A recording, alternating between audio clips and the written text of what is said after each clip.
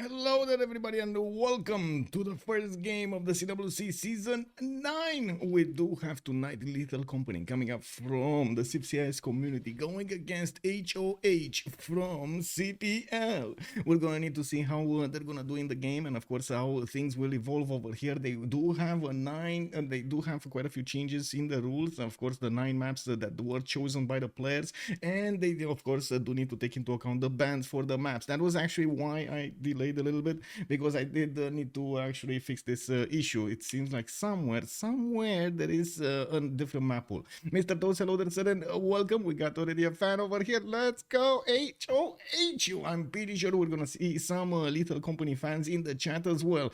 Martinos, good evening, sir, and welcome. Viselectra, hello there, sir, and welcome. I do see Lumatix, good evening, sir. Natro, good evening, sir, and welcome. Now we do have Mitrock in the house. Boss is calling me. Oh, sorry, boss. It is time for the CWC. Let's go. Good evening, sir, and welcome. Thank you so much for the prime, by the way. Let's 563 also for the follow. Much appreciated, sir. And I do hope you're gonna enjoy your time tonight with us. Legilamentos also good evening, sir. Fortuna Belly, good morning, sir, and welcome. I did also notice Mariusbw that just poked in the chat and then poked out because he is in the game and he does need to take care of the game and not the stream. Linda also hello there, sir, and hello there, ma'am, and welcome. I did also notice Plomber. Good evening, sir. Already calling out the Little Company. Let's go. We are still waiting for them to get into the lobby. They did make the draft, and slowly they are putting this on the screen, or I do hope they're actually going to start soon over here. We'll see. I guess, it's a slow beginning. It's the first game of the CWC. I gotta say, we usually do have the CWC game starting close to on time, but yeah, let's actually see if things are going to improve during the weekend. Toothpies also good evening, sir, and welcome. Project Cisco, hello there, sir, and thank you so much for picking up that first promotion there.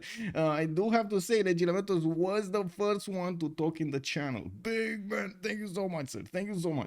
I do want to also say thank you so much, by the way, for joining us on YouTube. Hello there, YouTube. Good evening. We do have Victor O already writing like a few hours ago. Hello there, sir, and welcome. I hope you got your coffee. There we go. I mean, it's hot and nice, very nice. Not a hot coffee though. You got it cold? Oh, I see. Mixed with orange juice and ice. Oh my God, that's quite a punch over there. That's a hard punch. Oh, starting off the Friday night good. What can I say? The Nakfer number 1 fan. Hello there, sir, and welcome. Love the content and streams, but will you ever play Civ6 on the stream? I did, sir. Wait, whoa. I did, but it's all about the times. Like most of the time I do, I do focus my efforts as much as I can to do everything that needs to be done over here to get the infrastructure for the Civ6 community, and it takes quite a bit of time during the day to do this. At the same time, I am trying to focus all of my efforts on doing the game commentary and trying to improve myself, trying to learn more English and so on. It's not my mother language. I still have a lot of terms to use, not to mention to learn to use, and not to mention phrases and stuff like that, like catchphrases that I could use, puns, jokes. Oh my God, like like all of those things that I would actually need to get better at streaming, casting.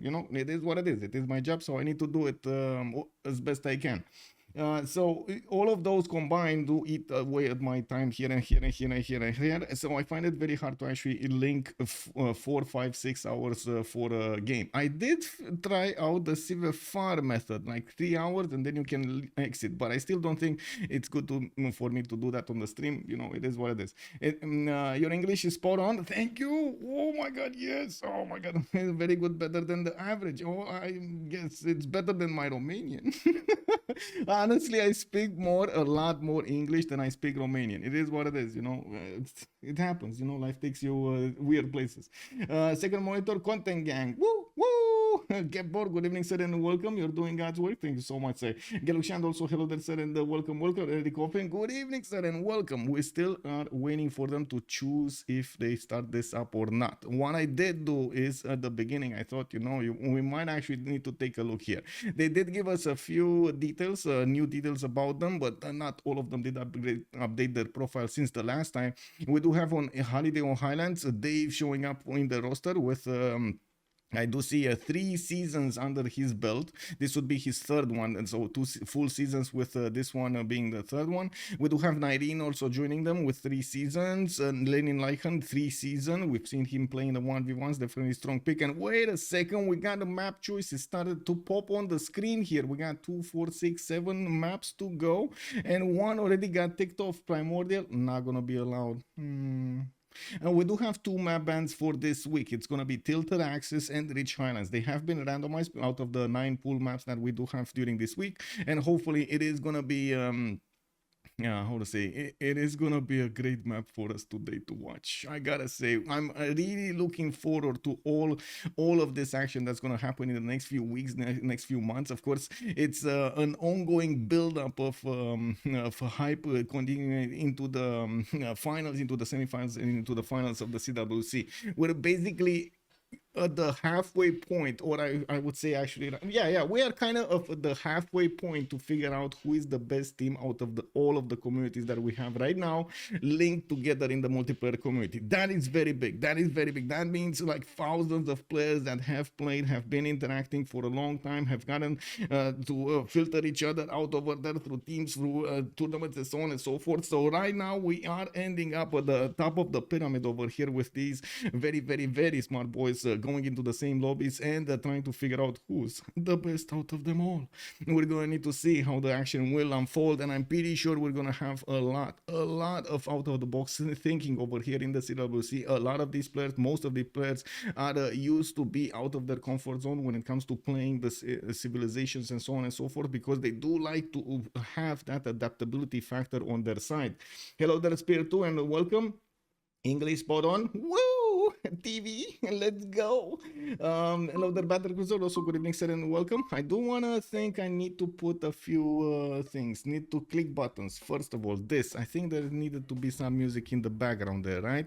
And we do have them actually running down the clock on the maps. They're playing chicken with each other here. Wow, I see LC, and that's a little company on the left side, is much more fast when it comes to choosing a map, while I do notice HOH is taking it slow. It's taking it slow. Did they ban the pre-games? I don't think they banned the pre-games, right? What are the pre-games? Oh my god.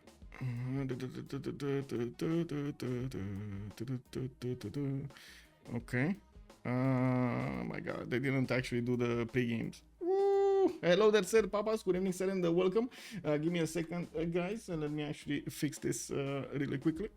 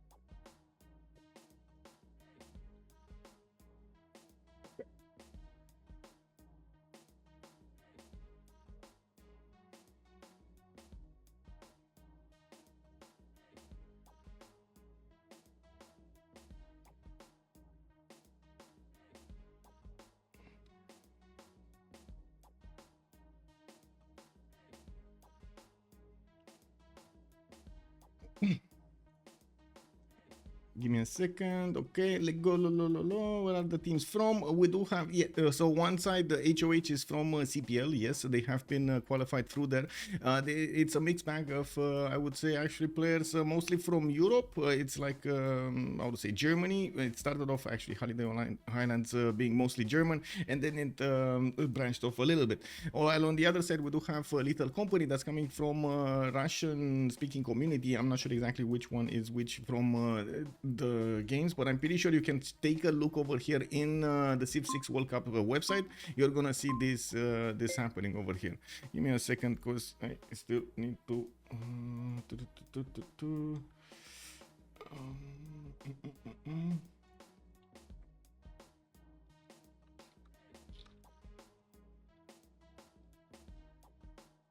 I think they're gonna redo the draft over here, no?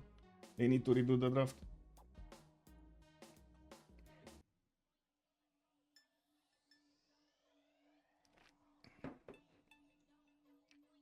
They're talking if they're okay with the map or just randomized from the beginning.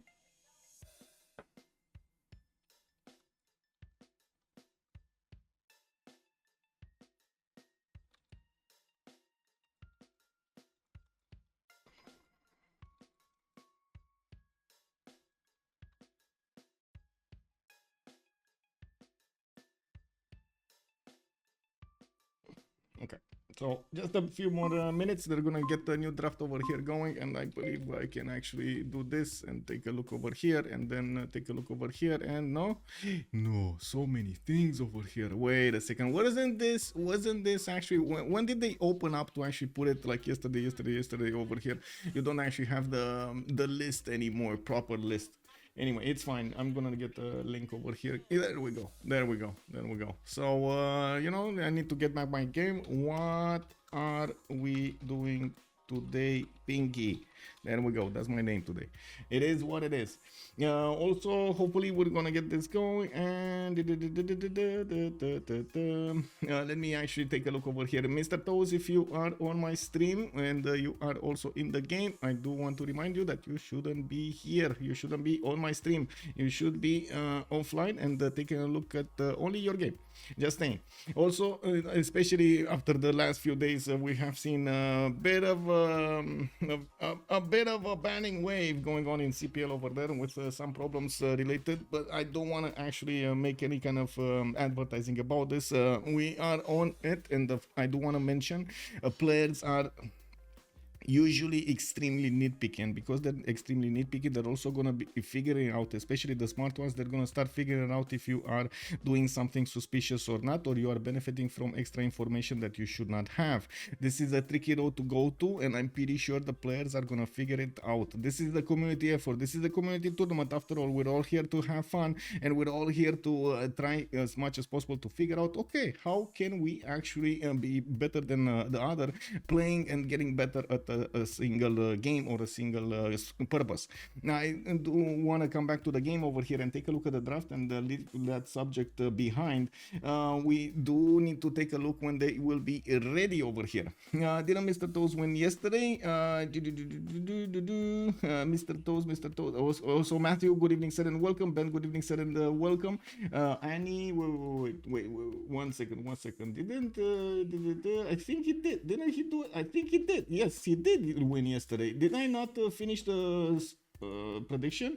I did not finish the prediction. It was the Mr. Toes actually winning yesterday. Yes, quite big, and we did have a lot of points riding on that.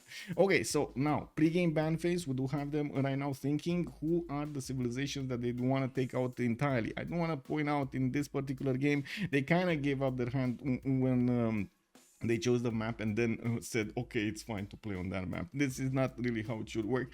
But we're going to need to see.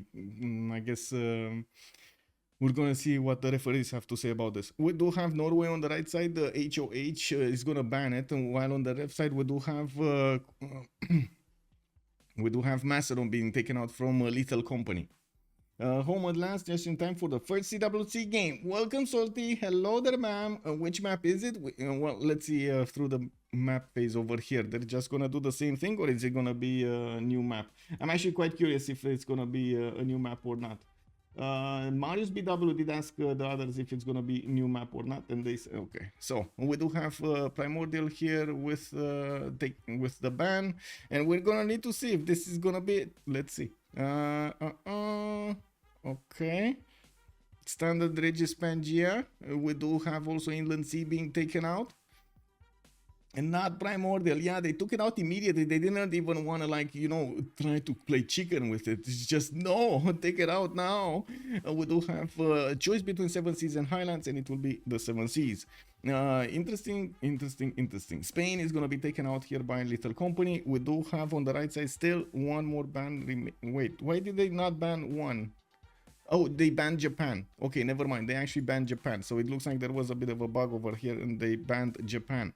Theodora is going to be on the left side from Little Company. And I do see HOH is going to need to start picking their choices. We do have 3 more bans right now in this phase for each of them. And then we're going to need to see what kind of choices they're going to do. Little Company has the first pick. They will actually have this ability to set the tone for the game. Pick a civilization that was left open by the ban phase, and we're going to need to see what kind of civilization they're going to go for. If it's going to be a gold maker, if it's going to be a simmer, if it's going to be a damage dealer or something like that, we definitely have quite a few possibilities for them. Smorius, hello there, sir, and welcome everybody.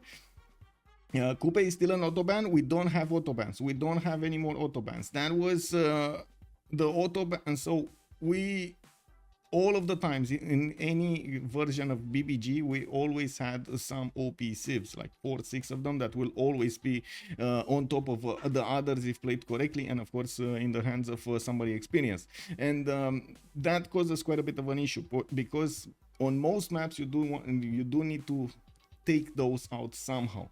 And we did notice this happening from like BBG version to BBG version to BBG version and so on and so forth. In the last season or 2 seasons ago, we actually implemented the pre-game ban phase to try to not have any kind of auto bans in the tournament, and let the players decide which ones of the civilizations they do want to take out over there, that they do deem it is, and they are very good at the game. And we do see a lot of the times we actually see the same pre-game bans, because those are the ones that are very strong at the game, if they don't know the map. If they do know the map, that's just gonna be like, you know, they're gonna totally forget about those others, those very strong ones, and Pikachu face when they get in. And I think this has happened so many times, like we've seen it, you know, a lot of the times, like you've seen it on the stream, you feel it, like they got the other team got out drafted in a sense or another. Well, yeah. Yeah, it is what it is. It's by design. Unfortunately, you make a little bit of a mistake there. We do have to see how this is gonna go here with the pick and ban phase. Tamar is gonna be here on a Little Company being taken away as an option, while we still have Basil II as an option also. It's the 7 Cs. Yes, I could actually set it over here. Let me actually put it up on the screen, right? I could write it on the screen. Where is it? Oh, there we go. There it is. So 7 Cs. There we go. Not even gonna be picked. Hello there, FKDN. Hello there, Sen, and welcome. I wonder if Varangian is first rotation. You think he's not gonna be picked over here? I mean, we've seen quite a few good results, FKDN, from Varangian in the Civ FR community. Yeah, I mean, they're doing it. Well, let's actually see. Let's see how things will fare over here. It looks like it's gonna be Indo banned. Okay, Indo banned. That guy is banning Indo. Okay, and then we do need another ban here from Little Company. Come on. Okay, they are taking their good old time to actually get this going. Okay, 17 seconds to go. Wanna split hairs over here on every choice they have available for them. Definitely a lot of strong civilizations for the 7 Cs. They will take out Brazil, and to be honest, it kind of makes sense. We've seen Brazil ending games with those Minas Gerais, not something you want to just let roam around your neighborhood over there. And Zasu, bonsoir monsieur and bienvenue. Also, big game. Why would you ban Spain in the second phase? Spain, strong. Yeah, it is what it is. FKDN is also sharing some secrets over here. I think Tokugawa will get first phased by HOH secret info. Okay. They're actually gonna pick Tokugawa over here. I guess we're gonna need to see. They did take out Hojo, his brother from another mother. But at the moment, it does look like they're gonna take out Toas. The Toas. We do not have Coupe available for them to pick here. Okay, it's gonna be Dido. Lethal Company is gonna go for Dido first. While on the HOH side, we do need to see how they're gonna follow up. Daniel over here already told us a bit of information, but we don't know if he actually is throwing us off the scent over here, or is this gonna be something that is gonna be picked. It looks like Age of Empire. Daniel's prediction is now actually buckling. We got Portugal being picked up by HOH. Not first phase, not first phase. Ooh, Daniel, they sent you some information over there. It is Portugal. Yes, we do have Portugal showing up over here alongside Age of Empire, which is definitely gonna have quite a bit of a potential, but we're gonna need to see if he's gonna end up next to one of those war civs. It's been a sad time whenever we saw one of these naval civilizations actually end up near something like Macedon, but good thing they banned him first. Also Scythia, yeah, exactly. In before Scythia eats one. It must happen. Like, they need to pick something to counter these overwhelming gold civilizations on the seas over here. They're gonna need to make their own gold, and on the several seas, I'm pretty sure it's gonna be very important for them to actually take care of their international trade routes, so they can generate the gold that they do need to still be flexible, still be able to get a lot of stuff going. DGS, good evening, sir, and welcome. Where is the Gandhi pick? Where Gandhi pick? Yeah, there's no Gandhi pick. There's no Gandhi pick or band. They just let him in.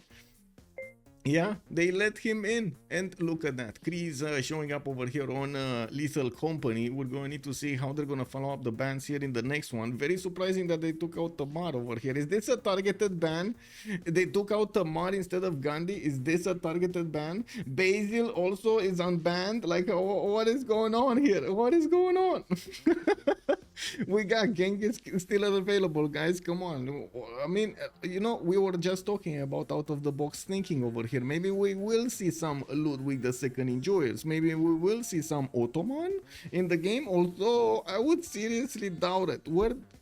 I'm thinking Messiah Corvinus. I'm thinking more like Aztec. I'm thinking, let's see if they're gonna pick one of the Persians over here. Definitely, those are civilizations that I would think they're gonna go for in the next one. They still have Mapuche open. They still have damage dealers like also Basil II or Genghis Khan available for them. Not to mention Scythia. I mean, Scythia quite big. Already big game is waiting for that moment in the game when Scythia is just gonna finish eating somebody. Andire Opo, someone you.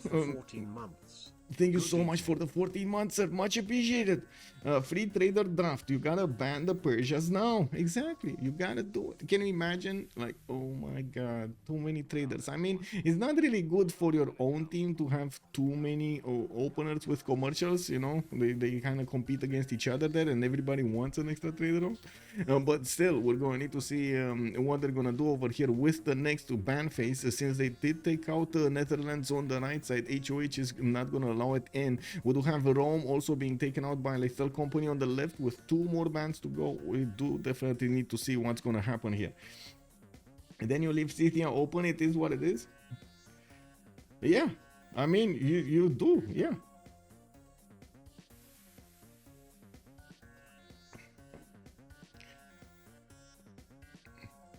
Maybe they have some very bad memories playing against Netherlands.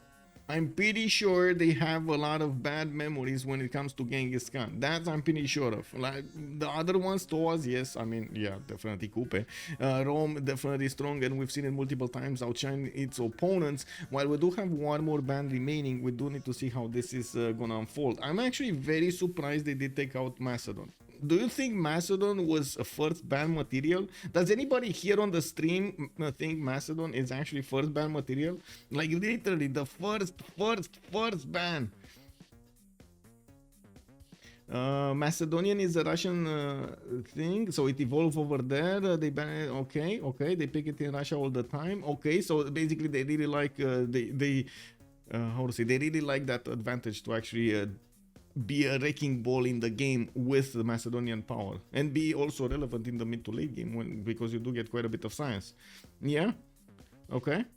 I mean, I've seen them play, and to be honest, this is what I kind of saw. Oh my god. Okay. Well, I guess there goes the toes. Ooh, I guess thank you, Linda, for keeping that in check. But yeah, they cannot resist that Macedonian smile. Exactly. Okay, so let's see. After they did ban Gandhi over here, basically echoing our thoughts, they still left Chandragupta available in the game. They didn't ban the Gupta, right? It's still available in the game. Ooh, let me double check the chat over here. I'm pretty sure, no, it was Hojo over here and then it was Indo. So they did leave the Gupta in. Well, we do have HOH picking up Scythia, and I mean, this was in the stars, man. You saw CWC wildcard final as well. They were Macedon bopping SPA. Exactly, FKDN. Yeah, exactly. They have they're actually playing quite a bit aggressive when it comes to this. But it's not the first. I mean, maybe a different choice in civilizations, but we've seen also this happening in the CPL community games, also in the CF5 community games. It's maybe a little bit more pronounced because they really focus on Macedon. But a lot of the teams, like right now, we do see HOH picking up Scythia, and they're still gonna be incentivized to pick a civilization that will do a lot of damage around it. If it gets in through, like, in between like 3 opponents, it's gonna be like heaven for him. He's gonna be like, oh baby, I'm gonna build units all game long, gonna choo to my opponent's cities and take them down, because it is what it is, right? You do have the need to actually slow down your opponents, and these civilizations do have the power to keep annoying your opponents, basically. Your pretty face is standing on the map. Can you please say what it is? It's 7 Seas, sir. It's 7 Seas. Wait, I'm standing on the map. I did write it down. I wrote it down, man. Anyway, they double banned the Mongols plus Alexander against us. Yeah. What? Oh. I mean, when I said they're gonna pick Ottomans, I'm pretty sure the stream actually felt I was being ironic. They actually pick Ottomans. Okay. That's Kanunni over here, Suleiman Kanunni. We do have Khmer also being picked up. Well, they're definitely gonna have the gold. No, Shah, they Chandra. They will Chandra over here. You think HOH is gonna Chandra? Don't they just Mapu and double the +5? Check doubling. What is that? I don't know, Daniel. It is what it is. Is Dave from Dave Spiel playing? Wait, is he playing? I see Mr. Toes. I see wait, Lenny, Marius, and Nyreen. No, Dave is not playing. No Dave today. Okay, so on the right side, HOH will need to pick up the last civilization. They do have only 18 seconds to go, and it looks like it is gonna be Nader Shah. Wait, that sounds like we were expecting over here something like Mapuche or something, and then Nader Shah walks in. Well, he's definitely gonna have the Immortals. He's definitely gonna have science from trade routes, and we do need to see who's gonna play it to make an idea on what is he gonna do. And I'm pretty sure it's gonna be very important to see also what kind of position they're gonna have on the map, their neighborhood, and also the resources. You don't want to play the team draft honestly. Weird draft, kick double. I mean, let's see how it goes. Open mind. This is the time that we're gonna see a lot of big brains going against a lot of big brains. So let's see how things will evolve over here. They may be thought of something that we didn't think of, and we're going to need to see it displayed over here. Maybe they are making some assumptions, or they didn't try out it beforehand, and they are going to try it the first time now. We're going to need to see a lot of things. A lot of things can actually be I would say it can be happening over here. Okay, so we need to actually switch slots on the top side. Nyreen and Marius, one of those needs to move down. So me and Sue will actually get higher. I have no idea. Okay, so if Marius BW is swapping with Sue, I swap with Nyreen, and that's it. Wait, Nyreen usually is aggressive. Who's the most aggressive civilization from HOH? That's Scythia, right? So let me see. Is it gonna be Scythia first? Is it? Let me actually put Scythia here. Let me see if this works. Although I'm pretty sure they don't want the priority on Scythia, they want it on something else. Where is the?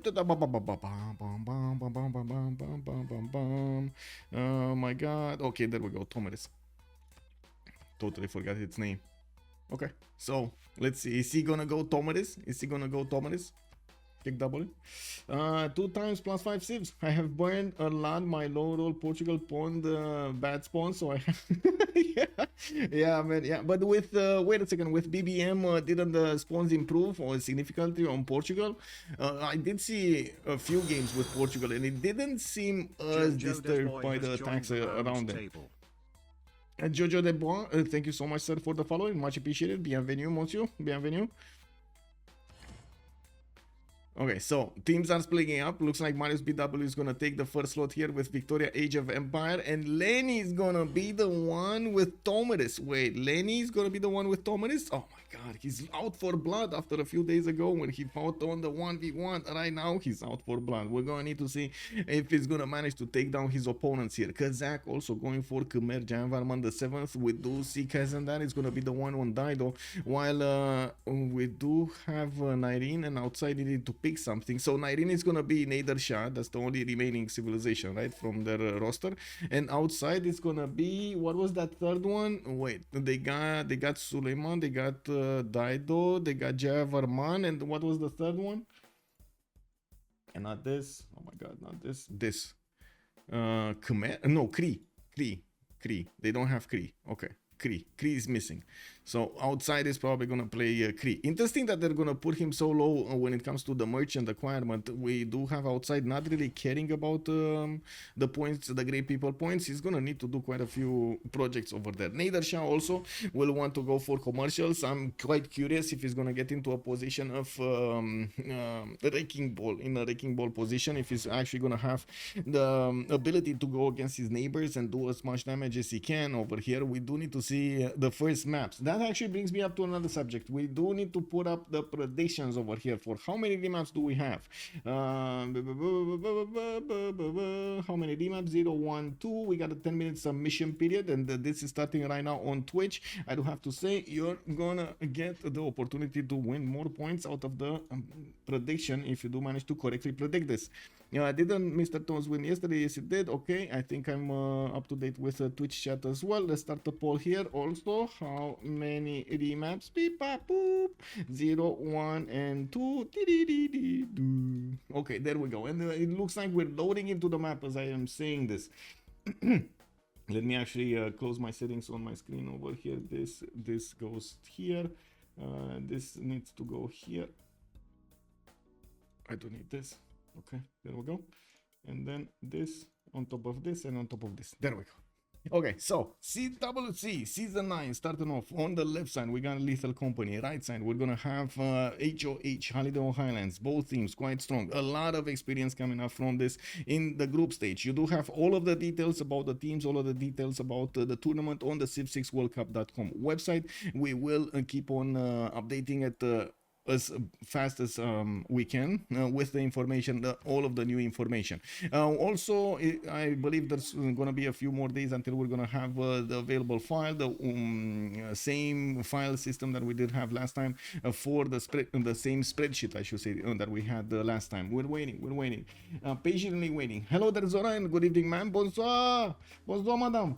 Under is a legend. Rokas was right. Good evening, sir, and welcome. What was Rokas right about? Pretty sure the high roll of Porto isn't worth it's a low roll. Kick W. Okay. So this is the time.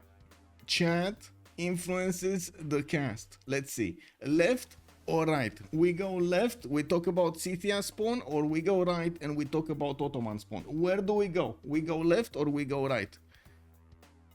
Come on, Twitch, YouTube, the first one to say it is gonna be the winner. Okay, we got Eddie Coffin saying left. Okay, oh my god, everybody's saying left now. Ooh, okay, everybody wants to know where Scythia is. Let's see, where is Scythia and what does he have to play with? Well, he's gonna have some spices to the east side. He's also gonna have this big settle on the marble tile. I do notice he is not gonna really be close to Mariusbw Victoria, but that's gonna be his opponent. He is close to Khmer, so okay, we got an opponent. I think Tigret acquired over here. To the left side, we got Javra Jayavarman the 7th in between these rivers over here, the snaky rivers. We're gonna need to see if he's gonna be up to the challenge of withstanding the massive attacks of Scythia, which is probably gonna, I mean, Lenny is definitely outworld blood, you know. He's gonna need to prove himself over here against his opponent. We need Scythia. I mean, you don't pick Scythia just to stand by and sim. Am I wrong? You don't pick Scythia to stand alone and sim. You pick Scythia to go brawl, you know, take down a series over there, see, drink beer in your opponent's series and stuff like that. Or you ban like a human? Kick W, man. Del Piero, good evening, sir, and welcome. I'm pretty sure they're banning, all of them are banning like humans. Just saying, you know, they're all humans. So, you know, if it is a human, if it smells like a human, it must be a human. I mean, they left Mapu Basil untouched. They also left it unbanned and unpicked, so I don't know. I guess they have a very, you know how I would say this? They have a very high appetite for risk. Because that's what it is, right? They have a very, very serious appetite for risk. They want to be surprised. They want to be challenged. It's good. It's good. That's how you learn. It's very nice. Okay, so Pokrovka gonna have his builder opening here. Looks like he's also gonna have quite a few good kurgans with multiple pashas to the northwest here.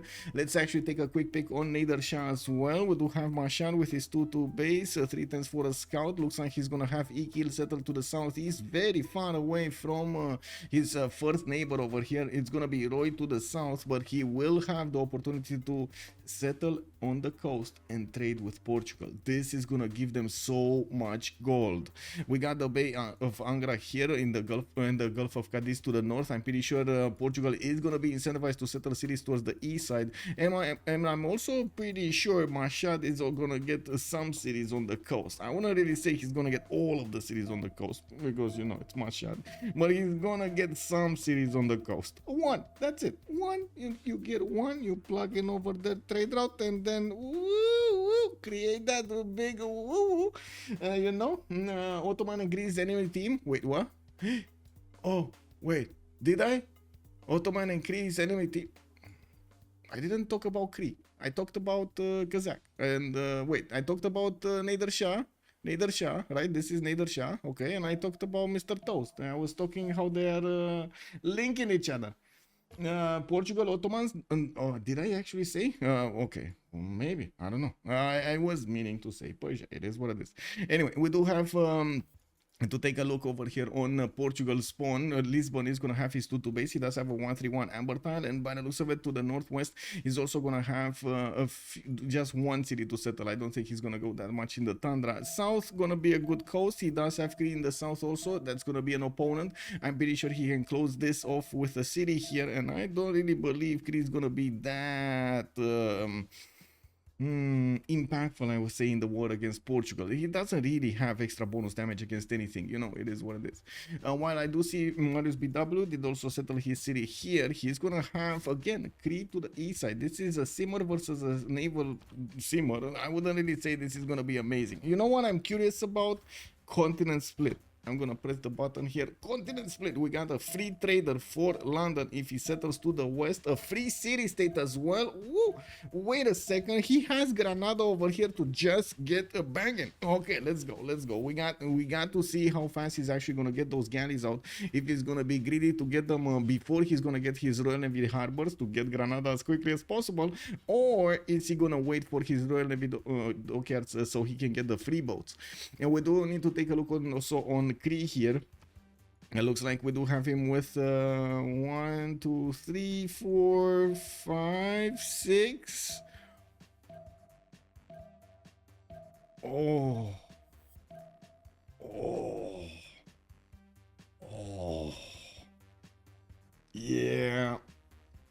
yeah, this is a good one. Big game. Hello there, sir. Good evening. Porto and Vicky traders. If they go through here, yeah, I'm pretty sure they can. They could. Also +63 if he maxes it out. Yeah. HOH shouldn't never remap this. Yeah, they should never remap this. Well, let's see how the other spawns look like, right? Let's actually take a look how the other spawns look like. We got Kazakh over here on Jayavarman the 7th, and looks like he's gonna get his scouts out all over the place. He's gonna need to fend off attacks from Scythia, but he's not gonna know.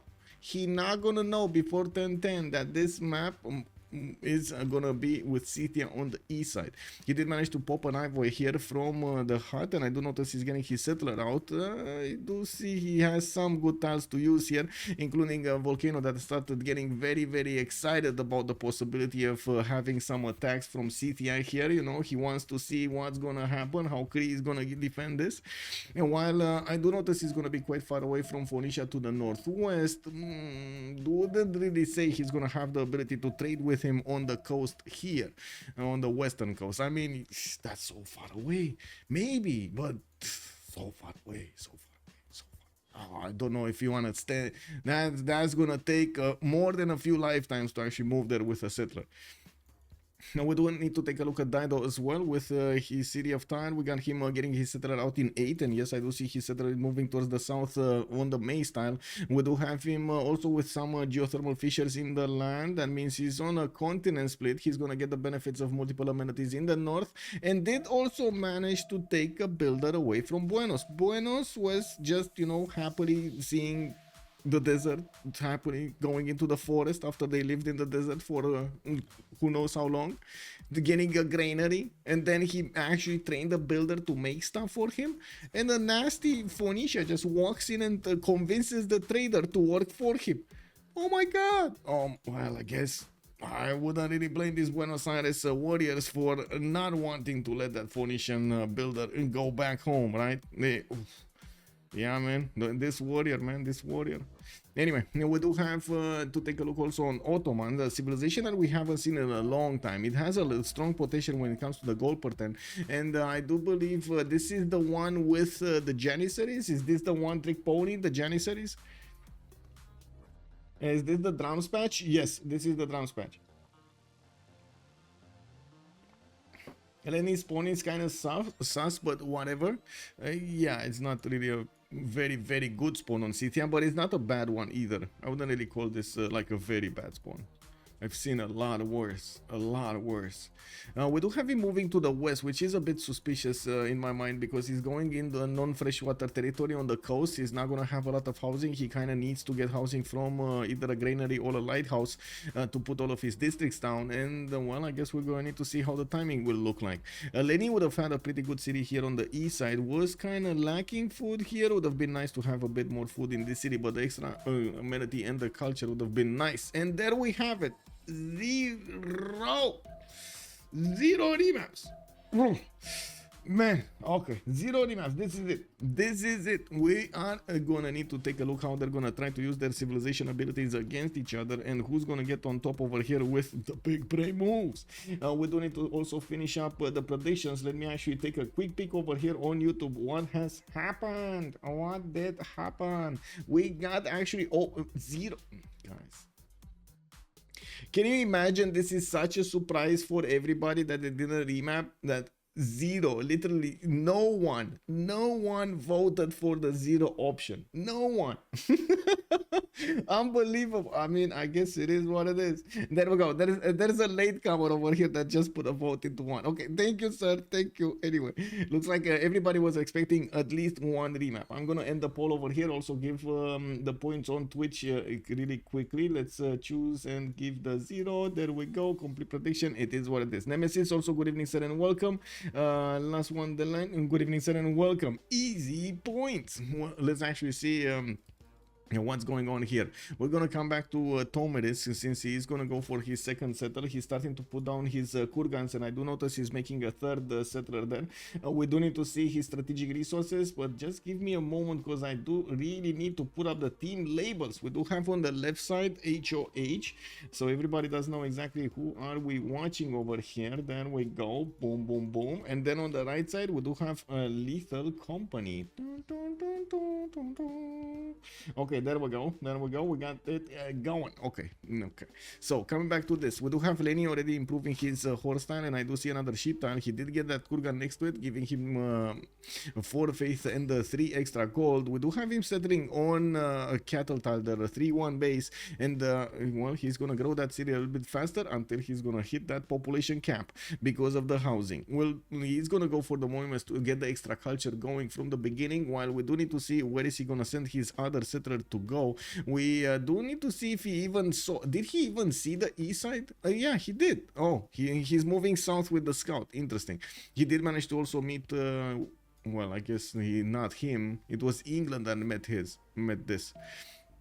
Anyway, now we do have the settler coming out next then, so I would actually spend a little like a few more seconds to see exactly where is he gonna go with this one, because we're gonna make an idea if he keeps on pushing to the west side where he does know that Khmer is starting to build up his empire, or is he gonna go somewhere else. I would also say fire goddess here is insane. 1 2 3 4 5 6 7 tiles already, 21 faith just from that. Woo!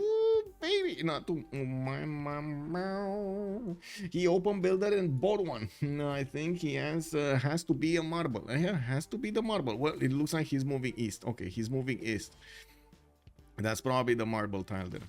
We do have another 2 charges on this builder, so he's gonna be able to, for example, chop the forest here, the 1 2, and then put a kurgan in between those 2 horses. They won't get they do get the extra adjacency only from pastures, right? So maybe he's not gonna care about that, just improve the horses, get the immediate production bonus anyway.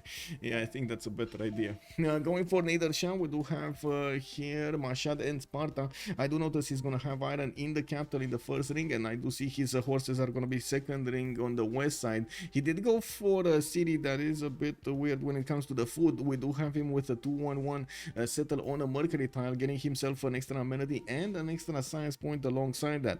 Now, by the looks of it, in the southeast, we do have Nikil settle directly on the cotton tile. That's going to be quite nice, even though usually the players do try to max out their city count. I'm actually quite curious how he's going to decide to put his cities in between. There are quite a few possibilities over here, including this one, like putting a city on the 1-1 and putting another city here, or going for the cotton tile to get as many things as possible.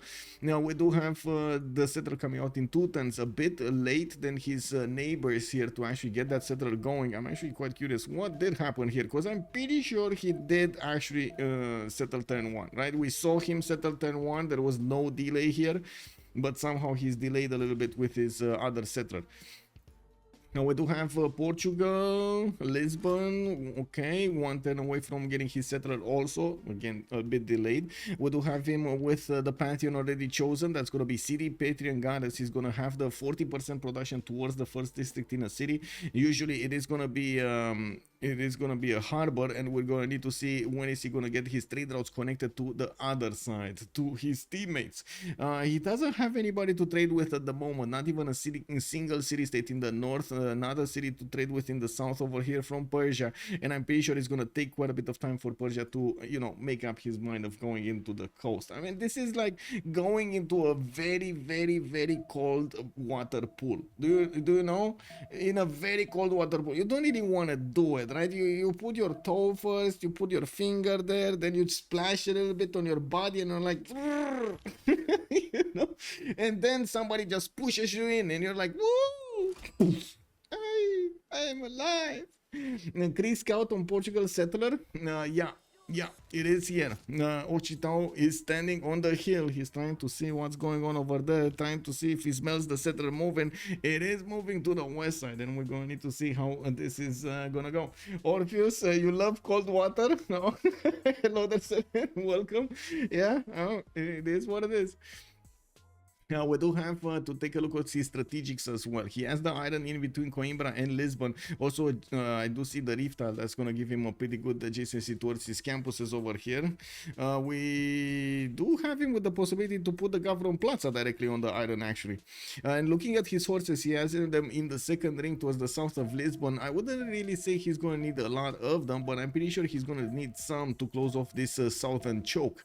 Uh-oh! Outside is coming in, and Mr. Toes might be going out. Let's actually see. We got Ochitao getting a settler. Woo, baby! This is turn 18 in the CWC Season 9, and we got a settler snatch. No!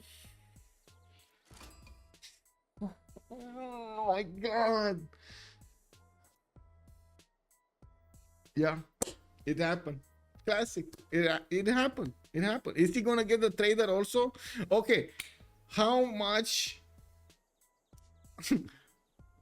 How many points would you bet that the Occitan will get the trader also. Let's see. Let's give me a bit of a sneak peek into how much you would bet that he's gonna get the trader also.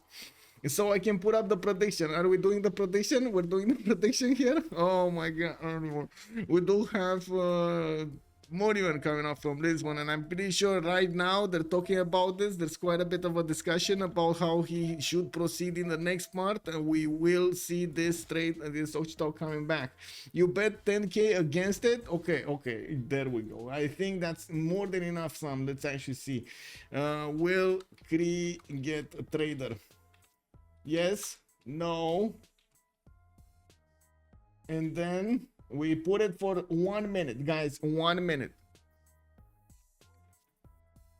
Uh-oh. I don't want to do it anymore. He bought a slinger. I don't want to do it anymore. I know what's gonna happen here. No, he bought a slinger. Okay, this is exactly the wrong time that my right eye would actually have a problem. Woo! Anyway, okay, I'm gonna put it anyway. It is what it is. Did he not see that scout? He did not see it. He moved in last second over here, and the Occitan actually had the first moves over him.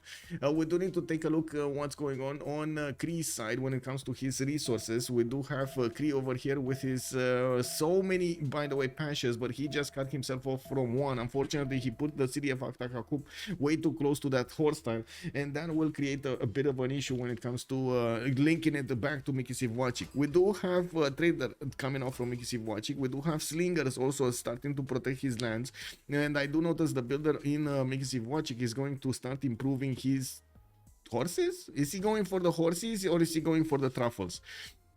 Anyway, any kind of pasture or camp that he's going to improve here is going to give him a big advantage when it comes to getting the gold for his internal trade routes, not to mention extra food. This is going to help the cities outside of his capital be very, very big.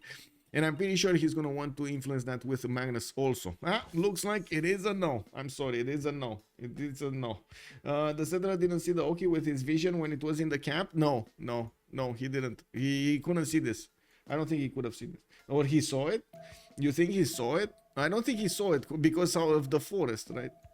Even if you're in the city, sometimes the forest do block, unfortunately, your vision. I don't know what's happening with my right eye.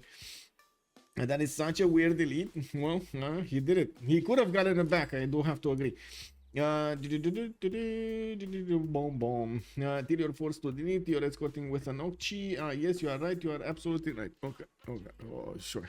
Okay, well, outside here, he's still gonna sit around with his Occitan trying to put a little bit of pressure on Portugal. I do want to move forward towards Khmer here after, well, wait, after we're gonna take a look at the strategics of Cree. He does have, okay, builder moving on the truffle tile. He's gonna get the horse tile improved here soon, and I do see it's in the secondary. He needs to spend some gold on it. He does have some other horses in the other cities, and did he just get him? Oh my god, did he just sacrifice another horse tile? So it is -1 food and -1 gold. This is how it works, right? -1 food, -1 gold for that city, for each trader in each turn. Each turn you unfortunately lose one point of food and 1 point of gold. It is what it is. I do see his iron is also going to be to the southwest of POSC Vavasis, and there is a scout here from England that is trying to get in there and see what's going on. Looking here, let's actually take a look on Khmer. He is going to need to fend off attacks from the east. At the moment, he's just defending himself against the warriors and Scythia. When I do notice he went river goddess, not fire goddess. He has this amazing city, Mahendra Parvata, that's gonna give him so much so many yields over here, and I'm pretty sure he's gonna want to get Liang in there to give him the extra production on those tiles. I do notice he keeps on building up his holy sites so he can get that phase generation up. River Goddess is also going to provide these holy sites, or the cities with the holy sites on the rivers with an extra point of amenity, and extra housing, and a bit of faith. That's not bad. We do have on Khmer also available horses to the west of Angkor Thom. He does have his iron over here to the northwest in the first ring. Both of those are actually in his borders. That's going to allow him to be able to upgrade both of those quite easily. Looking at Dido, we do have him with 3 cities, building up his coastlands already, and I do notice that Kazandar is gonna get Magnus over here in his capital city. While he did go for God of the Sea as a pantheon, he's getting the extra production points on each of these improved resources in the water. Now we do have him also roaming around with the biomes, trying to figure out if he does have a target to go against. Cahokia might be a target, but he would need a few more boats if he actually wants to take over that city center from the beginning. He's sending another one, so maybe this is the plan.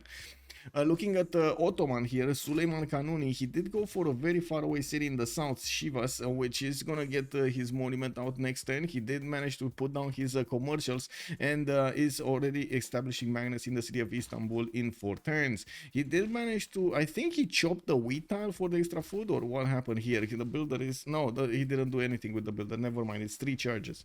Yeah, we do have him also pre-building those commercials in the other cities, and I do notice he's pushing out a Persian scout from his lands. He's gonna be to the south of Nader Shah. They are opponents and they are trying to push each other over here, first with the scouts and the slingers, and then we're gonna need to see what's gonna happen a little bit later in the game. If I'm not mistaken, this is the Ottomans with the Janissaries. So he does have the Barbary Corsair and Janissary, there we go. So maybe we will see them trying to use the Janissaries in a very obvious move. It is one of the strongest attacks, right? Or it was one of the strongest attacks, but unfortunately it's very hard to hit the timing right now. Why is Nyreen not settling that coast? Because of cold water. What do you mean? The water is cold, man, and wet. Do you want to go into cold, wet water? No. Anyway, I'm pretty sure he's gonna at some point want to go there. Just waiting to see when. Maybe he's just gonna, oh my god, wait, he opened up commercials. He's not gonna put a harbor here. Check W.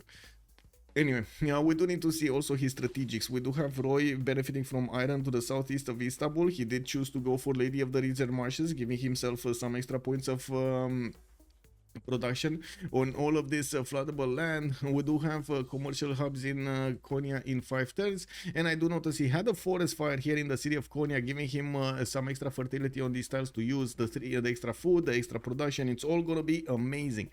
Looking at also the land to the east, he's gonna have a bit of land to settle on some freshwater settlers, while I do notice he's gonna have coast to the west side. That would also put him in a position to trade with Poundmaker a little bit later in the game. The biggest issue would be actually to handle the navy of both Portugal and maybe even Persia. So we're going to need to see if they're actually going to have that opportunity to settle a city and just freely trade, or they're actually going to need to get a defensive navy and or offensive navy. I mean, oh my god. Is this the game making fun of us, guys? Is this the game actually making fun of us? They put a +6 tile and gave us a flower. It actually literally put a flower over there in the middle of the +6 campus that would be needed to be built there.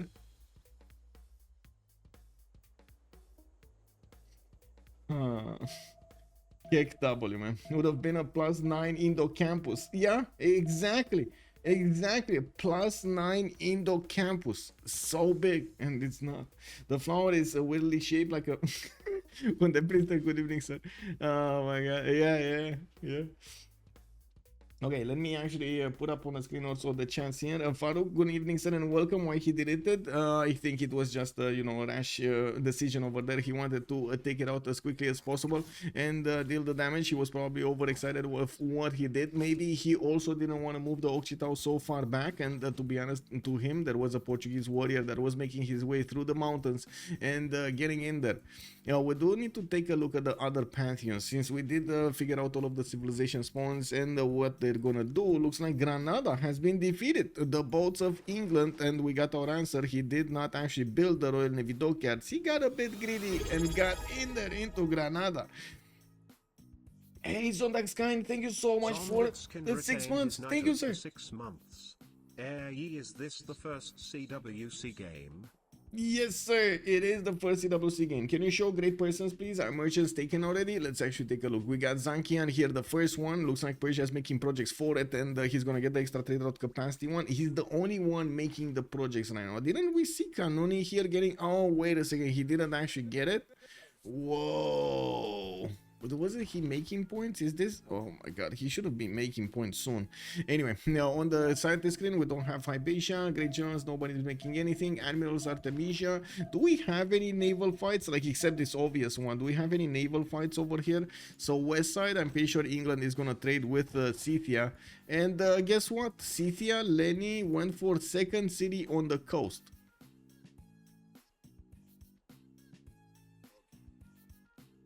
Okay. Isn't that slow? As in slow for his tempo to go 2 cities, like this is what I'm meaning. He's slow, it's slow. Now we do have 3 population here in Kuloba, and it's finding it very hard to grow to the 4th population when you get to place the 2nd district. So you need to get housing somewhat, right, somehow. Otherwise you're just not gonna get to 7th pop. Anyway, so many people on commercials. Yes indeed. Imagine for Australia owning Saloderser, and indeed Australia's would be amazing over there, the Australian campus over here on the cotton tile, or instead of the cotton tile. Portugal, City Patron Goddess, we saw it. Nader Shah went for God of War and Plunder. He's gonna get the extra points from each of his merchants over here, the commercials, and there we go. Ottomans did start to make a point here.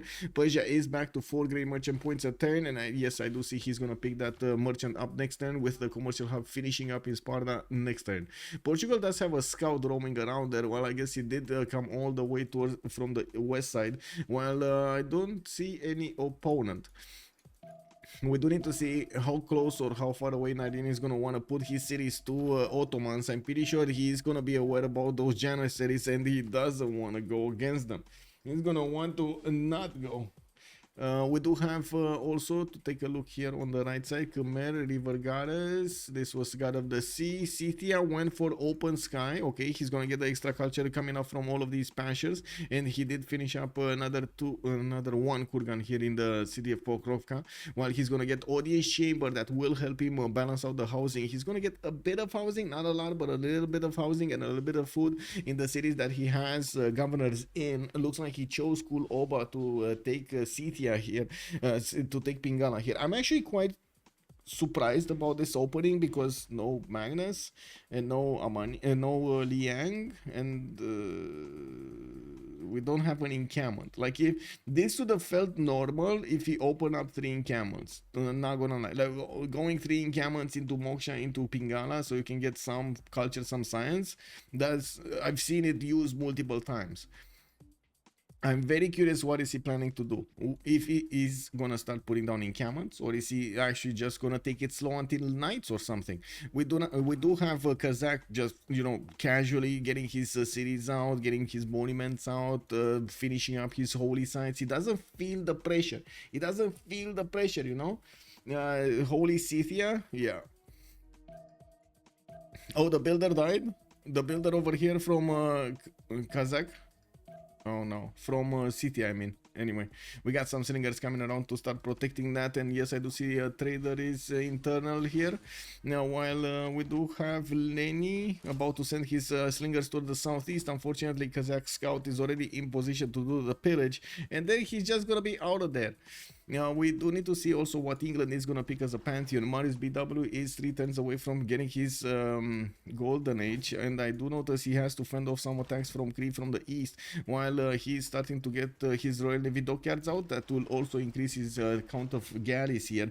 On his seas, he doesn't really have anybody to go against, but they're searching for someone. Lady is definitely searching for someone. Do we have from the other side? So this would be international trade routes here, but they need to take care of Portugal. Portugal still has actually going 5 cities. He has his 4th settler already moving towards the north, and well, another settler is coming up from Lisbon, but I gotta say, he did not put down his government plaza, and he doesn't have a harbor yet finished. I don't think he has a harbor. Yeah, he doesn't have a harbor finished. So gold points are lacking. We don't have him getting his traders in time and so on. That hurt him quite a bit to actually lose his first settler. His second settler. Second? The third? Third? Was it third? The third settler. Third settler. Now we do have Cree here getting his setup with the commercials, and I do see he's going for the second wave of settlers. He did choose to start getting some commercial points going before he's actually going to get the next wave of settlers, and as you can see, he's building them quite fast. 3 turns for both of them. Now we did have him improving his horse styles, so yes, he's getting quite a bit of wait a second, he didn't open up animal husbandry and he put down the commercials on these horses. Okay, interesting. He went directly commercials, didn't look left, didn't look right, directly commercials. Okay, that's big. I mean, you know, the man focused his efforts over there. We do need to see also if we're gonna have Ottomans here put down his Temenanki. I would imagine with Lady of the Ridge and Marshes and the extra production on all of these tiles, he's gonna be quite happy putting down that wonder so he can get more points. I think this should be some courser play from Cree here. Don't think he should play AFK. Yeah, no. Can Vicky red code Cree? Same continent. They're on the same continent, I believe. Oh, no. Wait, yes, it is same continent. Yes, London is on the green continent. He would need the other one. He would need he would need the left continent, the other continent for the +5. Does Portugal lose another settler? Whoa. Is he gonna lose another settler? I don't think so. No, doesn't look like it. These slingers are gonna take care of the Occitan slowly but surely. They're gonna eat away at the health over there, and it doesn't seem like he's gonna get a promotion anytime soon. He needs to be hit like 4 or 5 times. Pretty sure the slinger can do the damage.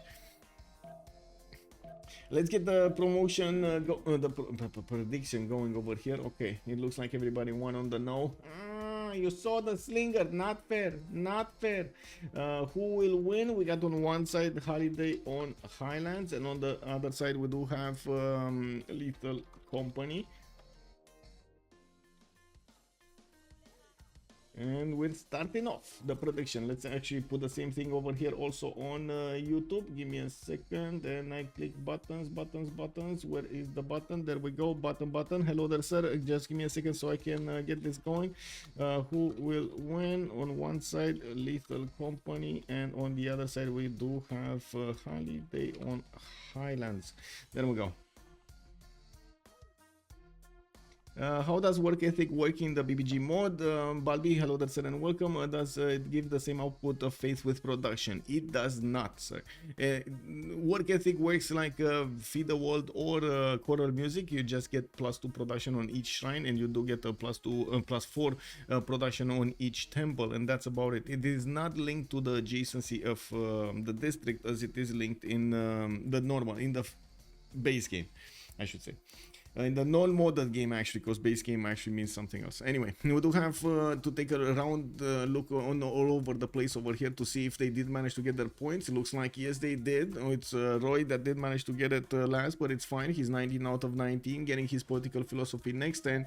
And of course, next turn we do have the next era started off as well. Gavron Plaza from Istanbul, 4th city, 5th city out soon, a 6th coming out from Konya and finishing up his commercials here. I do notice he did already get his trader singing in internally, while we do need to see what Nyreen is gonna do in the north. He did send a city that's probably gonna be on the aluminium tile for a +4 harbor, and of course getting some 2/2s around him, but I'm pretty sure he's not happy with the quality of that settle. Now we do need to see also if Portugal is gonna manage to get a connection city in the northeast, so he could actually pass units from the northern Gulf of Cadiz to the Bay of Angra, so he could actually take down any opponent, and of course keep the seas free of any traders from his opponent. We do have Roy sending one of his settlers to the west side, but I do not think it's gonna be coastal. No, but I do see outside is trying to move here also, so maybe they will start moving closer to each other on the coast, so they can actually get this setup going for the externals. We do need to wrap our heads around what will happen over here in the next few turns, especially what kind of bonuses they did manage to get when it comes to the golden ages. with everybody actually getting to that level, it will give us an idea of what they are planning during the game. It looks like we got a massive wave of harbors coming up from Scythia, from Lenny, while I do see him getting horseback riding in 210. See, that feels a lot later than usual. Work ethic undervalued in mods, but I feel like it is still good though. Yeah, I think it is very good, like especially on something like Khmer, for example. Oh my god, it's so good. I think this should be something like, okay, I can Vicky, okay, I didn't see that, I didn't see that. Okay, got it. So is Dance of the Aurora plus work ethic still best for Russia? Civ6 competitive play? No, it's no. Actually, I don't think Dance of the Aurora and work ethic in base Civ6. Yes, in BBG, no, it's usually still feed the world with something else, like the ministry, for example, is the go-to one for Russia. Now we do have to take a look here. So left, Tomeris, spam Russian voice coordination, gonna get that extra culture from each of his districts, and right now he is also getting the culture from Moksha in the capital, while he does have Pingala in the second city, northwest in Kuloba. Getting to plug in Reina on the eastern cities, where he is gonna start connecting his trade routes to England. They definitely are prioritizing the gold portent very seriously. We do have Nader Shah with a pen brush and voice coordinate, 16 science and 18 culture. Actually a bit surprising, he only has 18 culture. No, it's not, he doesn't have Moksha, he's with Governor Magnus, and of course he's getting the traders to give him some science. While he did go open up commercials, he did go for campus also, +4 next to his Governor Plaza, but also next to a volcano.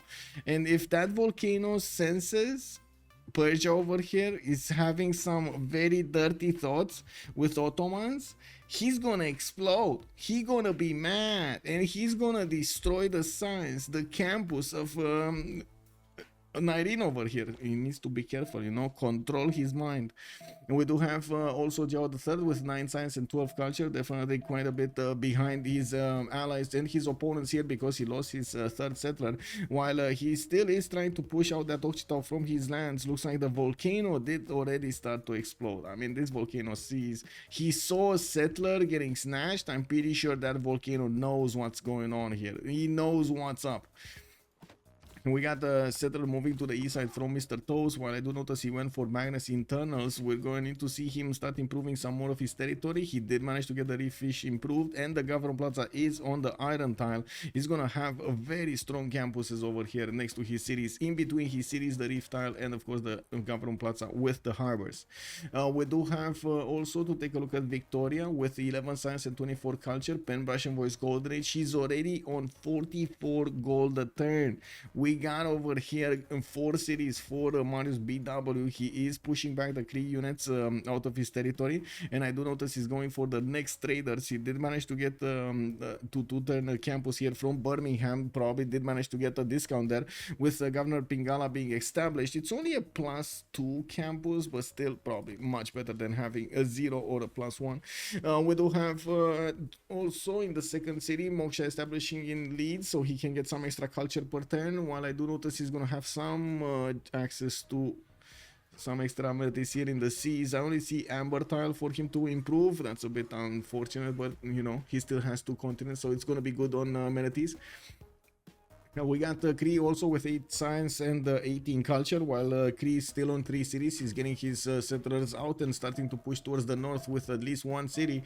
We do notice he's sending the other ones in the south here towards Preslav. I'm actually a bit surprised this settler is moving here instead of trying to go on the... Oh, he went around the warrior, and the warrior moves back. Oh my god, this warrior, bro. This warrior, man. This warrior, what is going on? He's... warrior blocking the settler.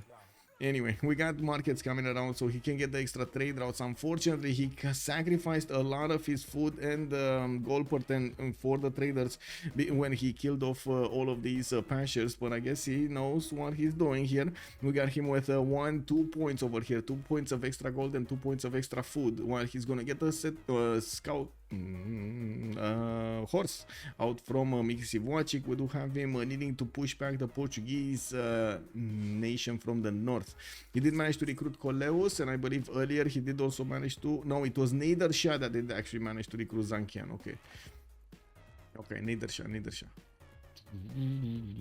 Jafar won the 7th with Monumentality Golden Age, did manage to get his religion. We got him with another 2 settlers popping out of his cities, and he's not gonna go further into Scythia's territory here. We do have him getting a 4th turn audience chamber, and I do notice Kazakh is on 11 science with 22 culture, and 35 faith a turn. To be honest, I was expecting a bit more. I mean, he would have had a lot more if he would have switched to fire goddess, but unfortunately that would also not allow him to get that extra amenity, which I'm pretty sure he's gonna be very happy about. And we do have a religion right for him, choral music with lay ministry. He's gonna get the shrines to give him the is it just me that doesn't really think this is the way? Wasn't work ethic better? Coming back to the discussion we had in Twitch chat over here, isn't work ethic better in this case? City states are there to troll you when bars are disabled. Yeah. Unmet city state has been defeated. What do you mean unmet? I'm pretty sure I met every city state in the game. Oh, it is Cahokia being taken down. Looks like Kazandar did manage to win the day against that city state and got another free city for himself there. He's gonna get another wave of settlers and gonna do the holy sites here in KDY. I do notice Kazakh is gonna need to push back his opponent Scythia here, while Scythia did manage to get a horse. Now he's starting to train some Saka horse archers, and we do have him putting down encampments here. Okay, so this might be an encampment play after he got his harbors. Interesting. That took him a long time. And why does he not have a district in Komstromskaya? Isn't this the time that he needs to get that Niter tile and put a district, an encampment over there? The time. No, it's not the time. Well, it is what it is. We do have Veleni here with only 12 science and 36 culture. He does have pretty good campuses, but he's going to also need the population count to get to those campuses. While I do notice his marble tile on the east side got taken down. Looks like Kazakh's scout is just getting out of there, not carrying the wall. We got a holy site here, a +4 from Kazandar in between the mountains. I'm pretty sure he's gonna want to get some Zen meditation going while he's sending some new settlers in the north. We're gonna need to see his economy in just a few turns. Dido is already on 26 gold a turn with Roy on 21. We got outside on 30. Kazakh is only making 2 gold a turn, but that's not surprising for a faith civilization. Mariusbw 45 gold, Mr. Toast 17, Nyreen on 35, and even Lenny is making 40 on Scythia. Now we do have Magnus also establishing in Komstromskaya, where he does have quite a few chops available for him to keep on getting those units out. And I guess this is the big question: is he gonna get this or not get this? Because right now Kazakh is definitely putting down the building blocks for a very strong mid to late game. We do have him starting to get the chops going. He has the ability to get now the builders after he finished already his I would say his expansions and got the first holy sites, got some commercials in there. We got the government plaza finished.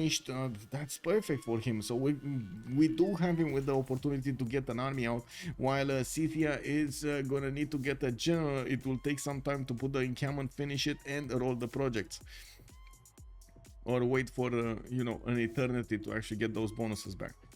We got the first sources also coming around from Cree. He got to 245 cities, 7 cities soon. He did not go on the coast, so he's not gonna have an opportunity to actually smash through, connect to Ottoman's cities over here. While in the north, I do notice that Portugal did put the city of Braga in the southeastern peninsula of Coimbra. We do have him with the available connection city in the northeast of his empire. He did manage to push a little bit further out the Cree Occitan, but by the looks of it, this slinger is just at the moment not moving anywhere. We do have a settler coming up in 3 turns from Lisbon, and to be honest, well, at the moment Portugal doesn't really need to fear Cree, but we do need to see what Cree is gonna decide to do with the horses. Looks like Preslav might be actually the target here. It's not Sus by anybody. Coming back on the city-states here, we do have Zanzibar, Bandar, Brunei, Hanza, and Muscat for the trade bonuses. Cinquetti is going to be the only one for religion. We got Buenos Aires also on industry, while I do notice Preslav and Gazargamu are going to be the ones with military. Ayutthaya and Antananarivo will be providing the culture, and there is no science city-state in the game. Why is Cree still on 3 cities? Oh, he's coming back. He's coming back. You know, he sees the light. He knows that he needs to get more. We just need to wait for him to get them out. He did want to get his commercials first and get competitive when it comes to those merchants. And right now, well, it looks like they're gonna need to fight for Ibn Fadlan in the merchant screen because he's the next one. And Persia does manage to get quite a few points here, 9.2 per 10. We do have Ottomans on 5. Cree is 5.7, and Khmer is getting only 1 point. Okay, 6 turns for an encampment from Kuloba. That's a eternity. We do have him getting a few builders out from his other cities, and I'm quite curious if he's gonna start chopping anytime soon. While we do have already Prasas coming around from Kazakh, he did manage to get his double holy site also card, even though I kind of doubt he's gonna use it now. He's on 49 faith attempt at the moment with 68 production. He does have quite a few builders that he needs to buy and improve his cities, and he did choose to invest into another settler here from Mahendra Parvata. 2, 4, 5 cities, soon to be 6, and I don't see him moving to the southeast of his capital towards he's not exposing himself to Scythia unnecessarily. I do think he has another strong settler here on the olive tile probably a little bit later on, and I'm actually quite curious if this settler is gonna want to go there because he does have a horse, or he's gonna stand behind the one tile chokes and defend himself here. That would probably leave Scythia with a single option to go against the Khmer, and that's gonna be through the lands over here towards the northeast of Angkor Thom. Looking at Cree, horses have moved and have crossed the rivers to the south, so that means definitely Preslav is in trouble. We do have northwards Portugal about to chop another settler. Did he go ancestral? He didn't go ancestral. Oh, is it just me that thinks this is gonna be quite slow? But at the same time, it's me thinking that wait a second, Cree actually is going for totally something else instead of keeping on the pressure on Portugal. And he's gonna do that for a city that's non-fresh water here. I guess he does have the Mickey Waps. Anyway, discount holy sites or what? Harbor into encampment, best discount build. Kick W. Lolo. Hello, sir. He's setting up preserve discount at the Sahara. Oh. Yeah. Wait, I got a message. What was this?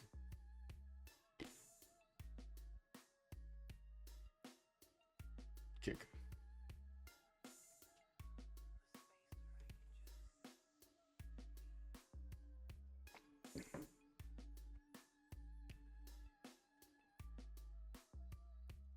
Oh, I see. They're changing something again. Okay, well, let's see.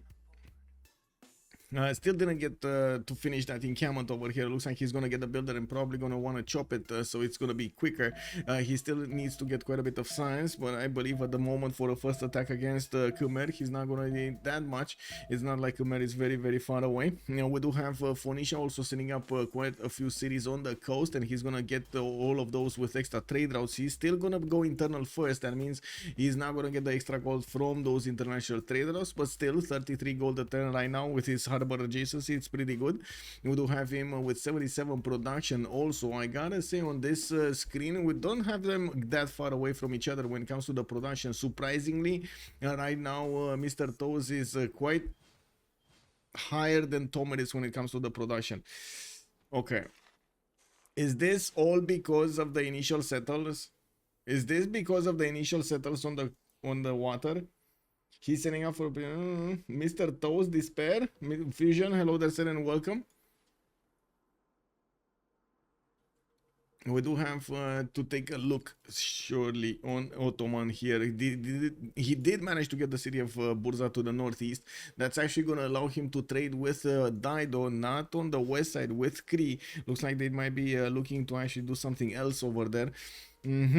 Isn't it? Wait, they shouldn't. Oh, because they want to do the military alliance. So it's going to be Cree with the Dido military alliance, Ottomans with Khmer over here. So they wanted to have these guys in the middle trade. I'm pretty sure Khmer with Cree are not going to trade at all during this game. Now we do have Nader Shah still on 4 cities. He's getting his 5th one to the south. He still did not settle Ikil to the south, even though, well, Matana could have been settled over there. We got another wave of settlers coming out from his cities, and I do notice he is right now getting to chop his capital with Governor Magnus. Commercial hub investments to give him a chance for Ipfad land. He does have 9.2 points a turn, and I do notice he doesn't have his builder on a choppable tile, so unfortunately he's... Oh, he does. There is another... Oh, two builders over here. I was watching this one in the south, so never mind, he will have that. And it looks like also the volcano started exploding, and this gives us an idea that there will be warfare. He sees this build, the volcano definitely sees the scouts going into the lands of Ottomans and trying to feast on those tiles. We do have only a bit of production left out of this commercial hub investment, while I do notice Persia does still have the opportunity to recruit this one. He does need the project. I don't think he needs the chop, but I think he needs the project. Can anybody out get him here? It's Nyreen, right? Nyreen, he's in the middle of the pack, so there are a few that could, but I don't think they will. Okay, more horses coming around from outside. He did send at least one towards the lands of Portugal and got one of the scouts in the forest with his pants down next to the volcano, while we do have quite a bit of a line of settlers coming around from the cities of Portugal. We're going to need to see if he's going to manage to stop all of the Cree attacks. Since Cree is just sending a few units to see what's going on over there, he's not actually going to have an overwhelming amount of an army at the beginning of the attack. We do have Preslav taken away. Looks like Cree is going to get another city to use. 2, 4, 6, 7 cities here. He does have also England creeping up on him from the west side. He needs to take care of this, while I do notice England is getting his own horses out. This is gonna be spelling trouble over here for outside. More markets going in for the extra trade routes. I'm pretty sure his production is going to be pretty good, especially after he's going to finish all of these trade routes and connect his capital. He's right now on 82 production points, while Mariusbw is 87. We got Mr. Toes in the north, 84, and it looks like Nyreen with Lenny are actually struggling to get by over there. This is a lack of cities. This is what it is, a lack of cities. We do have Nyreen here on 4 cities, and it looks like he's gonna get more, but it's slowly getting there. We got Scythia here starting to get some pushes going. Looks like... Oh no. Where are they going? Lenny? Lenny? Why did you retreat? Maybe he was afraid there is some other units coming in. I don't know. Anyway, we do have the encampment finishing up next turn here, and I do notice Lenny is going to get some more chops. And in the south, he's trying to figure out the land with a slinger.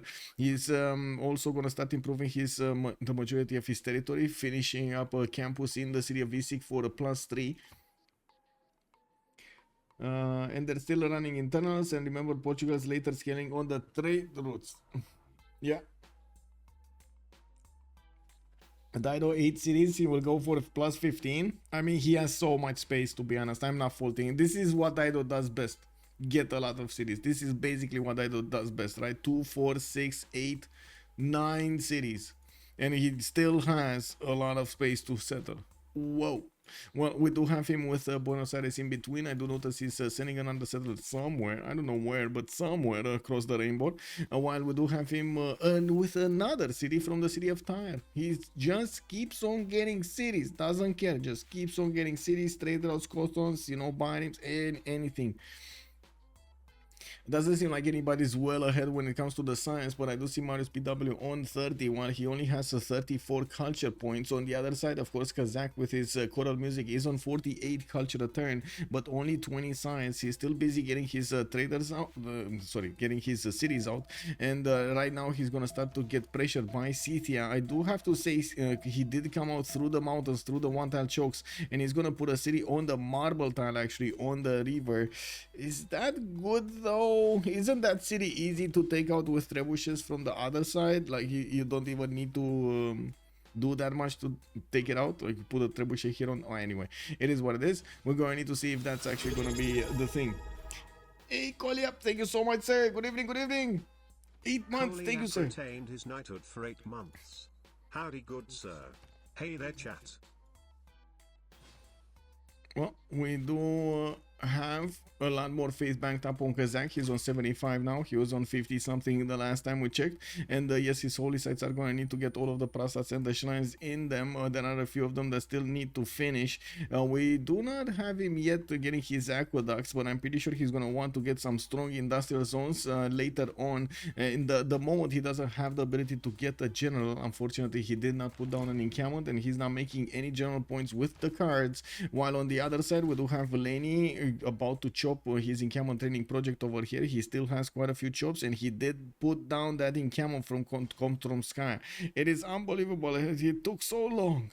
We got the campus from Komposkaya. These are very expensive campuses, by the way. He didn't get any discount on any of these, and that is a bit surprising, but I guess it is what it is. And that's gonna slow him down quite a bit. We do have Holy Site prayer projects coming up from Marius. Looks like he's gonna want to get the religion of his own. I did see Didot getting one also, like he was getting one of his districts there. He did manage to get a +4 in between the mountains of KTY. Holy Site prayer projects coming up in 2 turns. Okay, what is Ottomans doing, and what does he want from us? He has hanging gardens coming up in 5, monuments from Ankara. I do notice Pingala is establishing in Konya, and well, we do have markets getting out next turn.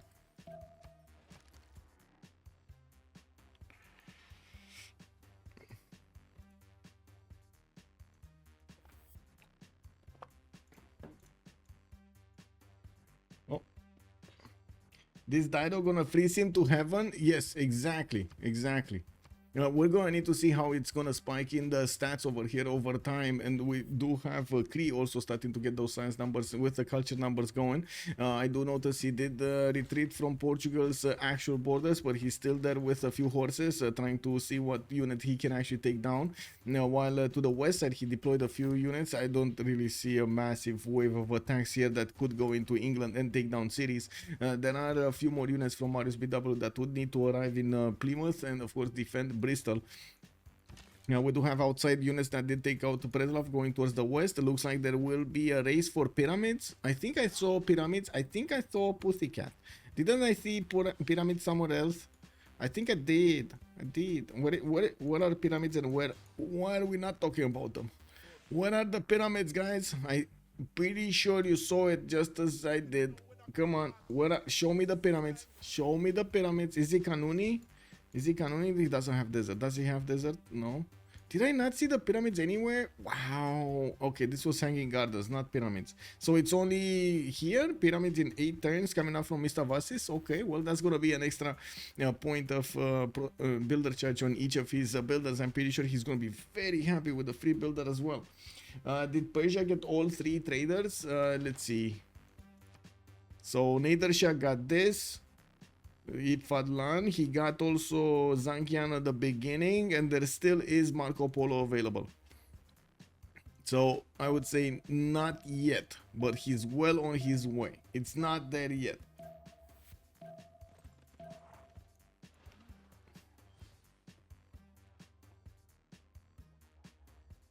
Maybe Khmer? I mean, no, not Khmer. I do see a settler moving towards the northeast. He's probably going to want to get next to the crocodile on the river there. While we do have Scythia starting to get into Ayuthayah's borders. He's also starting to pick off a few of the Khmerian units here, pushing them back from the borders of helping out Ayuthayah. Looks like Ayuthayah might be under attack over here. We do have, there we go, war declared. Okay. We do need to see if Kazakh is going to manage to take out these Saka horse archers before it starts to be a bit too much. Kuloba yet did not get his general, but I do notice he is getting... Wait, what? What is this? This is a harbor shipping project. What? Okay, they're fighting for the admirals, but we don't really have them going against each other on the admiral screen, do we? Like, this is not gonna happen, right? Nobody's gonna... Oh, maybe. I mean, there is a Phoenician city over here in the same waters as England and Scythia. So, you know, there is a chance, there is a sliver of a chance that we might actually see Phoenicia try to take on the whole navy and production of his opponents. Doesn't seem realistic, but I mean, you know, it might happen. It is what it is. Okay, well, England is starting to make his line of defense. He's also taking down Antananarivo. That's probably going to be for Lenny, so he could actually get an extra city over there to the northeast, while Lenny is going to try to also snatch those admirals. We might actually see him trying to get either the extra resource one, the gold one, or he's going to try to get the amenity. The trader should be on Portugal. I'm just saying, should really be on Portugal. Anyway, we do have campuses coming out from Portugal, and right now he's only on 15 science and 33 culture before he started getting the first campus out from Coimbra. That's going to be a powerful one, a +4 here. While in the city of Lisbon, he does need 2 more turns, 1 more turn until he's going to finish his audience chamber and going to get his population for the next level of a district. You know, we do have builders coming around, a massive wave of builders from outside. He's probably on the feudalism timing soon, or he just got it, so he will have all of these with +5 charges. As you can see, he's trying to get that pyramids in the south over here in Mistavasis, while he pads his numbers with the commercials. He's making quite a bit of gold, 30 right now, 36 science, 41 culture, definitely a strong result. But next to Victoria's 41 and 53, it does seem like he's just there. He's playing catch up, not really taking the lead in this. You know, we do need to take a look if Dido over here is gonna have anything to do. So wait, Dido could actually take out Persia, right? Is it just me that thinks that Dido will take out Persia? Imagine a knight attack disembark here, or cuirassier attack disembark here. You don't even need a general.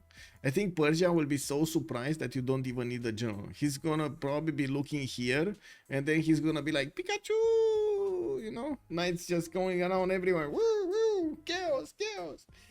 They know, they saw the admiral. Oh, hello there, sir. That do HOH know about the Dido city in the English Open? Yes, yes, they know, they know, they know.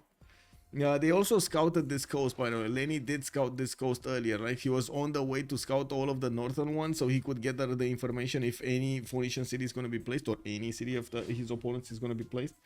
Maybe Khmer, he gonna... Oh, yeah. We still didn't find that second pyramids, right? Well, I guess it is what it is. We do have next turn Grey Bath. We're also coming close to the next era.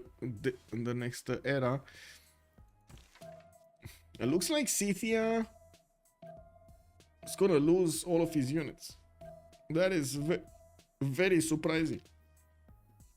He kind of underestimated Khmer over here.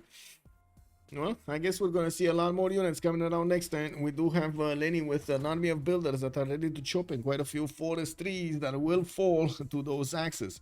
We do have also a few galleys coming around. Looks like instead of actually letting England be England, he's gonna get the galleys out and gonna try to take out MTW over here quite quickly. We do have 2-4 galleys at the moment. Well, no, 2-4-5, and he's gonna get another 3. Okay, that's more than enough, you know, for whatever's coming up next. You know, we do need to see also if Khmer is gonna fix his science, and by the looks of it, he did manage to get to 38 with 59 after plugging in Pingala in the city of Angkor Wat, Liang in Mahendra Parvata to get the extra production in the defense against that volcano, being a bit too excited.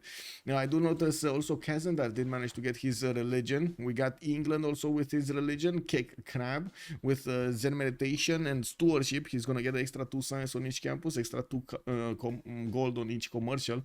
While Protestantism is going to be chosen by Phoenicia. We do have him with Jesuit education and tithe. He's going to get extra. Oh my God, man. He's gonna get so much gold. He's gonna get so much gold from how many cities he has. So much gold. He just needs to get them converted. And he did plug in Moksha, by the way, in the city of KTY. So, you know, it's passively converting all of the cities around him. Not working against it. Blair Od Lalif, good evening, sir, and welcome. Blair Od Lalif. Man, yeah. Weird plan for Scythia? Yes, it is quite a weird plan for Scythia. I was expecting a totally different opening here. totally different opening, but I guess it is what it is. He made some assumptions. He probably thought he's gonna have a coastal opponent, and then he went coastal. Then he saw he has a land opponent, and didn't go back for the encampments because he already went harbors, and then like it was a downhill from there. My most surprising fact is also he went immediately on the coast. Immediately, like it seemed like it slowed him down quite a bit. Nailed it. Okay, got it. He's on harbors, not commercials. Have production as the entire lobby. Devries, good evening, sir. Yes, that's the slowdown again. That's probably his choice of going on the coast. Anyway, now we do have Khmer about to settle another city. Looks like he's also pushing back Scythia with his horses, while Scythia still has quite a bit of damage. He's not gonna have it for long. We do need to see if Khmer is gonna manage to get that extra science going for him, because Lenny did explode to 46. He did start to put down his campuses, and these are pretty good ones. We do have a +2 there, a +3 over here. He's gonna get another +4 over here from Pokrovka, and in Kulova he's not gonna have one. He's gonna get this. This is a +3. So pretty good one. He's getting the bows, he's getting the navy to fight off his opponent. Phoenicia is trying to get some barims of his own, and we're going to see how quickly they're gonna get to the caravel technology or not. I would imagine they're not gonna be as quickly to get there. Looking at also Kazandar on the west side, he's finishing up all of the infrastructure, getting those settlers to the north, and putting down as many cities as possible, while his Gavron Plaza did get Ancestral Hall. Not only that he's making these settlers quicker, the settlers will pop a free builder out of each of those newly settled cities, and he's gonna get to improve them very, very quickly, which is giving him a serious advantage here. We do have him on 109 production, 37 science, and 58 culture, but he did make a big sacrifice to get so many cities. Right now he's on 11 cities, and he still has settlers out. 11 cities. He's gonna be what? He's gonna take over the universe. These guys, he has this whole northeast to him. The whole northeast. England over here is getting it is Mariusbw. That seems like he's gonna be on the offense against Cree. We do have outside starting to get his own heavy chariots out, and it looks like the moment outside is not that fond of Portugal to the north, while he's gonna get his encampments out. He doesn't have, wait a second, we do have an encampment over here. Do we have a general? We got a general. Hannibal Barca has been picked up by Mariusbw, and he's getting so many of these units on 1, 2, 3, 4, 5, 6, 7, 8, 9 of these heavy chariots that could turn into knights in a moment's notice. And of course, with the extra +5 and the movement of a general, they're gonna be stronger against Cree. Will they be strong enough to punch through Cree's defenses though? Okay, so outside is actually gonna try to get pyramids. Kazandar over here is gonna be the other one trying to get the pyramids. It looks like he just put them down, but he not gonna get them, is he? Where did he put them down, and why don't we see them? Where are your pyramids? Where are... Oh wait, Cree. No, wait, Cree Finnish pyramids. Never mind, Cree Finnish pyramids. I don't know why I read it as it. He just put it down. Cree Finnish pyramids. And he got a free builder, and he got the charges. Okay. Needs to redeem himself. Marius is making a good choice here. Yeah, I do believe he's gonna do quite a bit of damage here against Cree. You can't really let Cree be, free sim. We do have him with a very good science number actually before he's gonna get his free inquiry golden age. He did choose his Pembrasian voice at the beginning, and of course rolled quite a few of these good campuses next to those harbors. We do have him putting down theater squares, and this is gonna be probably his priority if he's gonna go free inquiry in the next era. He does definitely need a lot more culture from something else, and of course theater squares are a pretty good source of culture. We do have him also to turning an industrial zone, and he does need to get his points for the next golden, with 6 turns away from actually seeing the next golden age switch, or I should say seeing the era switch, while we do have Lenny in a dark age, is 57 out of 60. We do have him getting quite a mass of horses over here towards the west side, and keeps on building the galleys towards the north. He's gonna be the one trying to fend off and take out the Phoenician city on the east side, and of course I'm pretty sure he's gonna follow up with an army towards Khmer, towards the west side. He still needs to finish off quite a few districts, and of course I do think he kind of overreacted here, but I can't really say I am against this, mostly because I'm pretty sure he's not gonna have the production to hard build caravels later on. So if he loses this fleet, this is all he's gonna have. So, or maybe a few more units. Yeah, we do have to take a look also Nyreen. He's 51-51. He does need 62, so that's 11 points away from getting it. He did manage to put down a Colosseum here from the city of Mashhad and chopped it immediately. He's gonna get another market from that city center, and of course his amenities are actually doing quite well, but that's quite a sacrifice. It will not slow him down that much, but still. Now we do have him only on 2, 4, 6 cities, while his opponents are already much more to the east side. Dido on 12 cities is just incredible. We do have also Mr. Toast with 129 production, and at the same time 53 out of 62 points for a golden age. Is he gonna make it? He's getting a religion here. John the Baptist just joined his ranks. He's gonna get another one of these beautiful campuses in Lisbon, and another one in Porto. Only a +2 though, you know, you gotta do what you gotta do. And we got the first knights getting upgraded from Mariusbw. We do need to see if he's gonna start bonking against Cree cities and take down some. There is an encampment training project coming up from Pashka of Ashik, and I do notice the builders will get the opportunity to chop it if he needs it faster. I think he does need 2 of them, right? Yeah, I think he does need 2 of them. Looking at also his land, even though he did not prioritize getting the best industrial zone set up over here, we do have this one that's gonna be a +3. He could aqueduct it a little bit later, use that same aqueduct for an industrial zone from Pashkavashik, and so on and so forth. Now we do have Mariusbw 65-66. He's gonna get his golden age, no problem for him to get another point. I'm pretty sure he's gonna get divine right in 3 turns. No, next turn actually, or in 2 turns. Costomeris is discovering it, right. And we got also outside with 50 out of 50 points, and it looks like he did manage to get it. Okay, that's what he needs. Kazakh is on 67 out of 54. Again, he got what he needed. Now we do have also Kazandar 67-63, and then Roy 50-48. So everybody on Lethal Company did manage to get their golden ages. Looks like Buriga was also recruited by outside and deployed in the city of Makfasakahi Khan. While I do see outside units are trying to go into the borders of Plymouth and do some damage, we do have Mariusbw deploying his forces towards Bristol. That would put them to attack into the city of Cree of Pakfash Ashik, not through the mountains in Makfasakahikan. We do need to see also what's going on here with Lenny. Oh, the city of Hansa showing up to the party. Yeah.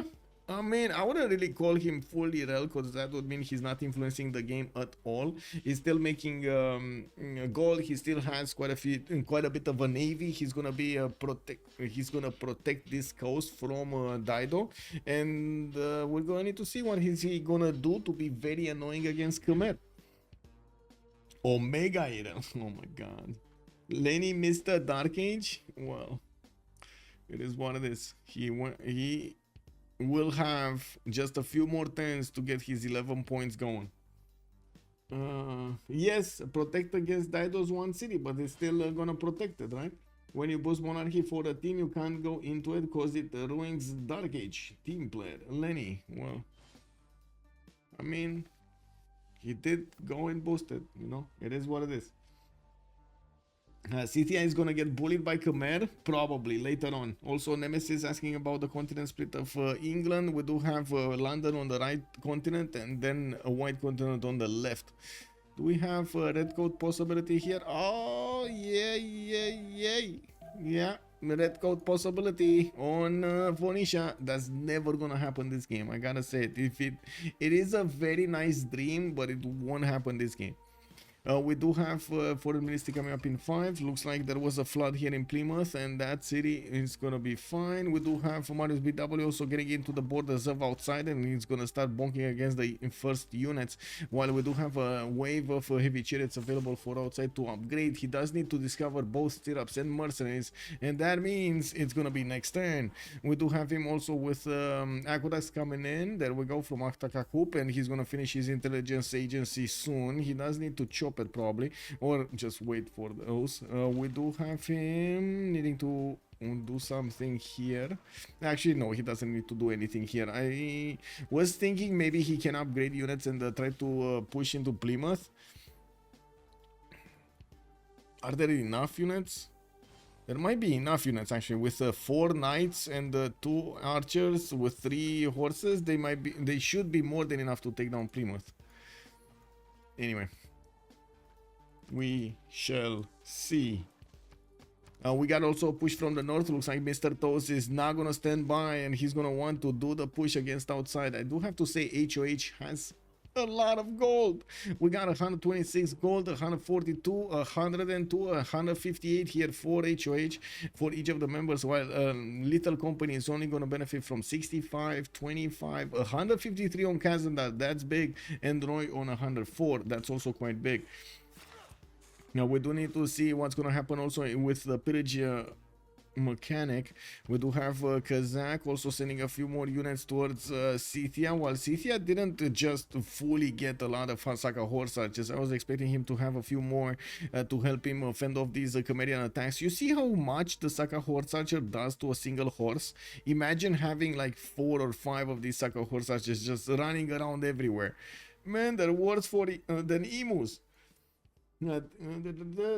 Civil auto traders.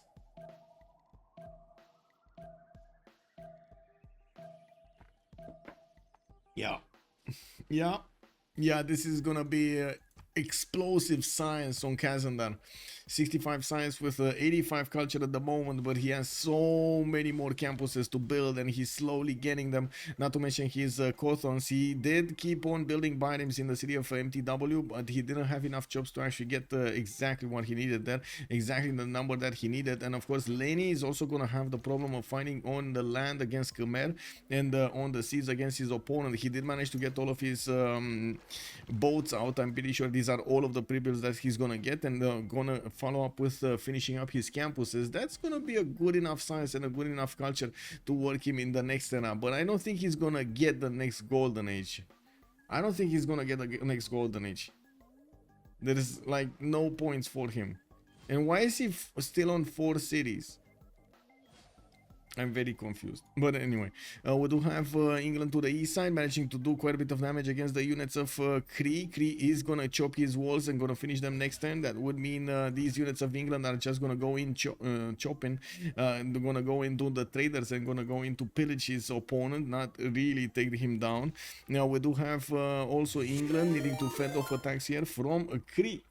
And bonsoir, tout le monde, bienvenue Lige, merci beaucoup pour le raid. Thank you so much everybody, and welcome to the stream. We got the first game of the CWC Season 9. You want to check out more details, go to the Civ6worldcup.com website and you will find more details about the players, about the upcoming games, and about the results. Thank you so much for joining, much appreciated. For also Leech, thank you so much for the raid. Thank you, sir. Merci beaucoup. I do hope you're ready for the weekend, because we got a lot of action going on in the Civ6 communities. And we got also this game started off Lethal Company on the right side going against HOH. Left side over here we got Scythia with Nader, Shah with Portugal, and also England on the left playing for HOH. I gotta say at the beginning we did have Mr. Toes losing one of his settlers. He lost it to the Occitan of his opponent over here, but now outside it looks like he is having a bit of a problem. He's having a Mariusbw problem. Marius smelled blood, and right now he's in his opponent's cities. We do have the ancient world. How did it get 2-turned? How did it switch? Did he switch the production tiles? How did it get it 2 turns? It was 1 turn. Am I not? Am I not seeing this right? It was one turn. Oh my god, that city is definitely pooping out. That city just poof. Oh, that's unfortunate. I mean, that's a big city. Already had encampment. He had a commercial in that city, a trade not working, and that city is not gonna be allowed to be there. Looks like Mariusbw is gonna be happy walking in with his knights and showing the people of Makfak Ashik another way to live. We're gonna need to see if also the Portuguese horses are gonna make their way in the borders of Cree. Right now, they're standing outside. They're trying to get there. You know, it's again the water, the cold water sentiment. You put the first toe in, and then you put the other toe in, and then you splash a little bit. This is basically what he's doing right now. He's putting a toe, that's a horse, in the lands of Cree, and then he's going to splash a little bit with the units, and then he's gonna go in full. We're gonna need to see when that going full is gonna happen. We got a few boats coming out from Ooh, what is going on the west side, and why is this happening? We got them all in all, right? They're all in here. Oh, there's 2, 4, 6 boats by him, and he's one turning them. Kazandar just keeps on building them. He didn't make another city, but I do notice Scythia did manage to upgrade his caravels. That's gonna be 2, 4, 6 caravels upgraded here from his lands, while he is gonna need to start building a building also a land army here to go against Khmer on the west side. We're very close to the First World Congress, and we do need to wait a few more turns until that. And I did know, one more turn, I guess. I did notice we do have 3 members from HOH managing to get their golden ages, while Lenny is not going to manage to get neither a golden nor a dark age. That's a bit unfortunate, but you know, it is what it is. While on the right side, we do have everybody managing to get their golden age. Rigi, can I put the yields? Yes. Good evening, sir. By the way, bonsoir, monsieur. Bienvenue, bienvenue. Can I show you yields, Berizarus? Merci beaucoup, merci. Marius kept the city. He did keep the city, and it looks like he's also gonna stabilize that loyalty, getting victory inside of it, while Cree is gonna counterattack with his knights. We do have Marius getting to clump up his units over here to get as much support for them as possible. He did need to fend off also the attack on Plymouth, while I do see a spy from Cree starting to get into his cities. He's gonna need to do the same to Cree here, get a spy of his own in those cities. That extra +3 damage is very, very valuable. Well, do we have enough time to talk about that? I guess they did pick up. So, okay, free inquiry, golden age, 132 science, 39 culture on Nader Shah. Definitely needs a lot more culture here, but he's gonna be on his way to get it with the Colosseum, and not to mention some theater squares. He's moving to the south and expanding his territory in the lands of Ottomans, towards the lands of Ottomans. While Ottomans is gonna get his Temenaki, he's also sending cities to the north. So it looks like this is starting to be a bit of a hotter war. You can feel it warming up over here until it's gonna explode at some point. We're gonna need to see when that breaking point is. And we got also John III with a free inquiry golden age, 111 science only with 42 culture. Well, he did lose his tempo, but he did manage to come back with a lot of cities, and we do need to see what is he gonna choose to do here as units against Cree, or how is he gonna influence here the south, or maybe he's just gonna do the gold. I mean, you know, he already has 142 gold a turn. I think that might not be enough. I think he needs to go for like 600, 700 gold a turn. That sounds like a big number in my mind, you know. Chill bro school, chill bro school. He knows Debris over here. He's probably very happy about this. He's proud. Good evening, sir. Debris. Eliopsim also, bonsoir monsieur, bienvenue. Come mater a game with us. Come get the game with us. Okay, so he can chop walls or something. Well, what? England need to buy a worker on that captured city here. Okay, well, I guess we're going to need to see if he's going to keep his borders. There are definitely some very, very, very angry Cree knights going around this. And Cree put his own city under siege here. We do have Mariusbw in a bit of a pickle. He might lose that city. Okay, let me actually do this. Need to synchronize with Sue over here. Hello, sir. Is he first or second? I know. Is he first? Okay, so I go B. I go B. And then I write over here, we go... Wait, did I? Oh, it's fine, I go B. It's fine. I don't know why I said I go B, but I should have gone A, but it's fine. It is what it is. Let's go for silver, because nobody's getting that. And so preserve silver me. Preserve silver me. There we go. Well, that is a surprise. I guess it is what it is. We got a quick pause over here, 2 minutes, and it is what it is. I got kicked from 2 for not sending Darius money. Legenden, hello there, sir, and welcome. Wow, you didn't send Darius money. Yeah, that's a problem. That's a problem. Yeah, I don't know, man. Wait, did we all crash? Because my Civilization 6 stopped responding. I think we all crashed. Kick W. One of those moments. One of those moments.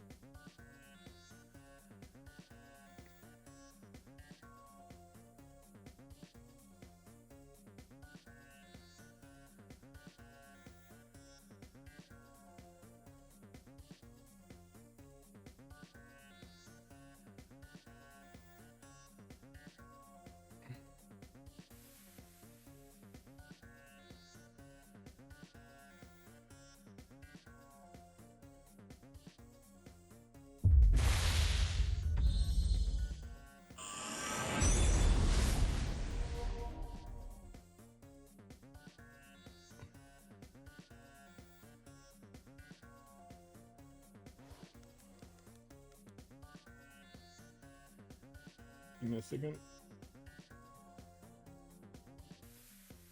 Yeah, looks like it's gonna be a real big congress by the looks of it.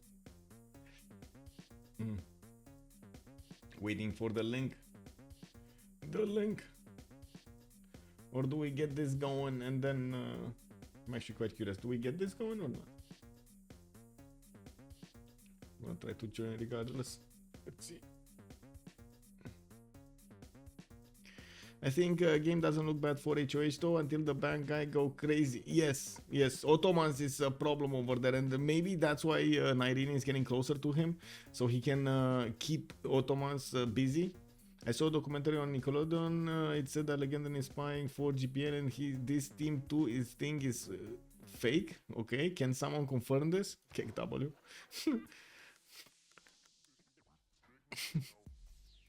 Hello there, Elephant Guy. Bonsoir, monsieur. Bienvenue. Good evening, sir, and welcome. Kick W.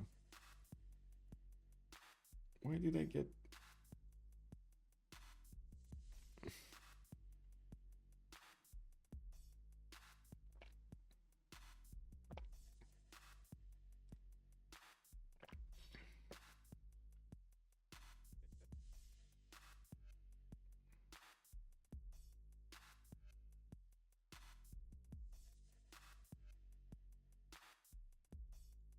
Still waiting for the link.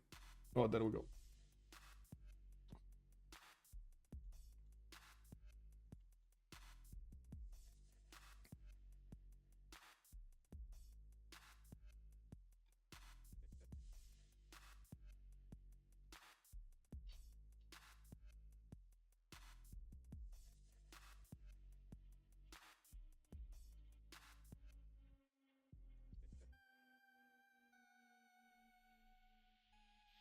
Okay. So I'm just gonna rejoin once, so I fix any 0ms issues, and then I'm gonna go to the bathroom. We do have a bit of a timeout until they're gonna get their stuff together and load into the game. Just gonna ready up.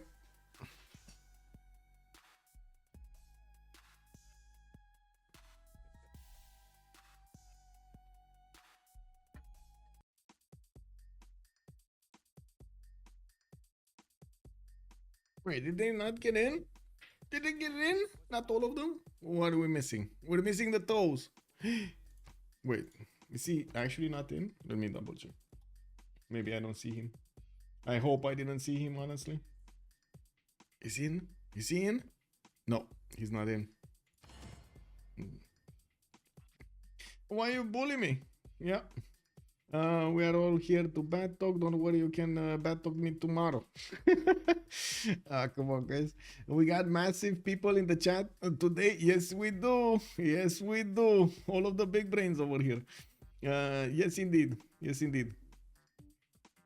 Marius just got trolled back. Well, let's actually see what's gonna happen with outside, because he was trying to get back his city and he was very close to nailing it, getting it back, putting it under siege, and getting those knights next to it. Very important. I'm actually a bit surprised that Mariusbw left those cities to be taken.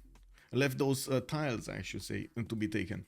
I was expecting him to try to put some units over there to stop this from happening. He does have a knight inside, but it's low HP, so he's gonna lose that if the city falls. And I'm pretty sure that's not the plan. That is really not the plan. Well, we're still waiting for the toast to join. Let me actually check Discord. Maybe he has a problem or something. Same what moves or just new turn. Okay.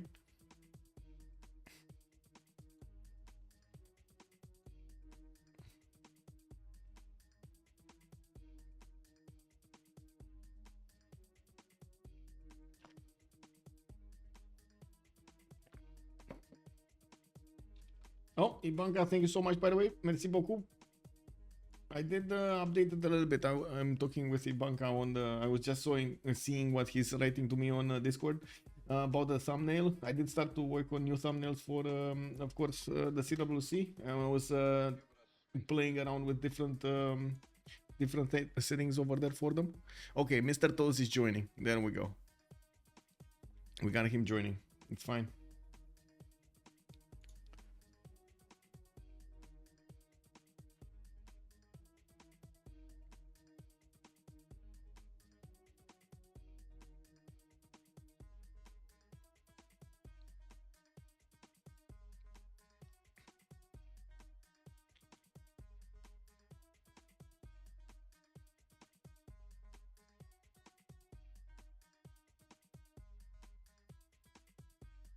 Okay, so just waiting for Mariusbw to get ready over here. They're gonna do the same turn, so they could go into the Congress, and we're gonna need to see what kind of options they're gonna have this time. We will have it with new options, unfortunately.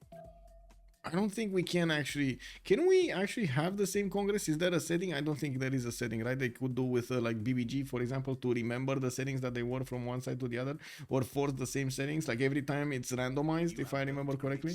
That's a bit unfortunate, but it is what it is. We do need to see also if they're actually gonna do the same moves. I feel like Mariusbw is very incentivized over here to not do the same moves because, well, he doesn't want to let the city fall, right? He just got the city from his opponent. He doesn't want to let it go. Okay, so we're back one turn earlier.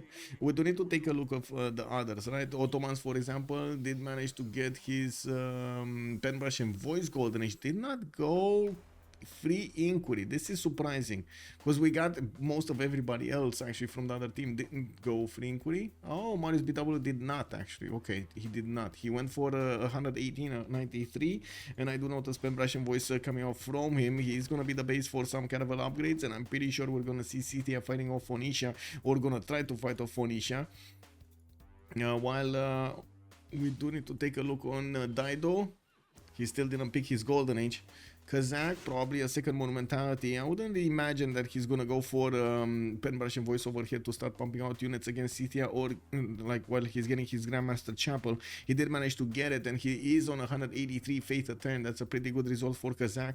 Now we do need to see also what Cree is gonna choose with his Golden Age. He's on right now on 79 science with a 42 culture. He lost the city of Ashik, which puts him quite lower than his next door opponent over here, Mariusbw. He was already slower than him to get all of the stats. As you can see, there is a difference of about 200 points between them.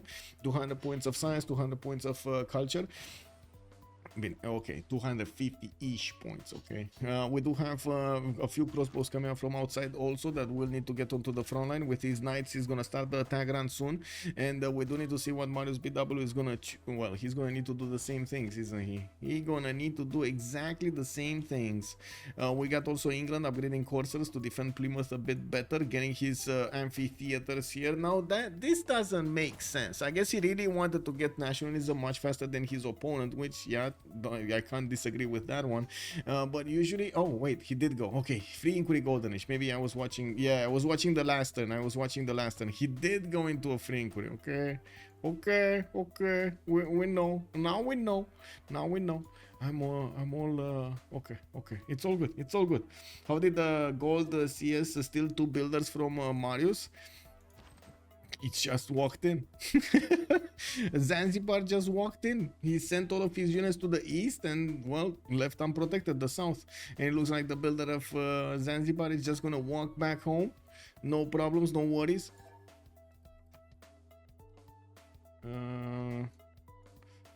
Oh, he low rolled the attack into the archer with his with what actually? What did he low roll with? I didn't see a unit move there. Oh well. Still no spy from Marius into Cree cities. I do see him in the city of London. He did manage to get foreign ministry, and yes, he's getting his workshop out from that industrial zone. That's only a +2 here next to the city of London.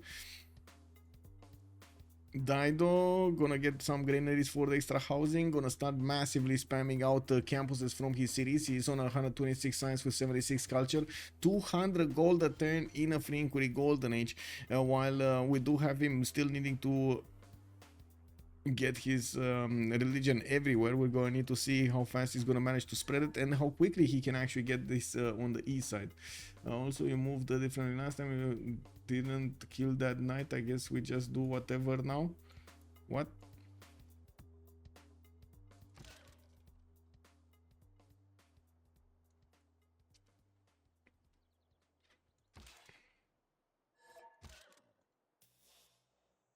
Yeah, outside is not remembering the exact moves, so they might just go for whatever it was. Ottomans over here also did not manage to get that many more cities. He's gonna be on 2, 4, 6, 7 by the looks of it, 8 by the looks of it. While he's gonna get a few more horses out, he's gonna finish that at Emenaki next turn in Istanbul, and we're gonna need to see if he's gonna manage to get the science to withstand Nyreen from the north. Nyreen with 125. We got Roy here 129, very close to each other in the culture as well. 41, 45. Gold per turn, not that big of a difference. Culture, production points, not that big of a difference. But we do have Nyreen starting to get his setup going with his aqueducts for his industrial zones, and we're going to need to see what's going to happen in the next few turns. Looks like he did manage to settle Ikil, got 2 more cities in the south here, Gordian and Tushpa, while he's going to build this mausoleum at Halicarnassus. We do have it coming out very late, 14 turns. You know, it is what it is. I do have to say, a lot less Peridezas than we've seen on other players. A lot less, like significantly less Peridezas. The unique improvement of Nader Shah, of Persia, I mean. Good old days. How did the okay, Marius Yape, okay, he was taking his city back. Now he won because new moves. Not because, wait, did he do it again? What's happening here? Kick W. So Nyreen dropped and then he dragged Su with him, basically. Wow. Okay.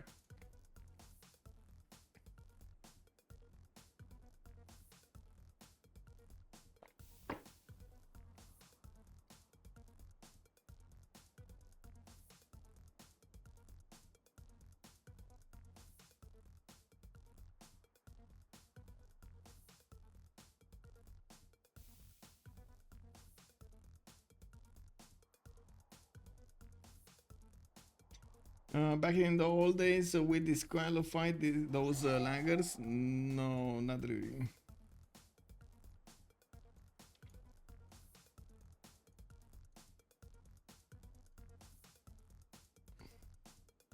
Quick replacements. Woo-woo. Yeah, who's getting in the place of Nyreen? Okay, Su is rejoining.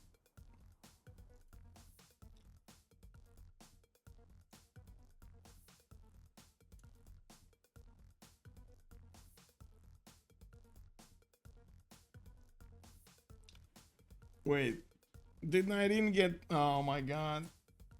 I don't know if this is the good moment to complain, but I do have a lot of complaints to do about, by the way, hardwares like Intel, Nvidia, and motherboard manufacturers. It seems like these days people are just not talking to each other. It's unbelievable. We're more connected, but somehow they're not talking to each other. Wow. Not sure if you guys know the news about Intel. In the motherboard, the manufacturers that are setting different limits for wattage in their default in the BIOSes, and that actually causes a lot of problems. Like you're basically cooking your own CPU because of the motherboard manufacturers. That's unbelievable that is happening. Anyway, turn was over just on pause. Yeah, we do need over here to get Nyreen to plus up. Okay, he did plus up, and we're just needing outside to ready up his turn, and Nyreen to ready up his turn, and that should be fine. We're getting this going. Kindly blame not remembering exactly all moved. Yes, sir. Also, hello there, sir. Cloud Sidki. Good evening, sir, and welcome. Okay, let's see what do we have this time. I still will go B. We got silver. We got what was it? The science, right? There was no science city state. Silver science and let me double check. Yes, silver science and me.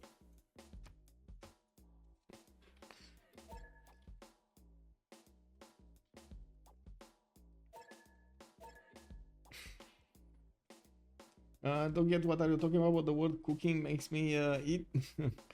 Okay. So basically,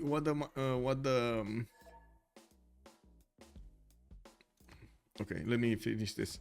So basically, right now versus the CPUs that we had earlier, they do kind of arrive overclocked already. They do have already quite a few settings that are letting them take advantages of as much wattage and voltage and so on and so forth that they can run with.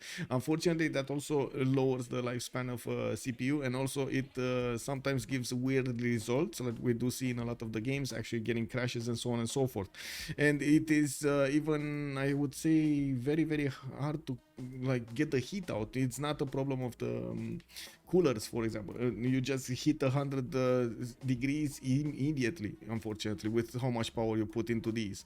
I'm pretty sure the thinking is that you get an average, as in on an average day use of a CPU in a normal gaming environment, you're only gonna have it stressed out for a little bit. Unfortunately, the games have become able to actually take advantage of all of the CPU power that you have and GPU power that you have, and that also is a problem because it cooks your CPU. It literally puts it to work at 100 degrees, and the safeties are not kicking in because the CPUs are designed to lower their performance, so they could keep on going even at those temperatures. They just keep on being worse and worse and worse and worse in performance for that session. They get thermal throttled, but again, damage is still damage, and especially if you keep on doing this. And that's because motherboard manufacturers, instead of going for the default limits as Intel says, like you need to have like this amount of wattage maximum, voltage maximum, and so on, they are doing this unlimited. They're literally letting the CPU decide how much he wants, and he will want everything from the CPU, from the power supply. It's unbelievable. Anyway, we do have a change of events over here. Looks like Mariusbw is gonna keep the city of Pakfashik after the relobby. We do have outside over here getting his knights to the northwest of Aktakakup, getting close to the borders of Pakfashik to do the attack on that city center. And while I do notice the Scythian navy has started marching towards Phoenicia. Phoenicia is upgrading his own boats.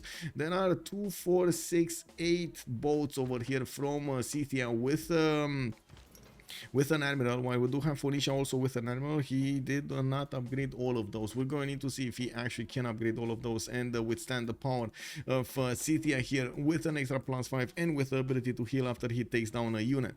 Well, we do have the World Congress also finished. Truffles granting no amenities. Cultured city-states do not provide unique bonuses, and 2 diplo points for Dido. We do need to see what Dido is going to do here in the next few turns with his boats. I'm pretty sure he's not gonna care that much about that one city. He kind of made, I gotta say, this one city investment changed the whole Scythian empire. Like, I would go and argue, I would actually argue he changed everything in Scythia's plans, everything. He needed to actually do something on the coast about Phoenicia because of that one city. It doesn't even matter if he wins this, if Phoenicia wins this, the damage has already been done at Scythia. He will have so many problems to actually keep up with all of his opponents, especially next door Kazakh, and especially because he doesn't have the opportunity to use that production that he used in his navy for land units that would have made quite a bit of an impact going against Khmer now.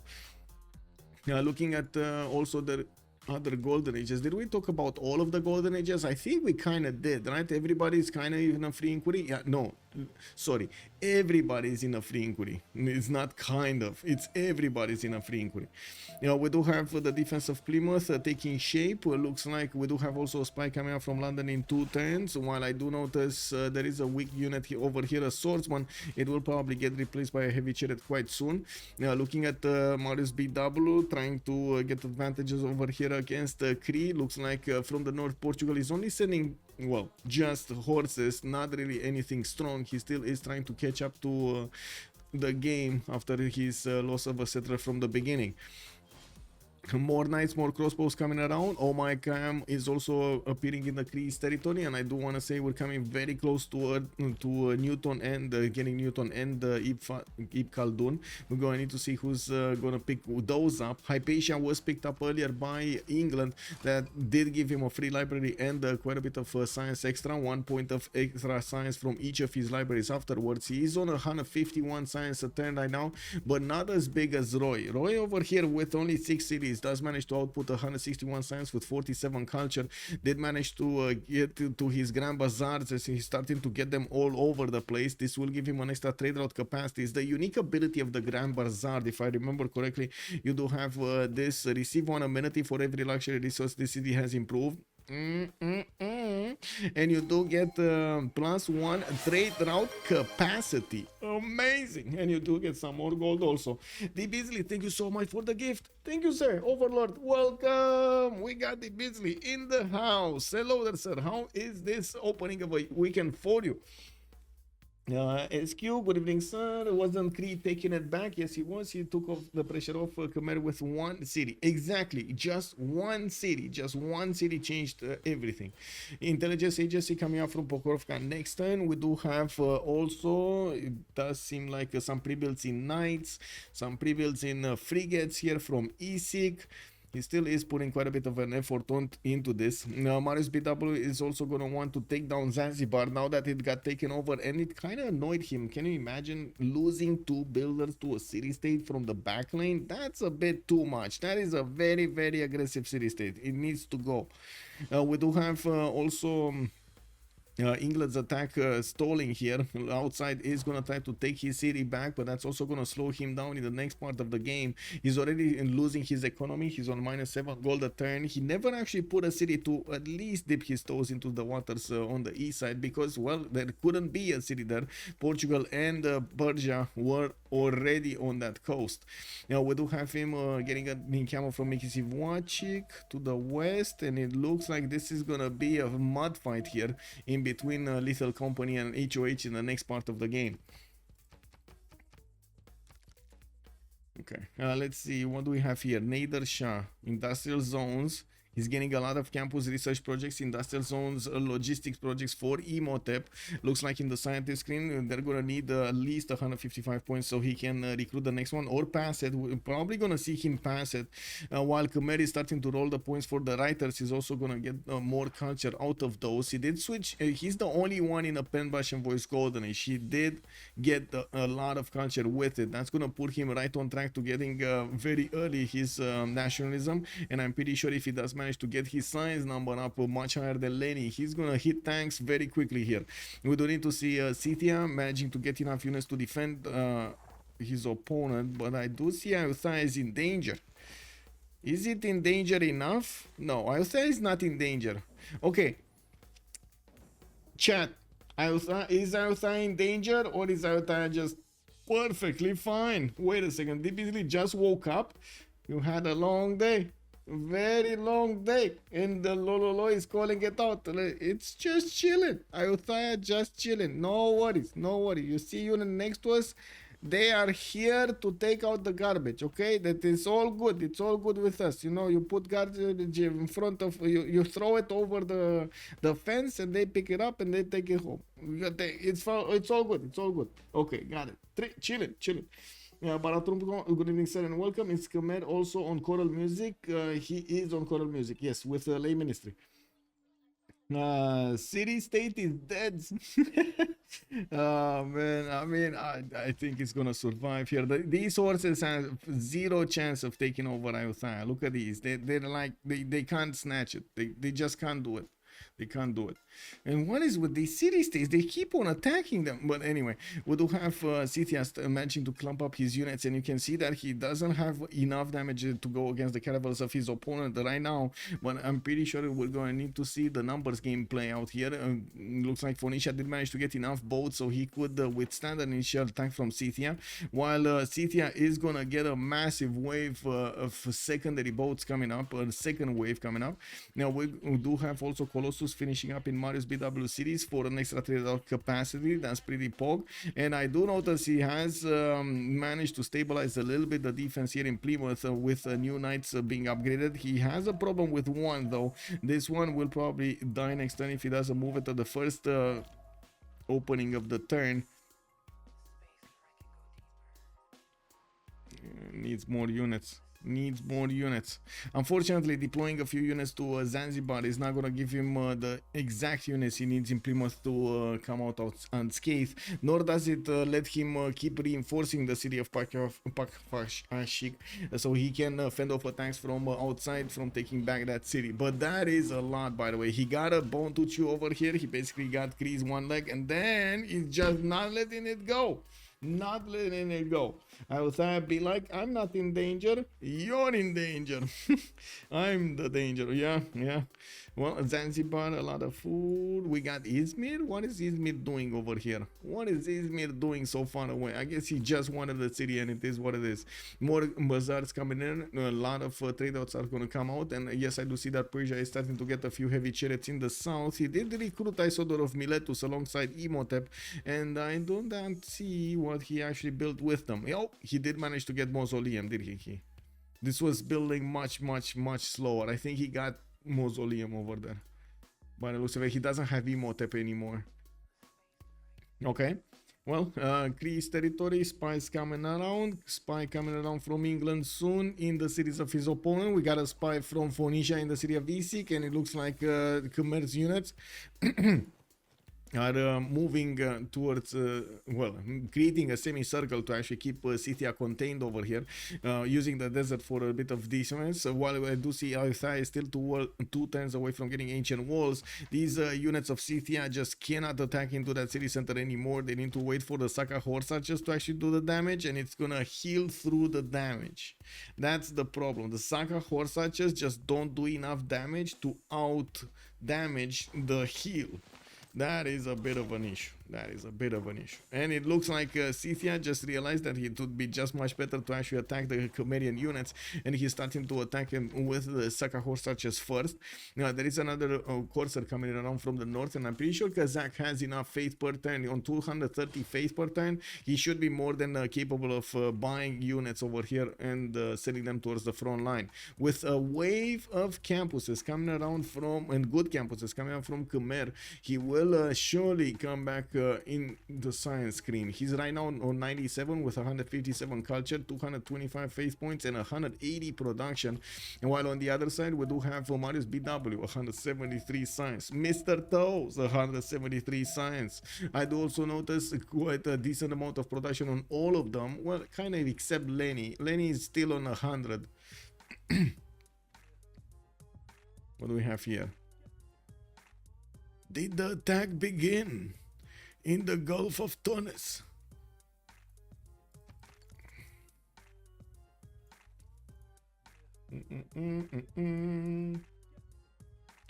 Hi-ho, silver, away! Is the Vicky workshop of the world bonus being pillaged, or is that something else?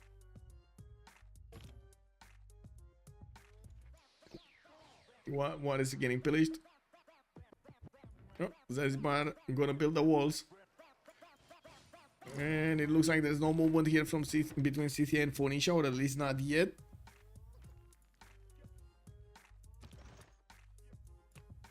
Scythia has started getting knights, and he did manage to get Trunk earlier. He doesn't have a general with the units next to Ayutthaya, and I do notice his knights are gonna start getting the funds necessary to upgrade themselves, not to mention the resources. Now we do have a spy getting out in 2 turns from Pokrovka. He's gonna need to put it in the cities of Khmer over here to get the extra diplomatic visibility bonus, not to mention he needs one to put it in the cities of Phoenicia. He did manage to get one here. Okay, he just needs to activate it in the city of Utica. Doesn't have, and I didn't know, I didn't see that he's going for Terracotta Army, which is a bit of a surprise, but you know, it is what it is. He will get some good industrial zones in between Issyk and Pokrovka. I was thinking, wait, is he actually gonna want to get industrial zones here, or is this gonna be like a requirement to try to get a dam? I think he's gonna get the industrial zones, isn't he? He's not gonna care the water, he's just gonna clean them up a few turns. Oh well, looks like the army of Cree is managing to win against England here in the city of Ashik. We do have Antananarivo being taken, and Lenny is gonna be the one taking it with him. While I do notice walls did go up in that city center, it's gonna be quite hard for Cree to push through with just crossbows, but it is possible. It's gonna take a bit of time to also get a trebuchet out from Aktakakhup, which could finish the walls much faster. I'm pretty sure Cree is gonna focus down these units to take them out before he actually takes back the city of Ashik. While I do see England just did not actually keep on resupplying the front line. He did need to defend Plymouth. He needed to take down Zanzibar, and that cost him time. Time, effort, and units. Zanzibar trolling him again. He's getting ancient walls next turn, and all of these knights are gonna be Pikachu. I like how Toys is higher stats than outside, despite having lost a settler. Yes, Machiavelli, good evening, sir.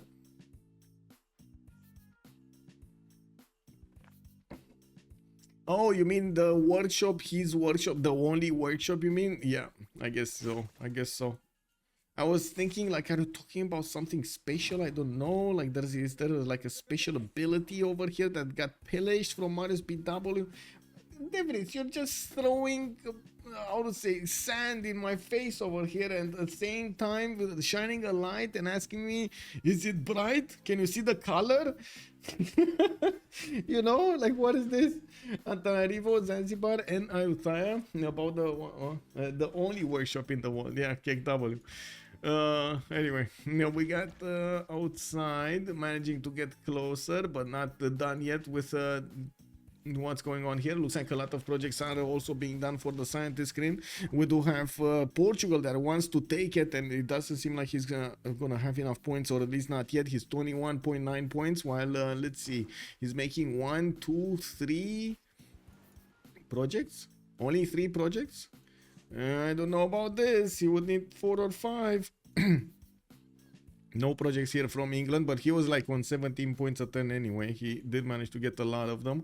No points here. Looks like Scythia is moving out, and he does have the ability to do a lot of damage against Khmer. Khmer is being caught with his army in another side. He was trying to take care of Hansa, which is a 61 defense strength city. Not even these dome raids are not going to chew that quickly through that wall defense. These are basically siege units, right? But we do have Kazakh jumping up very quickly through the science screen, and of course finishing up all of those campuses is not allowing him to get an army. He will still have the ability to buy with faith a lot of units.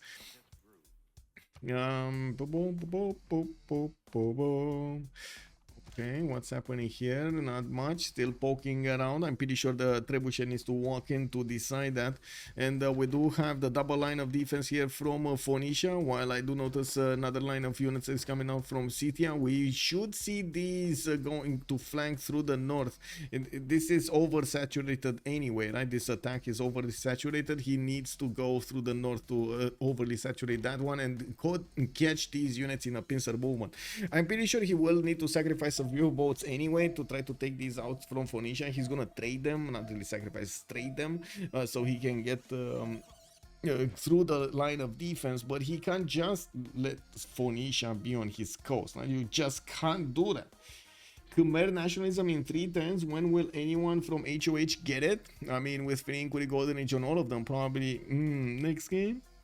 It might be this game. It might be this game. We know it might happen. First of all, actually, Khmer needs to survive, right? I think that's the prerequisite of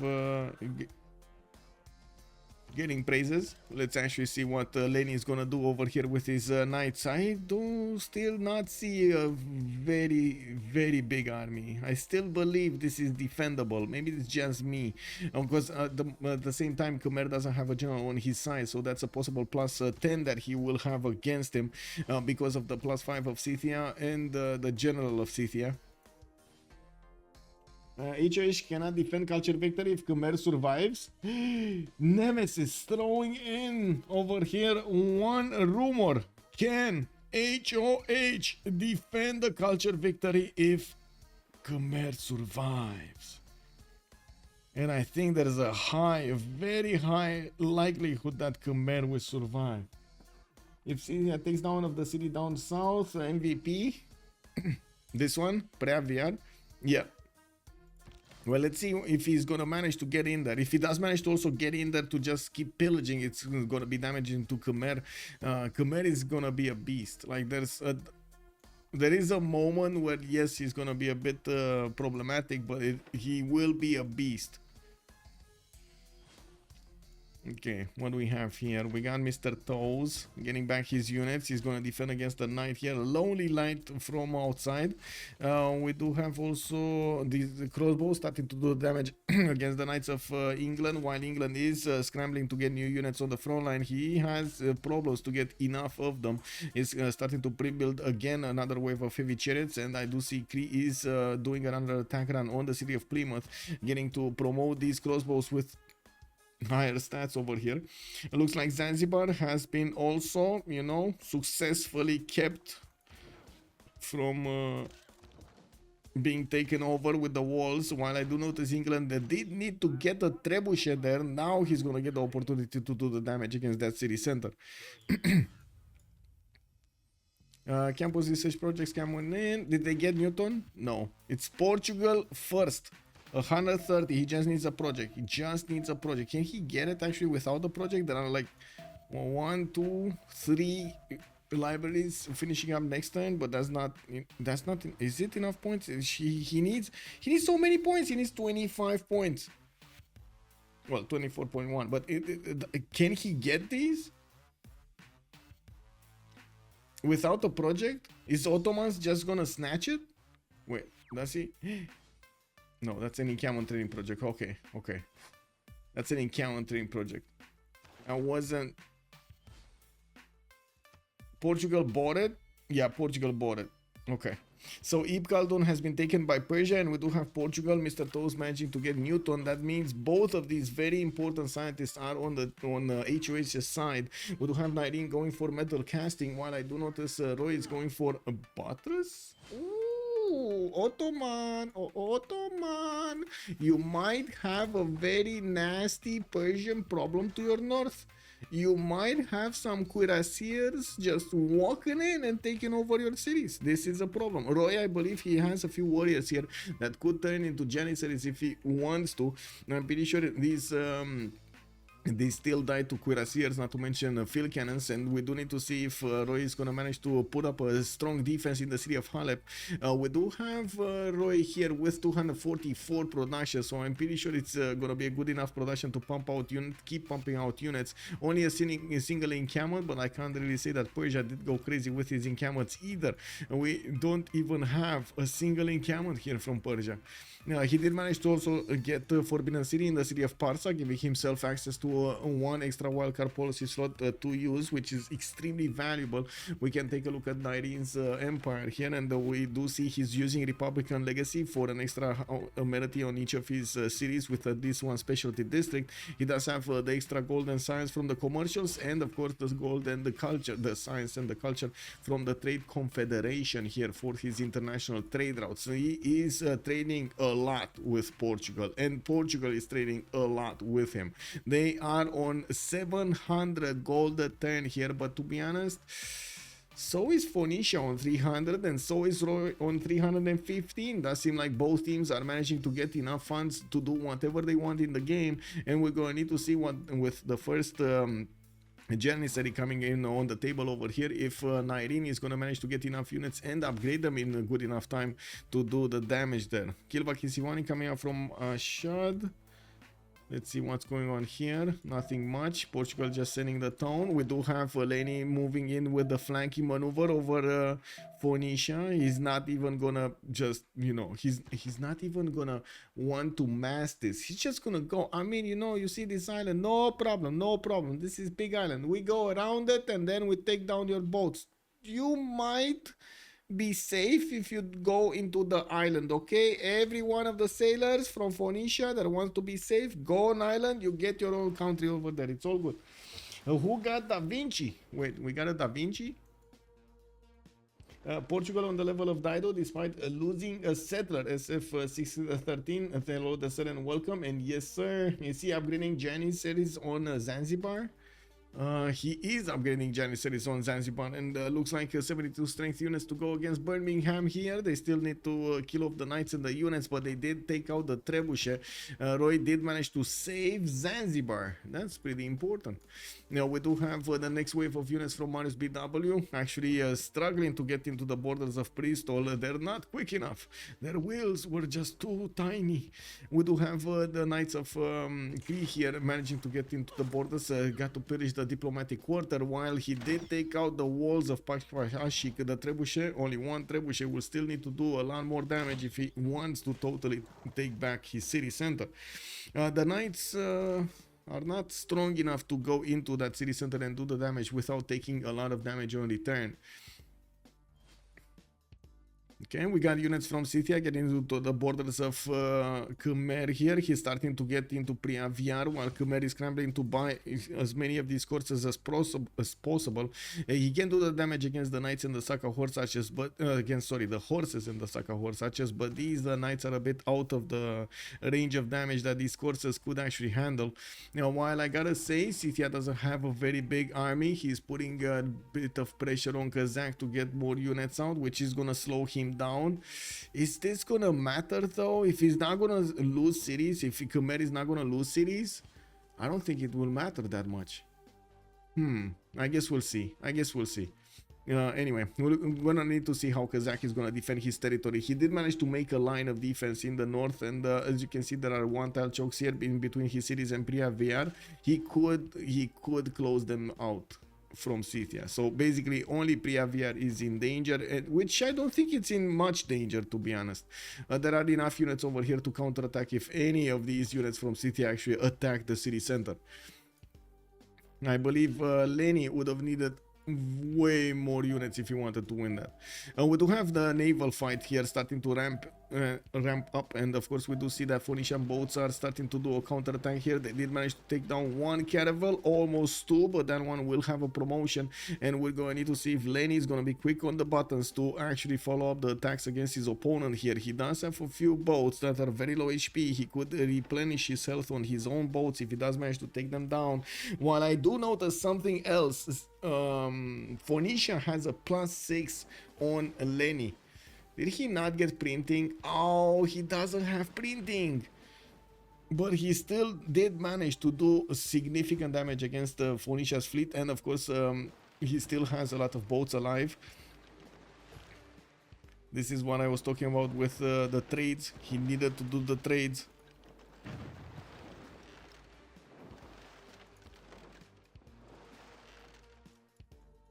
Okay, more units, pillaging. I mean, he did pillage 2 mines, not amazing, but you know, it's still something. Over here, he did take out one of the coursers, I believe. There's one missing. He's starting to do the pillages. I mean, take down horse, no? Well, that was a lost opportunity. I honestly thought that Kazakh is gonna take down this horse, and then Lenny just used the horse to pillage another tile and traded traded his own low HP horse for a courser. That's nice. Okay, very nice, very nice. I think Lenny over here did come out on top on this attack. We do need to see what's he gonna come back with. Okay, Ottomans. Cuirassiers coming out from Nyreen, and you do see the Cuirassiers right now not as good as the Janissaries, not right now. Okay, let's see. Oh, yield stab, what do we have? 19, 89 culture. We do have Royan 65, 350 gold a turn. And humanism, he's not getting nationalism that quickly. He does have field cannons, which is gonna be good. Not in good enough numbers. Only a single field cannon is not gonna swing. Is not gonna swing the outcome of the war towards him. Roy is also saying that they need to pick something up. Okay, what did they need to pick? Was it is this a great person? Take or pass? Is it the admiral? Are they fighting for the admiral? Phoenicia, England, Portugal. Okay, Phoenicia, England, and Portugal. Janissaries are so broken. Yes, but you don't see them in the game. This is very surprising. Lenny never activated the spy. Wait, Devries, you're right. Wait, we need to actually take a look. Is Devries right? He didn't activate ever the spy? Whoa. No, he did. Come on, man. He did. But just now. Look at the turn. Look at the turn. It's 50 more turns. He just did it. He just did it, man. It's fine. It's fine. He just did it. He remembered. He remembered.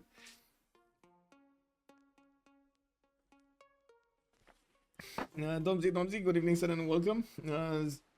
Yeah, fighting is everywhere. I keep hitting Bunningham, pull, whenever you call out Bunningham. Yes, I hear it too, Birmingham. Anyway, we do have Scythia pushing in through the last Phoenician boats, and we do need to see if he's going to successfully take them down. It looks like so, especially with the frigates coming out to help him. Looking at his own borders, looks like heavy chariots are still waiting for the gold to upgrade themselves, but it does seem like he's going to be pushed out of the borders of Khmer here without that much of a way to come back. With Kazakh getting his military science in 3 turns, it looks like Lenny is still scrambling to get more than 100 science, and he does only have 41 culture. This is gonna become harder and harder for him to actually do damage against Kazakh, his next door neighbor. We do have Ottomans also with a bit of a pickle. Persia is becoming quite strong to the north of him, and I do see them mirroring each other when it comes to the stats. Even in the goal pattern, they're kind of mirroring each other. A bit more production on Nyreen, but that's soon gonna change, especially if Ottomans is gonna manage to get his industrial zones going. He did manage to get at least 2 of them, and of course you do see he's getting that setup going for the aqueducts and industrials in between. While I do notice he's sending another city towards the west side here. Interesting how far away into the west side he's going, into the lands of Cree. Now we do have England also getting his cuirassiers. Cree got his cuirassiers. They're getting field cannons, a lot more on the side of Cree than we do have on the side of England. And I do notice he did manage to push back Cree here from the city of Plymouth, while his cuirassiers will need to get close up and personal with the field cannons. We do need to see if Cree is gonna manage to get the generals needed for these units. It does need industrial generals over here. I do not see one for England either, but I do want to double check. Double, triple check. Oh, Ottomans Janissaries are actually bullying England this time around. He has 2 Janissaries, and these are too much. Uh-oh. Well, only imagine for a second, at some point we would have had like 20 Janissaries over here. Imagine for a second 20 Janissaries that could actually keep pushing through Persian defenses. Just keep on pushing, keep on attacking, keep on pushing, boys. Go right ahead. But that's not the plan. Roy is gonna want to get as much gold as possible and go for the late game. We do have him 263 production points with 426 gold points, going for mass production so he can well, I wanted to say that he wants to get shipbuilding shipyards, but that's not the case, right? He does have commercials, not harbors. We do have over here actually Phoenicia managing to get his shipyards going, even if he's gonna lose the city of MTW. We already kind of established that city did its job. Like that one city actually gobbled up so much gold. How many boats did Scythia get? How many boats did Scythia need to guarantee the offense against Phoenicia? How many boats? Did he get like 20 boats times 90 gold? 1800 gold points just from upgrading boats, of course, on average, because I'm pretty sure like there was some gold over here on Phoenicia also. Actually, Phoenicia only got 7 boats, right? Or 8 boats. I think one he hard built. I would say that is a very efficient way to take away the gold from your opponent. It does smell like a nuclear war. It seems so. Yeah. Why is it the listening post 50 times? Is that BBG? Yes, that is BBG, because we did have a lot of problems with the spies getting reset every 5 turns or every 10 turns. I'm not sure exactly. I think it's 5 turns actually. So the players said, okay, it's better to just set it, you know, randomly keep it setting over there, and you should manually uncheck it to work on listening post. Not sure if it's the best idea, but it is a quality of life, I would say. It makes it easier for the players to handle all of the game mechanics. The worst part was when the spy was getting reset when you are on the offense, and it wasn't the first, like, you know how you go through the different choices that you need to go through the game by using the enter button. You just keep switching and switching and selecting and switching and selecting. It wasn't popping off of the first one to make a choice, so you might have ended up fighting your opponent without extra diplomatic visibility from your spy because you didn't click that as the first button. Portugal makes so much gold that it scarcely matters. Now, Alex 2005, hello there, sir, and welcome. You're not late, you're just in time for the big action. That seems like a huge quality life improvement. Yes, but it still makes the game easier, I gotta say. And I guess there have been more and more like steps of making the game a little bit easier here, a little bit easier there, and so on and so forth.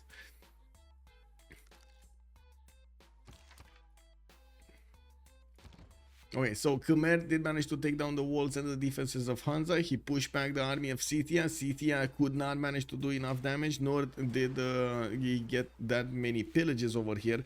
I'm pretty sure that army cost him more than the pillages he got. He only got like 2 pillages on mines. That's like what, 180 gold right now. And the one here, okay, that's like 360 gold. And he did get like, oh, okay, he only got like 4 upgraded knights. He didn't get more. He didn't actually get more. So okay, that makes sense actually. It's not that big of a gold gobbler. We do have Scythia also finishing up all of the boats of Phoenicia and gonna start working on the defenses of MTW with his frigates. I'm pretty sure he wants to do that, but at the same time I gotta say Scythia is gonna have all of this navy that is just gonna eat gold. That's it. This navy, after he takes down an MTW, this navy, its sole purpose is gonna eat gold. That's it. There's no other purpose. He could have heralded Khmer, didn't hurt Dido. Yes. No, I do have to agree that Scythia, if he would have been a lot more aggressive against Khmer, Khmer wouldn't have had this fast of a chance to get here.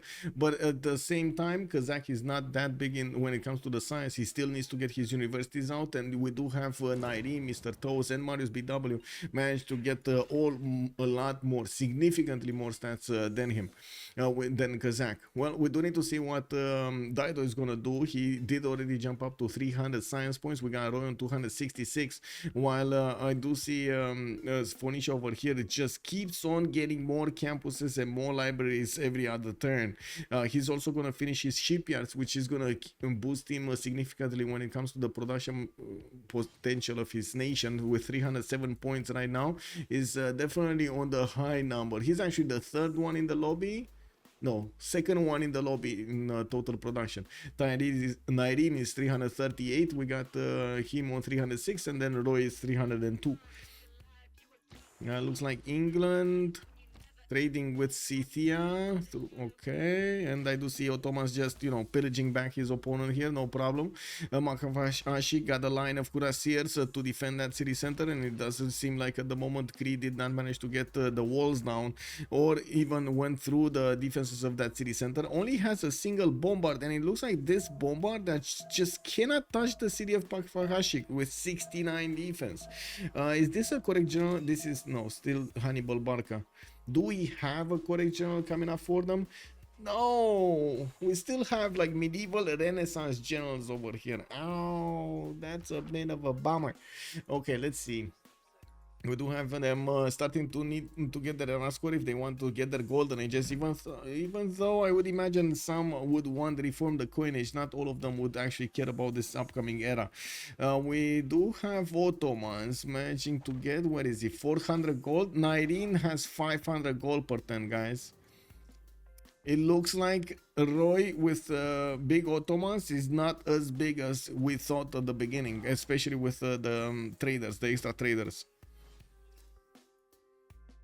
Wow, look at the traders actually all in the water over here, all going towards the water on the east side. How many traders do they have right now? There are so many. Even Cree sending from the west some traders here. Okay, so another city is going to be placed in between them. We do have Cree deploying field cannons right behind these cuirassiers. Biggest issue is land, is not firepower. It is the land, because Cree is sitting on top of the highest elevated tiles here, and these field cannons just cannot attack over them, right? They cannot attack this, they can attack this and this. That's a bit unfortunate, but anyway, we're gonna need to see. Looks like also James of St. George has been recruited and got the walls back in Pakfahashik. That's gonna be medieval walls activated in that city center, definitely strong enough for the needs of defending against Cree. Okay, so does look like England will keep on fighting Cree, and they're gonna just nullify their bonuses in between each other. It's gonna be much harder for Cree, but still, I don't see anybody winning anytime soon this war between them. Portugal did manage to come back, but now he's getting pushed by outside, and the Portugal is getting gunpowder next turn.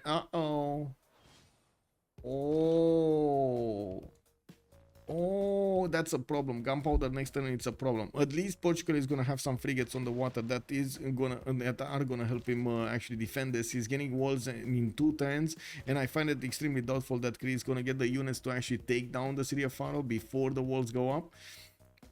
But anyway, you know, we do have outside also building a road towards his opponent, towards Faro, and it looks like that's what he's thinking is the weaker target, and he's correct. England does have a good army on the west side. We got El Cid being recruited, and the next one would be Gustavus Adolphus. That's finally gonna be industrial one. Yeah, El Cid is Renaissance. Who's first to combustion? That's a good question. We don't know yet. I mean, the closest one is outside, actually, military science coming up next turn. While I do notice Mariusbw is on siege tactics, it's one tech below him, like behind him. Nationalism coming also in 5 turns from Cree.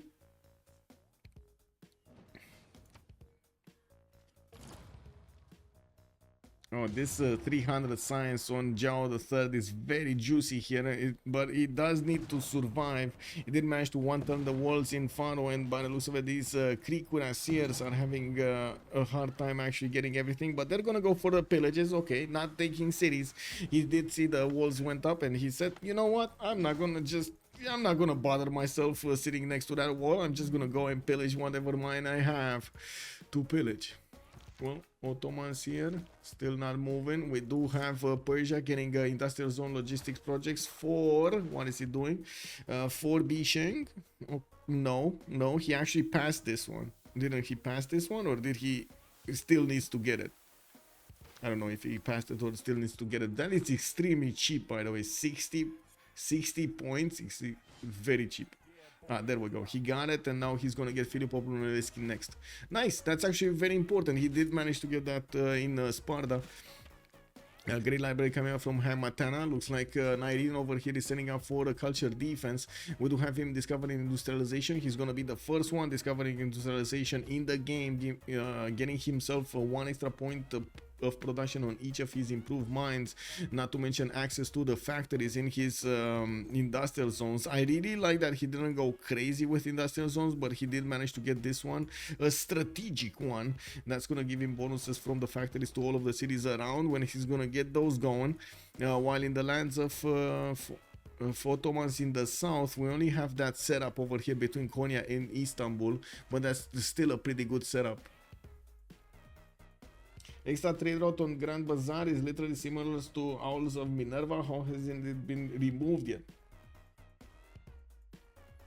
Mostly because you don't really see, even with this bonus, Ottomans outshine everybody. That's the problem. Cree capital can be taken with battleships. Yeah, it can be taken with battleships. That is so true. And I'm pretty sure we're gonna see at some point Portugal flex his naval muscles against his opponent over here. I'm pretty sure Cree's empire is gonna be how to say, is gonna be under attack. But in the meantime, Portugal will need to actually stabilize his defense in the south and keep on getting points. We got Mr. Toast getting his metal casting 110 and the enlightenment in 1. He did not go as far as industrialization here. He does want to get his defenses up and make sure his cities are surviving so they can actually make something out of those campuses, out of those technologies. Looking at Phoenicia Sim, he's following up his shipyard production with industrial zones, and he did lose his city on the east side. Now all of these boats of Scythia are just taking up gold. That's it. And giving some promotions to Buenos Aires. I think Buenos Aires' archers are very, very happy of having some targets, free targets over here in the seas. That's a lot of gold. How much is a caravel, by the way? Per turn, I mean, in gold. 4. Whoa.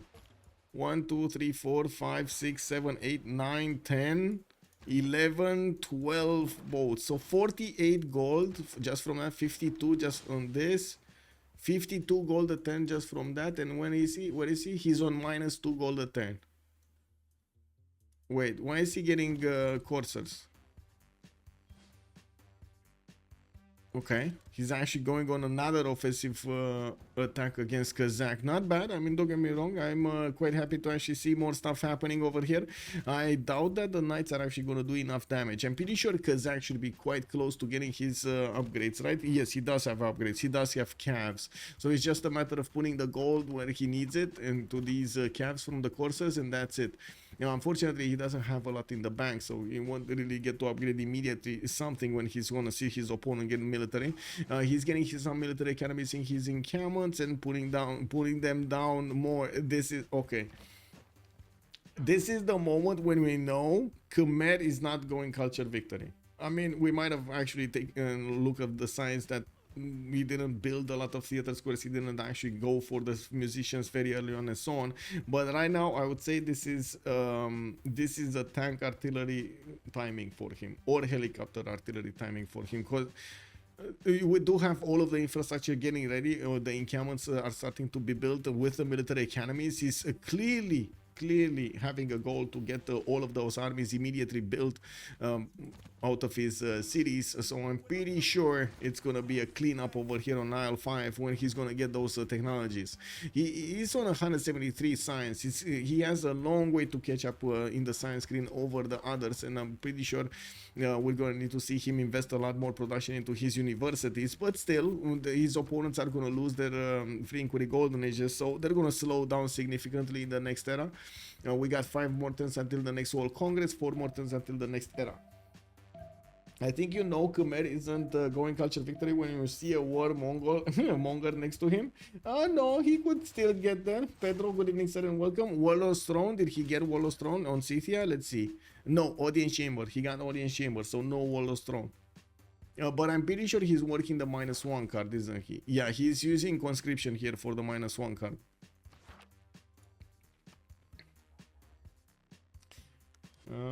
Delete the majority of the navy. Yeah, exactly. That's the only way. That's the only way. A lot of people going bottom 3 before industrialization. Usually Simmers get industrialization before they prep for war. That is true. Exactly. Luke Yang also. Hello there, sir, and welcome.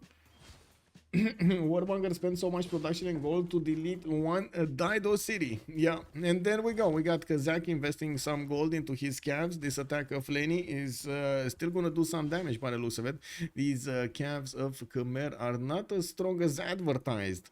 Uh-oh. Uh-oh. I mean, they still don't have one of those generals with them. And of course, yes, Scythia does have a +10 on these units.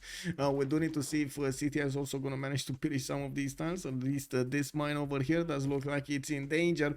And I really like this. Oh, finally, we got somebody embarking and disembarking his units. He's going to go into the borders of Khmer here and going to get to feast in the mines and play with the campus people. Ooh.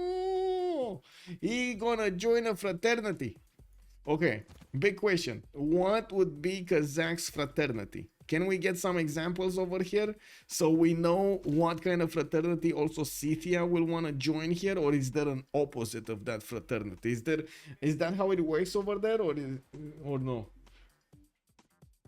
Still strong enough to prevent a culture of victory? Yeah. Well, Nyreen did get to 300 science here, and he's starting to put down theater squares to get a much faster culture. We do have him to the north of Roy that, as you can see, he did get his culture of his own. Did not actually move out with his janissaries, but kept on bullying his opponent in the city of Birmingham. We did have another wave of English units going against Zanzibar, and this time around, it doesn't seem like the city is gonna survive the onslaught. Kazakh will join the Brotherhood of Steel. I don't have a girlfriend, so I mean, you can steal my girlfriend. Yeah, sure. Yeah, you can do it, bro. Fallout Appreciation Card. Kick W, man. Don't forget, if he had tried Culture Victory, he wouldn't have Cav probably. If that happens, he can't hold Scythia without going it out. That's also true. Alex 2005 is saying that there was definitely a conscious decision over here from Kazakh to not go very early on for a Culture Victory, but he did know that he's gonna try to get the military to go against Scythia because, well, basically Scythia was kind of asking for it. He was asking for it.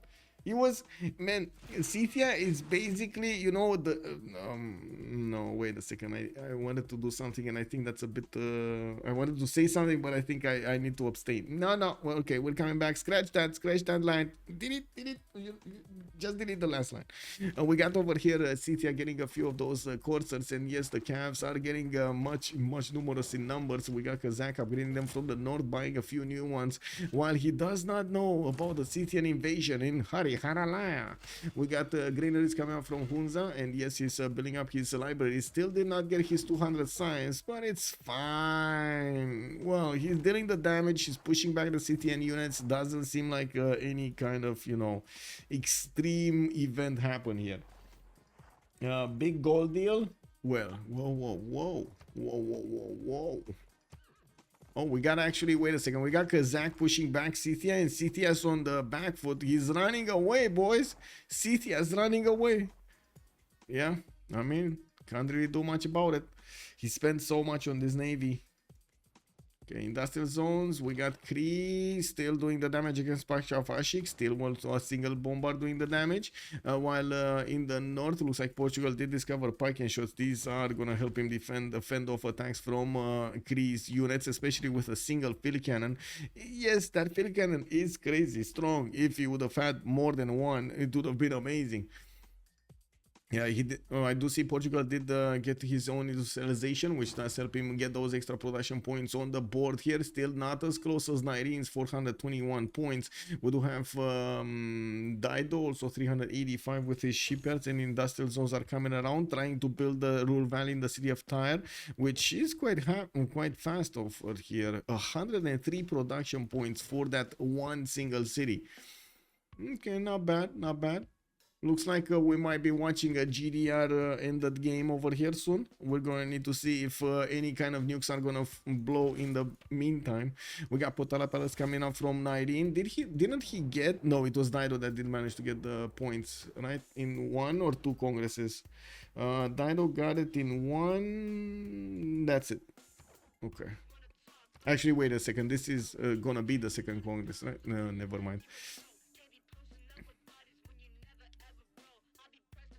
Is Portugal the only one who went industrialization before the bottom three? I think so. Yeah, I think so. Nader Shah did go bottom three way earlier, right? He did get his cuirassiers first and the field cannons. Or if that's what you're referring to, because you might consider going bottom three would actually mean going combustion and not just ballistics or or military science. Depends. Have only ever seen Russia get with it with a full sim setup and literally zero war. Culture victory is time and play. If someone sends 20 courses your way, even if you are at nationalism and calves, you will miss it. Yes. Will Ottoman get another golden? Oh my god, that would be actually quite valuable over here for those trade routes. And it looks like he is 89 out of 89. It is confirmed, Devris. It is confirmed. It seems like you have watched Headstone Guides, lady. Kick W, man. Kick W. It's still possible to get that culture victory. You need to get lucky, sure, but it's still possible. Even if somebody sends like 20 courses your way. And how does the land look? Is it gonna be one tile chokes? Is it not gonna be one tile chokes? Like, you know, there's like so many things that could happen over there. You can't really generalize. Unfortunately, it would be easy, like that, and I think the game would actually lose a lot of its shine if we could generalize a lot of these going forward, but it's not that way. We do have Mont Saint Michel also coming up from Istanbul. Interesting fact that he's gonna get Etemenanki for the extra science on these improved tiles, and gonna get Mont Saint Michel to get some extra culture. We do have him also finishing up military academies here in the south, and I do see with him with 2 encampments, 3 encampments. Okay, he got the 3 encampments, while in the north Persia did not go encampments. I don't think he has a single encampment down. We will probably see him trying to go for planes over here. Nyreen is covering flight in 2 turns with capitalism coming up in 1, and I do see Lenny is getting his military science. Finally, we do have him with the ability to get some calves of his own, but it is kind of too late. We did have Khmer managing to stop him from taking over cities, and it does seem like Khmer is just fending this off fine. He just needs to shift enter his unit over here on the spy style, and he's gonna be fending off attacks from Scythia. Again, Scythia did manage to get like a few pillages, 1, 2, 3, and of course he's gonna get the campus. It shouldn't be that big of an issue. We do have Kazakh finally managing to get 200 science with 229 culture return, still under 300 production, but he still has a lot of industrial zones that he's gonna need to build, and he did go a different pathway than his neighbors. Yeah, one chance to get better at FFA. Kick double, yeah. Generally speaking, Russia doesn't get chokes due to their spawn bias. Well, you say that, but there still is, you know, there are still those 5-10% cases that are still happening, like that 1 case out of 10. Well, it is 1 tile choke, they wouldn't send 20 corsairs your way. I don't think only Sandro would do that. I've seen quite a few French players do that. They find choke, you know, it's quite simple. They find choke, they go through it. It's very simple. Didn't, wait. Didn't also, who was it? Carrier died to a 1 tile choke attack of 2 legions. He died to 2 legions, guys. 1 tile choke, 2 legions. That's it. I don't really have the time nor the patience to play a multiplayer. I like to just watch. Yeah, I mean, you know, whatever you like, man. Whatever you like. We do have Khmer over here managing to reposition his unit, so he brings up another tile. It looks like he's going to defend the mine on the 2-6, and well, but not the campus. We do need to see if he's going to manage to also get stronger units to go against Scythia here, which I'm pretty sure is just a matter of time of him getting his technologies going. We do have the military engineers also popping out from Mahendra Parvata, giving him the opportunity to build the infrastructure he needs to move units from his empire, from one side of the empire to the other, and also beyond the empire, wherever he wants to go for. He does need a general though. I don't think he got a general, and he's gonna need a modern one. This, oh my god, Rani is 535 points. Who did it? Who did it? It was Cree that did it. He needed a general, he snatched it, and well, he beefed up all of those points. We do have also Cree here managing to get his cuirassier cores, and I do see his field cannons are still finding troubles to get a targeting solution on those English cuirassiers. It is unfortunate, but you know, it is what it is. England bringing more units to the table here to the east side, also using his military engineers to build up the infrastructure so his units can reposition quickly. While to the northeast, he's going to need a lot more field cannons. I'm a bit surprised he didn't build them to grow them, as in get some experience points, especially since those units have been standing there for such a long time. Ooh, field cannon core, this is deadly. Look at this field cannon core, 92 strength going against the cuirassiers, a 79. The only thing that he needs to do is move it on the forest. That's it, move it on the forest. Wait, that one shot or moved, or what did it do? It moved, it cored up. I guess it cored up, or maybe got a promotion or something. Anyway, Filippo not gonna be activated. Potala Palace finishing up next turn. We are in the next terrain. We got Dark Age, Golden, Dark Age, Dark Age, Dark Age, Normal Age, Dark Age, Golden Age. Kazakh did not manage to get his Golden. Nyreen did get it. Reform the coinage right now. Gold per turn looks sweet. 1100 gold per turn on HOH. We got around 700, 800 on Little Company. I can't say either of them do have a problem with gold right now. And we're gonna have a pause of 2 minutes so we can go through the next Congress. Well, I do need to synchronize a little bit with Sue. Same here, I sometimes lose connection after 2 hours of a random public, yeah, it's more of a surprise push than, you are breaking through calf course with courses through a one-tile choke, yeah. Okay, so I go be recon, me, okay. Hello again. Okay, there we go. Bit of 2 minutes. Don't even need this. Okay, let's see.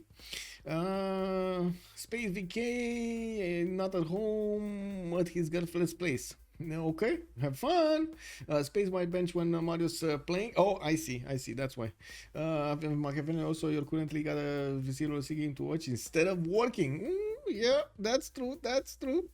I think it's more fun. We do have over here also the Cree field cannons doing whatever they want against the parking shots, and it does seem like Cree is gonna try pushing through the choke point of Porto here with a cuirassier core that's getting fended off by a frigate, or at least try to fend it off with a frigate.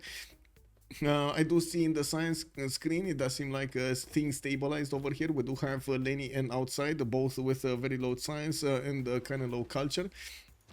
A lot bigger military with Cree that could actually affect the next part of the game, but still it does seem like England is gonna overwhelm him at some point. It's probably just a matter of time until England is gonna get a technology that will allow him to keep pushing through Cree's defenses. While I do notice also we do have Mr. Toast with the biggest science on HOH with 332. Those navigation schools are helping him out a lot, getting that extra science going. He did manage to get Newton also, which is very, very good. I do see on the other side, we do have Dido with 346 points, and I'm pretty sure he keeps on building his infrastructure. He keeps on getting libraries, guys. Man, this guy kept on building stuff. Like every turn there's a library popping out somewhere. I do see Arena coming off from LPQI for some amenities. Rural Valley finishing up in 2 turns, and of course getting his factories in those other cities. He didn't care that much about the Eastern City, but it would have been good if he would have managed to keep that going. I'd also noticed Kazakh did keep his science. Of course, he just lost the extra culture he was making from Pembrasian Voice Golden Age. 212 science, 191 culture, getting all of his infrastructure going for the upcoming hard building of units. Not to mention he does have 200 504 faith points a turn to use to buy out units if he needs to. He does have Grandmaster Chapel. We do have in the World Congress siege units getting an extra +5 combat strength, and of course we're coming to very close to the timing of artilleries, which is gonna matter a lot if you do get an extra +5 on them.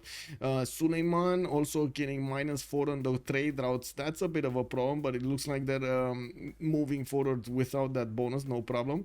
Daido also losing 2 diplo points here. That is unfortunate. That is a bit unfortunate here. I do want to say Nyreen did manage to get Potala Palace and Forbidden City, and he is managing to get the benefits of 2 extra cards, one on the diplomatic policies, so especially he can use Machiavellism to get the faster spies and of course finish the mission much faster, while he can use the wildcard policy slots to get both of the amenity cards in. These are very, very valuable. And we got also Roy going for Apadana.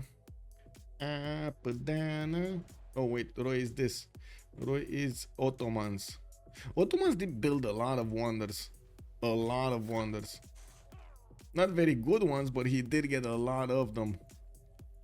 Anyway, we do need to see what Persia is going to follow this up with in the south. Doesn't seem like he's building the infrastructure for encampments, and we're going to need to see how many aerodromes he's going to get soon. He is, or he was on the way to getting flights.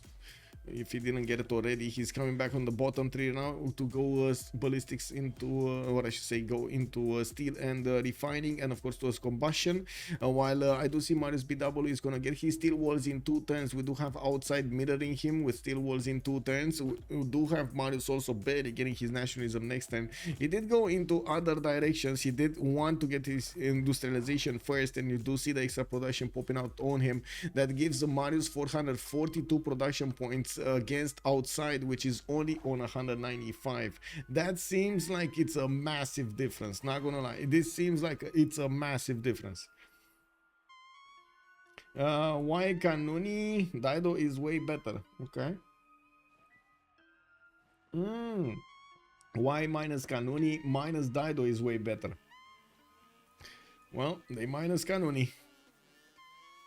Now we do have research labs coming out for Daido. He's going to be the first one that's going to start building them. He's on 362 science and going to get some more. Good enough production, 400 points of production here. And I do notice the goal per 10. I guess it did go lower for Daido, right? With the -4 on his trade routes.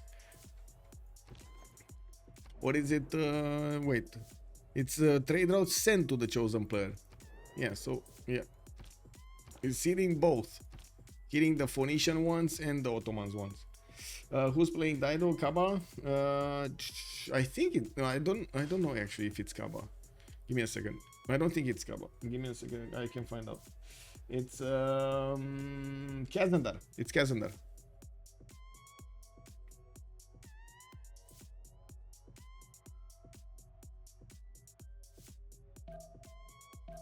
Okay, rule value gonna. How much is he gonna get in the city of Tyre? That is, that was 100 earlier, but maybe he got a little bit more afterwards. Come on, game, show me. Oh my game! Look at this. The game doesn't want to pop up the information. Hello, game. Wait, did Lenny just drop under 100 points of science per turn? No. Well, he did manage to upgrade a lot of his calves, but they are finding it very hard to do the damage against the calf courts of Khmer, even if he does have a general over him. We do have, okay, let's see. Will now the game show me the details of the city of Tyre, please? Okay, that's 146 production, 1 turning research labs there. I'm pretty sure his science is gonna skyrocket very quickly here, and the question is, what is he gonna do with the science? Fusion also giving us an emote over here to watch. What is this? Hands up! Woohoo! Hands up. Yep.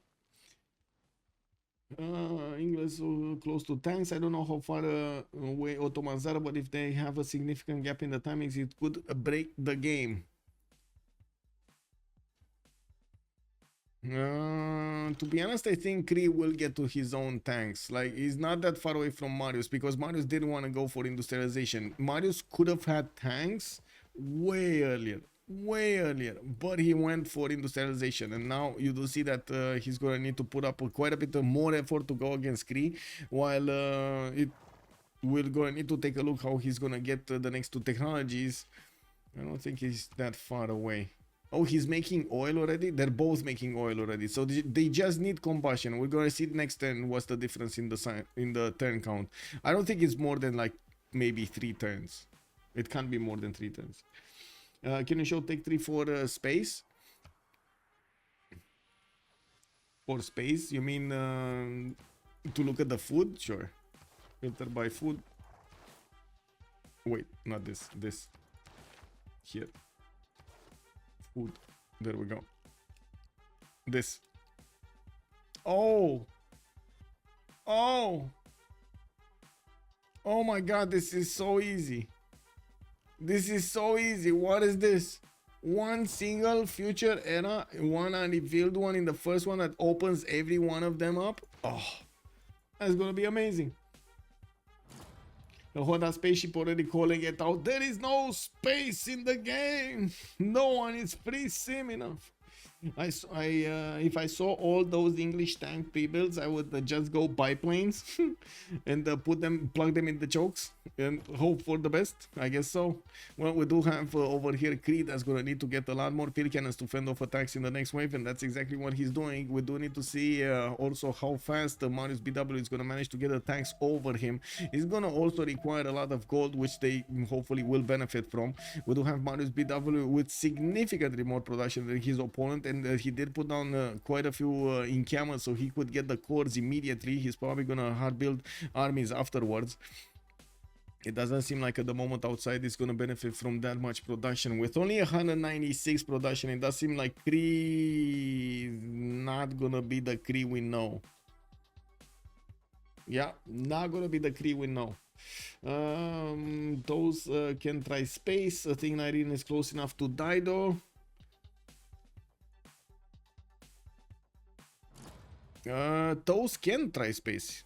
Yeah, those actually can try space. He's even keeping flat tiles over here. Okay, we do have Oxford University also coming out from Parsa, which is gonna get built by Filippo Brunelleschi. We do have Dido 382 science still building. Oh, never mind. Okay, is he gonna be faster than Filippo? Is he gonna be faster than Filippo? Because it's 4 turns, right? And Filippo just got there. Is he gonna activate? Oh, Rule Valley Tire, natural born production over here versus Persia's one great engineer in the city of Parsa. Maybe next to Ikil? Yeah, it's not next to Ikil. No, not there. He needed to kill the banana, but he didn't wanna. He wanted the food in that city. We do have him getting industrial zone logistics and well, let's actually take a look what's going on here. Mimarcina, no, that one he passed. Portugal is gonna get the next one and is gonna open these up. That's probably why he wants these engineer points, so he gets 2 of them. I do see Khmer building up the infrastructure for the upcoming war against Scythia. I do have to mention Scythia did manage to take over this city, Antananarivo, to the northeast, to the north of England. But also, if Scythia is gonna die, the next attack is gonna be on England, and all of those tanks from Khmer will just keep on chugging along until they reach dead end. And we do have Marius also with his cuirassier corps just waiting to get his combustion. He's 3 turns, so 2 turn difference between Mariusbw and outside. When it comes to the tanks, that's not gonna give Cree that, no, I should say that's not gonna give England that much time to actually push through the defenses of Cree, because well, his tanks are just gonna get upgraded afterwards.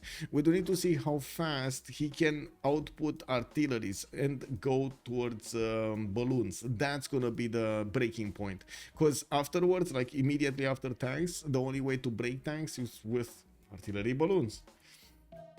Really glad that Ottoman seemed well, so this game is balanced. Yeah, he did.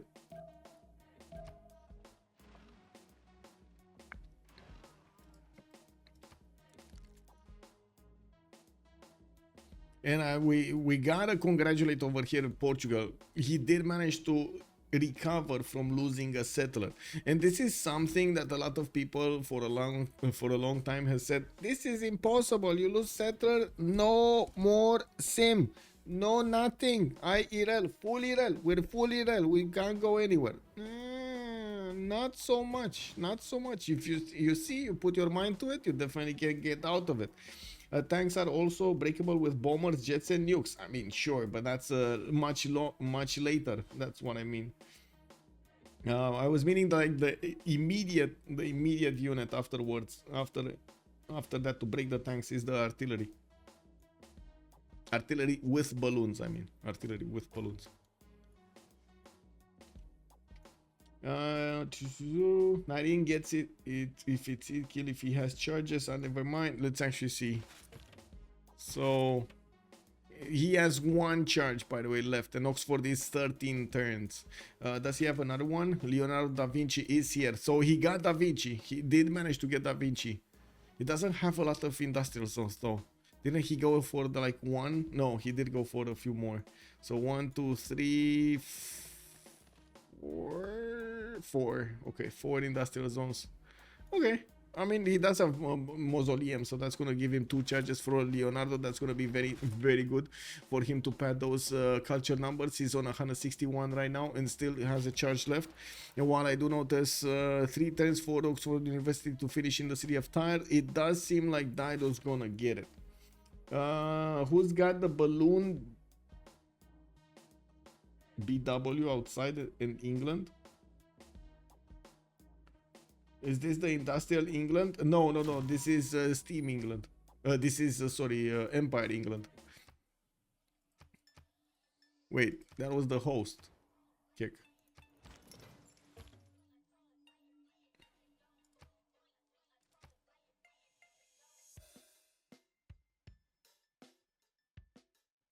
Okay. I guess there is some internet problem somewhere.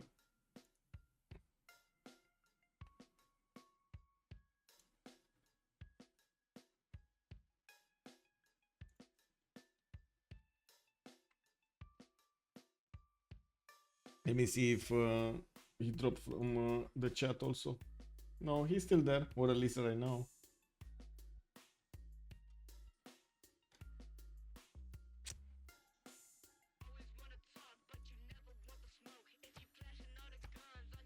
Yeah, little company starting to go negative with both Cree and Khmer, and Khmer is just gonna keep on going lower, especially with how much he's getting over here. Terracotta Army in 1 turn, he did have spies out, so he's gonna get the promotions on them. Very, very good. Did he manage to get a promotion like a level 1 here? No, on Kiri he did not. I don't see him actually following up with another one. I don't see a second one from him. Why does he not have a second one? Or is it somewhere around here? I do see Ottomans has one here. No, he didn't go more. Okay. Didn't go more. Oh, his electricity turned off. Yeah, unfortunate. It happens.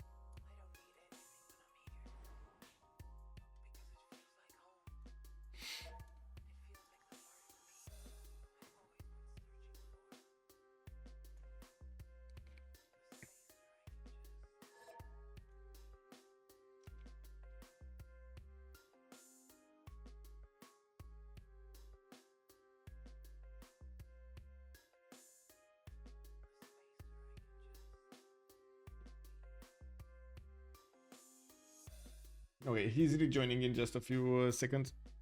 Suleiman is unhappy with you? Yes. I don't know. I probably spoke bad of him. I'm sorry. I spoke bad of his wonders. I said he doesn't have very good wonders. I'm so sorry. It is what it is. Oh, we got all of these roads, by the way, turning into railroads, and this is gonna be quite a bit of a big boost over here in gold. No surprise that Suleiman is making 800 gold a turn, and we do have him with 310 science as well, as Dido's gonna get to finish his Oxford University. It does seem like he's gonna be over 500 science quite soon, especially finishing up all of his research labs and already having the electricity in those cities. You know, we do need to see if he's gonna do anything about Persia here. It was stream that I had at the beginning that maybe we're gonna see a cuirassier attack from Phoenicia. Never actually came against Persia. Could have definitely taken like that damage over here, Persia sim, and slowed him down. But anyway, that didn't happen. Would have been nice. Didn't happen. It is what it is. And I think the next attack will be between Khmer and Scythia. We're probably gonna see Khmer keep on building up his infrastructure and get a lot more units soon in the next 5 to 10 turns. He needs to start his attack run against Scythia and take him down. We're going to need to see him prepare to attack steel walls, because I'm pretty sure even if Scythia doesn't have that much of a science output, he's still going to get to steel walls by the time the Khmerian units get to his cities. Scythia did delete a few boats. Did he? I think he just spread them out. I don't think he deleted them. Look at that. He has 2, 4, 6, 8, 10, 12, 14, 16.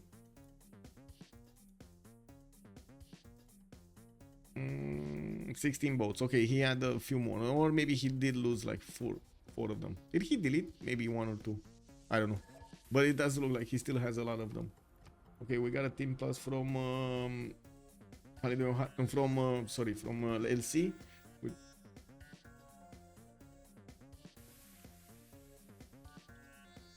Just waiting for HOH to put a team plus.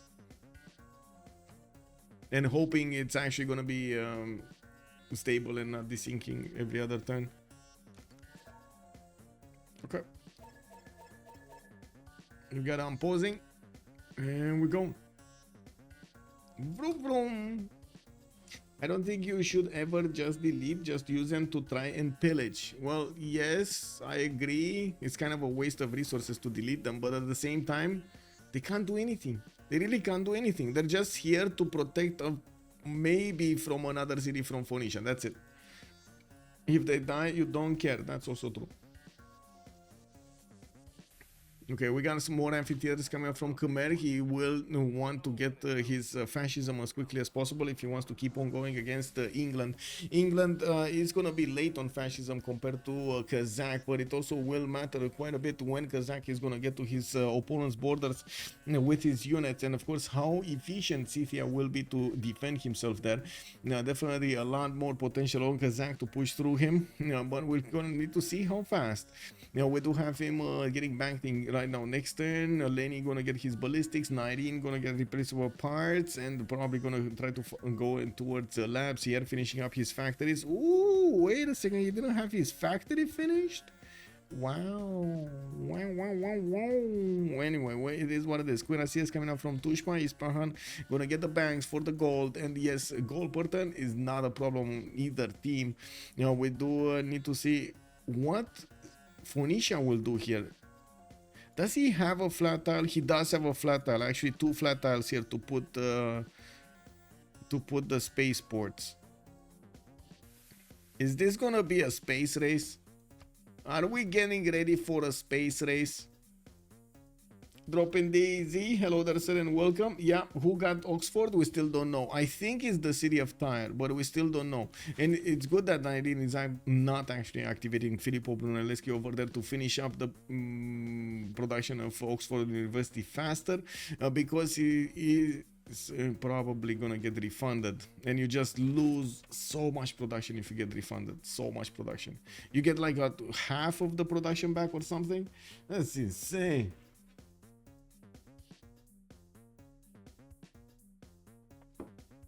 All cities on that option are friendly cities. Yeah, exactly. All cities over here are friendly. No problem for him to just move along. Keep going. Okay, we got England here, still 2 turns out from getting combustion. Looks like outside the slowdown a bit in the science is down to 4. That's gonna still give 2. No, actually, no, sorry. It's still 4. Kick W. It's 2 turns difference. Now, we do need to see if England is gonna get his tanks with enough gold to push and with enough oil. I do believe he did manage to upgrade these tiles, right? No, he is upgrading them right now. Another 2. Oh my god, he has so much oil. Oh, that's good. 1, 2, 3 all tiles over here to the west side. That's pretty good. Now we do have him getting industrial zone logistics projects. Okay, and it's gonna be nice. We got Albert Einstein revealed, and it's 840 points. I'm pretty sure a few like Phoenicia and Ottomans will want to get that on their side. I wouldn't be surprised if we're gonna see also Nyreen going for it. Let's see. So not switching anything right now. We're still gonna need to wait for the turn to roll over, and we're gonna need to see if there's gonna be any kind of desync. I hope not. Okay, and there wasn't. We're good. We are good. We got stock exchanges coming up from Istanbul, and I do notice Barbaric Corsair for the extra points here on the west. That's about it. While we do need to see if Mariusbw will have gold. Yes, he will have enough gold over here. Mr. Toes is already on 2574. Foreign Ministry coming out from Lisbon. We got Alhambra put down from Coimbra for an extra military policy slot. Interesting, but I guess it is a pretty good building. With spies coming out from Porto to help him get that going against his opponent. He did deploy one in Aktakakub that he can actually use to steal some gold over here, but not right now. He just got John Spielberg. Did we have... So, okay, he's got the toys one. Did we have... No, we didn't have the extra visibility. Mary Catherine did not appear yet. Okay. Does medic work on tanks? Yes. Soberman, hello there, sir, and welcome. You're not wrong, but I still don't think you should delete. Oh, yes. I mean, don't get me wrong. Yes, I know, but you kind of need to. You need to, right? You shouldn't, but you need to. You know, it's one of those decisions that you wouldn't really want to do it in real life, but you kind of need to do it. You know. Pillage what? Oh, I did see that. Let me actually put up the chats over here for YouTube as well.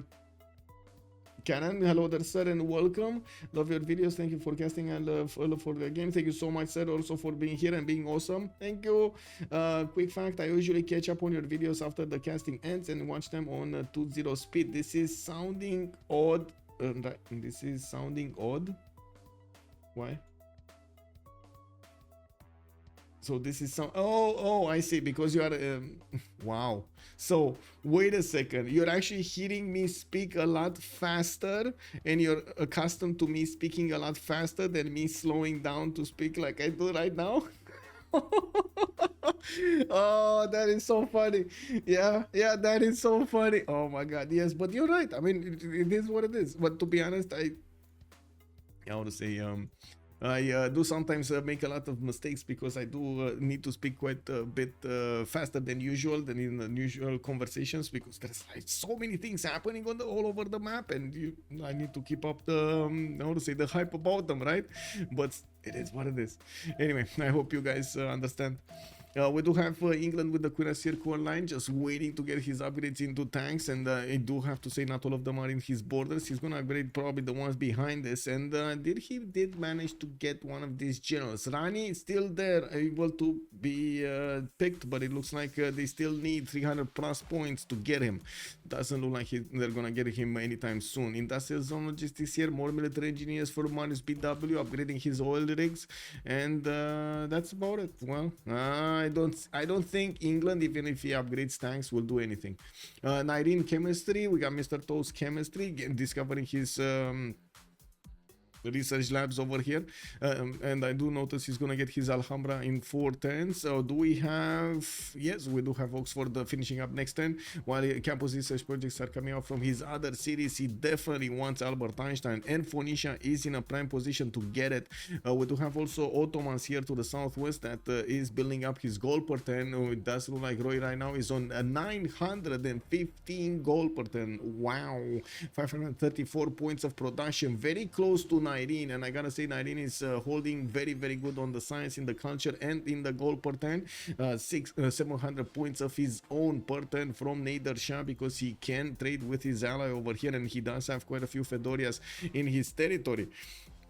We do have Oxford University, still 8 turns to finish in the city of Sparsa, and it looks like he did chop it once. He might try to chop it again, even though that's still not gonna give him enough points of production to finish it in time. Oxford University is going to finish next turn in the city of Tyre of Phoenicia. We do have campus research projects coming out there from quite a few cities from Phoenicia. The tanks have been upgraded and now we can see the damage. It doesn't seem like they can push through the cuirassiers unless they hit them from 3 to 4 sides, and it doesn't seem like he did manage to upgrade a lot of them. Only 4 tanks on the front line and that's about it.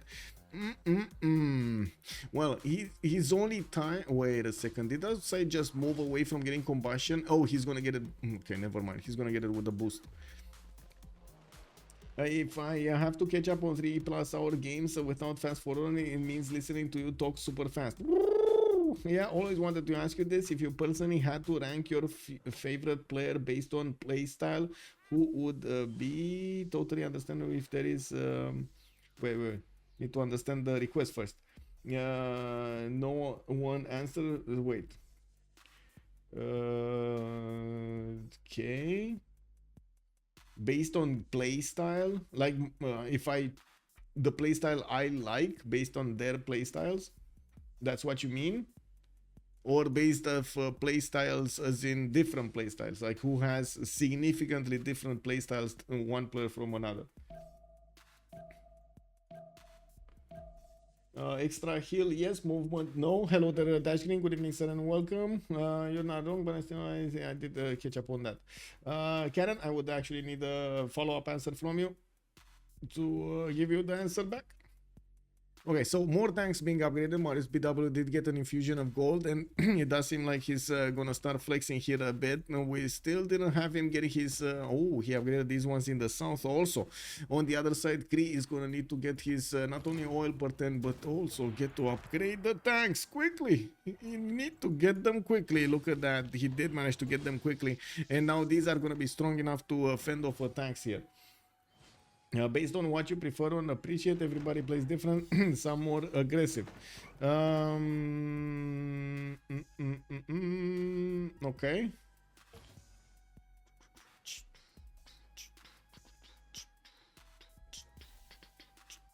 So in order, lifetime game style, I would say it's probably 1 Tordred. The second would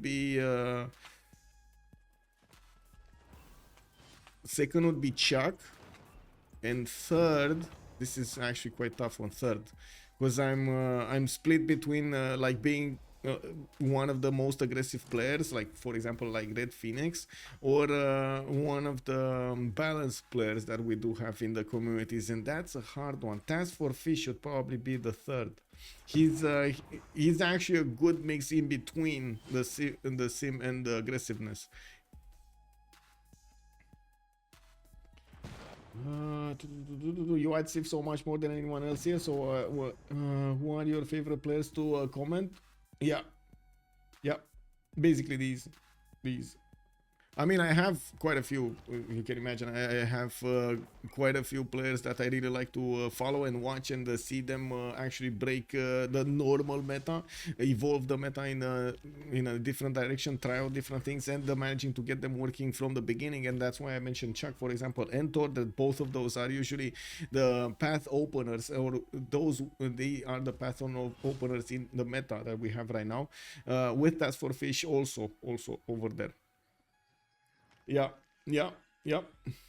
Okay, so we do have the tanks starting to get attacked here. Of course, field cannon cores from Cree doing quite a bit of damage against them. We do have artilleries also coming out from Cree, and no artilleries from England yet. They're still in the build queues. They're coming out, and of course we did point this out. We did manage to get the pre-builds and upgrade the tanks, and now he needs to start printing those artilleries. He's also gonna need to click as quickly as possible on getting those those balloons in the air, so he gets the extra range on those artilleries, so he can actually hit with more into one single unit, not to mention hit series from further away than he would normally. And we do have the research labs coming up in the cities of Portugal. He's still 3 turns out from getting Alhambra. We did have over here Oxford University finish in the city of Tyre, and I do see Dido is on 532 points of science with 118 points of culture, 543 points of production as well, with Rural Valley and Oxford in the same city. Nyreen next to him with 346 points of science. He did manage to get more culture, 190, and I do see him on 600 production, finishing up his research lab soon. He's also gonna jump up in science quite a bit because of the research labs and because of the fact he does have 2 extra cards to use, 1 Diplo and one of these wild cards. Looking at Cree, he's getting a safety settler out. Okay, so Cree is gonna get ready to survive the onslaught of his next door neighbor here. Looks like Mariusbw is pushing in with the tanks, and we do need to see how things are gonna evolve here in the northern front line. Now, Mariusbw will need to be careful with this one tank, which might actually get attacked. Oh, that's gonna die. No, I thought it's not gonna die to a one-shot, but it's dying to a one-shot, so yeah, no more point over there. How is the Civ community in USA? One I can connect with to play, comment, and watch. You know, the French community is big. I mean, it's pretty big in USA also, like across the world. We do have like European and American players playing on Civ CPL, on the Civ Players League mostly, and of course there are some other smaller communities. But I would actually recommend CPL mostly because it does have the infrastructure ready for a competitive environment with ongoing moderation and also ongoing tournaments that are going I would say yearly, going on yearly, versus others that at the moment they still need to do quite a bit of infrastructure. Like it's a lot of stuff. It's a lot of stuff, from like little things like from bots or messages and stuff like that towards like even going towards like a lot of education materials that you do get over there. Don't forget rank 1 CPL. It's from USA. Reborn Manuji, good evening, sir, and welcome. We do have Aktakakup getting a supply convoy. He's definitely going to want a few more heals, and I do notice he's going to get a lot more. So why is he getting so many support convoys? Like he wants to put one for every one of his units over here. Wow, that's a lot of support units, man. Well, I guess we're going to need to see what Ottoman is going to do to fend off attacks, or if he is going to need to fend off attacks from Persia, because after he's going to get this infrastructure, we do need to figure out what Nyreen is going to do. Is he just gonna casually fly to space, gonna try to make himself a cozy other planet? Is this gonna be Nyreen trying to make Nyreen planet? Is this a new planet Earth? I left to play my own game. I win, I come back. Let's see how this ends. Hunde Priester, congratulations. So how did you win so fast? What is this? What is the Ahmed thing? Okay, Fusion trying to increase the drama over here. Wasserschlange doing the same. Bonsoir, monsieur. Guten Abend, mein Herr.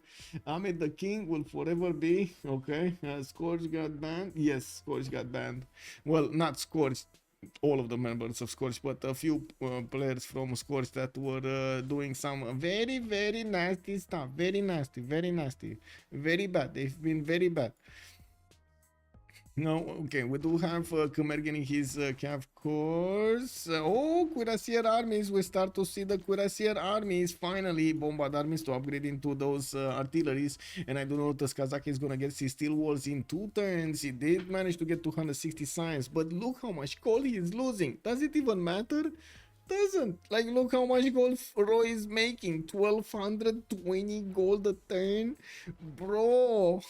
He's making more gold than his opponents combined, and that's not meaning his opponents are making less, are making no gold. They are making a lot of gold, right? They're like on 900 plus gold per turn. Cake W, or 1000 plus actually. Cake W, man. 4v4 enemy team CC to some reason or other. I mean, it happens on the Priester, you know. Yeah. Maybe the synergy between them wasn't that good.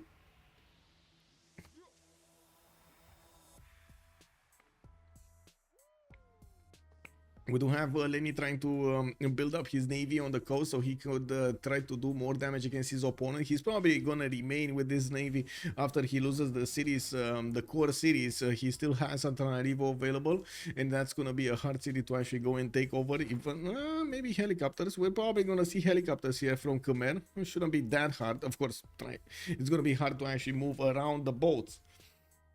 HOH would have won if they'd played.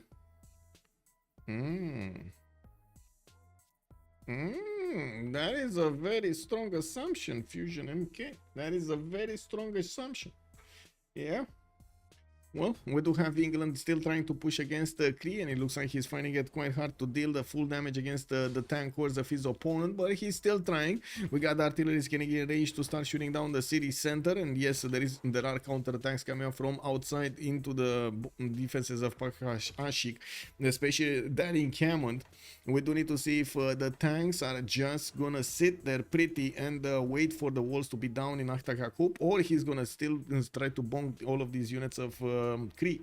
We got artilleries on the way there, and they're gonna get there pretty soon, especially with the modern roads he has to benefit from. He's building up his railroad slowly so he can significantly increase the speed.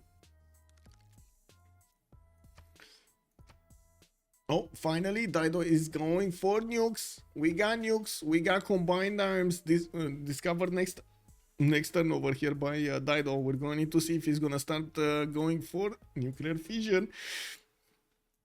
I hope so. Okay. Victory. What kind of victory are we gonna have? Let me actually poll the chat over here, because right now I'm still on the fence if we're gonna have them try out a domination. What victory will they achieve? Is it a domination? Is it a concede? Is it a science? Is it a culture? I wouldn't really put I don't put deploy anymore. Deploy, it just came and went. Like deploy, I don't think it's possible anymore. It's 4 out of 20 points for Nyreen, and it's 3 out of 20 over here for LC. That's not possible anymore.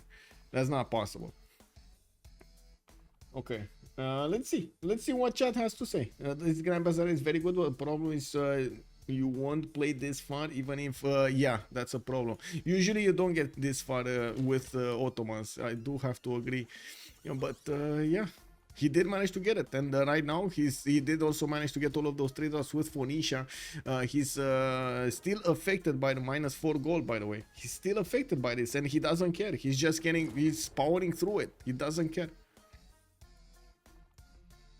Okay, we got Portugal getting some calves out. I do see tanks from England are trying to wrap around through the northern chokes and trying to push through the Cree's defenses over there. Also getting some military engineers to help him get more rows there.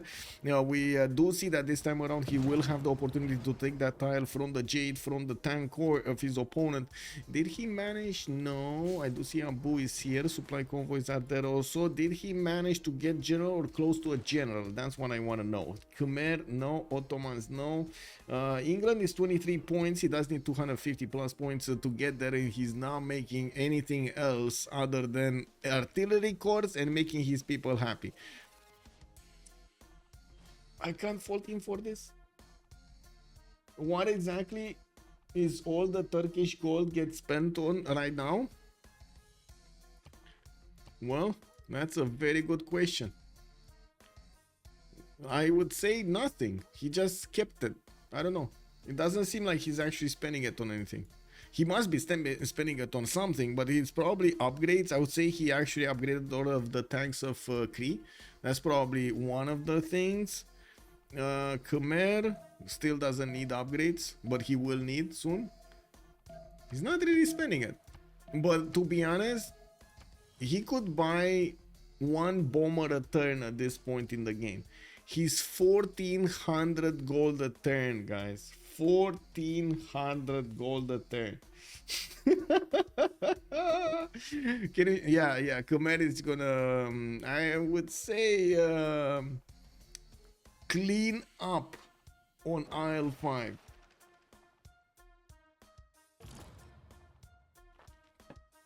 A train, good evening, sir. And yes, Marius is negative. Classic.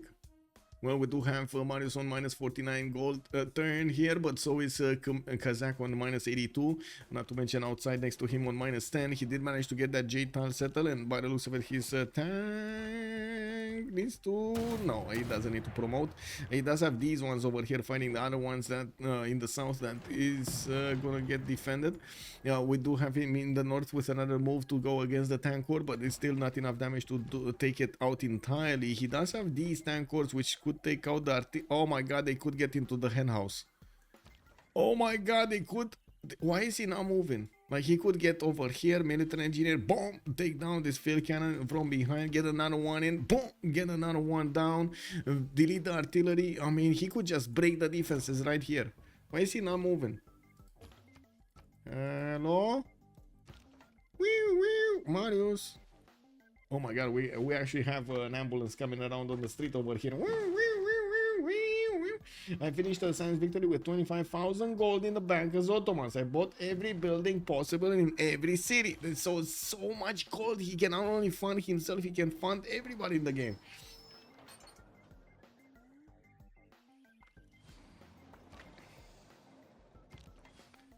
Okay, is there an invisible unit here? Or did he just not notice his tank can push through? No, I'm pretty sure he noticed, right? This is impossible he didn't notice. Come on. That is not possible. Okay, bets. Did he not? Okay. That's better. I think he noticed. Okay, I think he noticed. Rocker, RT, what is that? What is that? What did you watch? You mean this cuirassier? I mean... Yeah.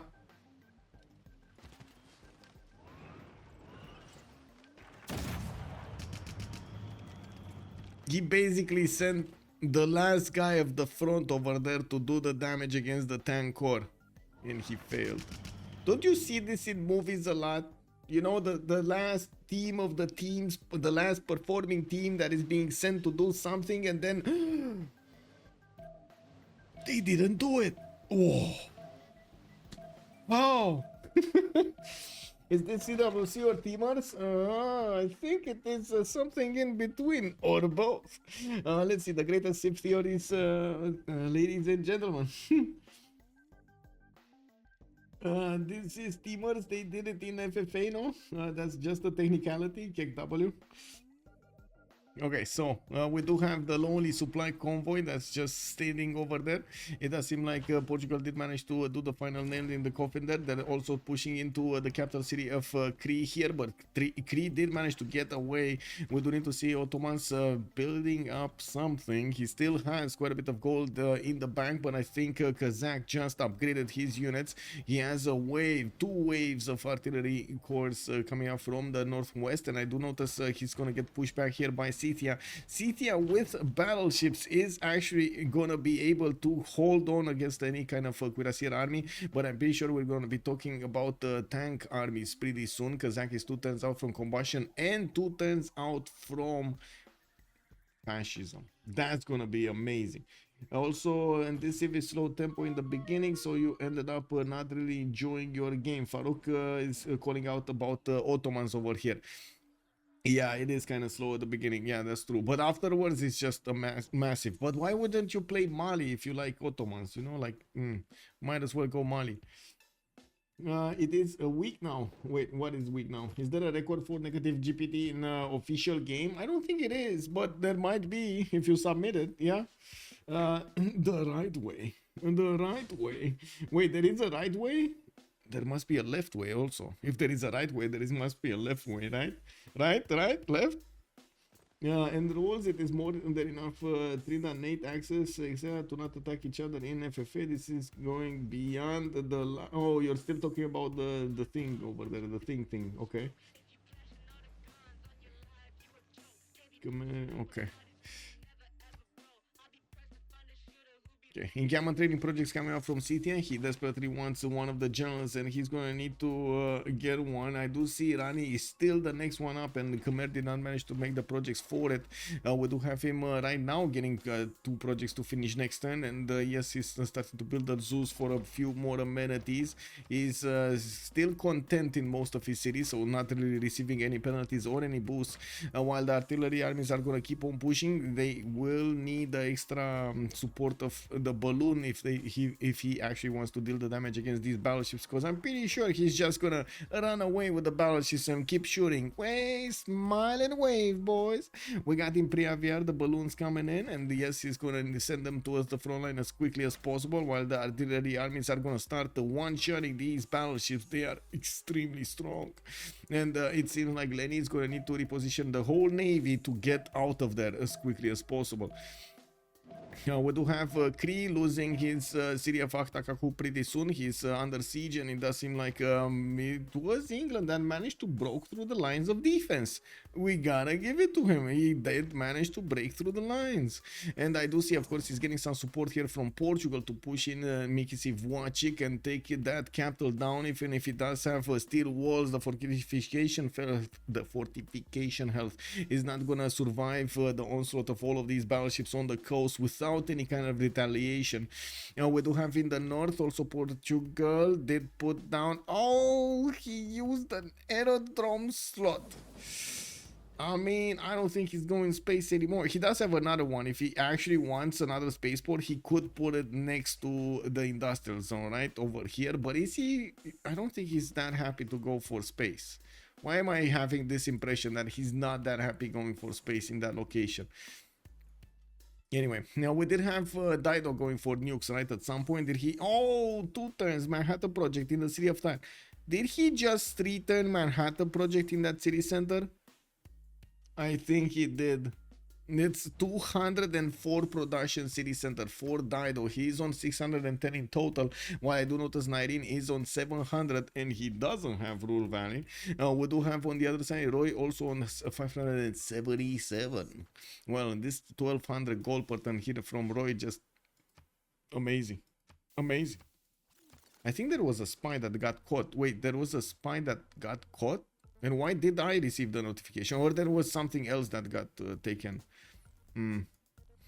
Maybe a settler died or something. Or a unit died or... Yeah, anyway. Aktakakup got taken down. Mariusbw is going to follow the attack towards the south over here. He's going to break in half the Cree nation. We do have him also pillaging most of the tiles. So he's going to take the gold away from his opponent here and bring it into his team's coffers. He still has cities to get and cities to go. We do have him massively getting so many artilleries to keep on his opponent on his toes. To keep his opponent on his toes. And while Scythia is on 800 military, we do have Kazakh coming very close to that number with 1678 of his own. He did manage to get these artillery armies with the balloons, but now he doesn't have a general for them to move and shoot. But well, he does have the extra movement from the railroads to help him do that. Let's actually see if he's gonna start managing to do enough damage against the Scythian battleships to push them out of there. I don't think he has vision over this, does he? He only sees the caravel.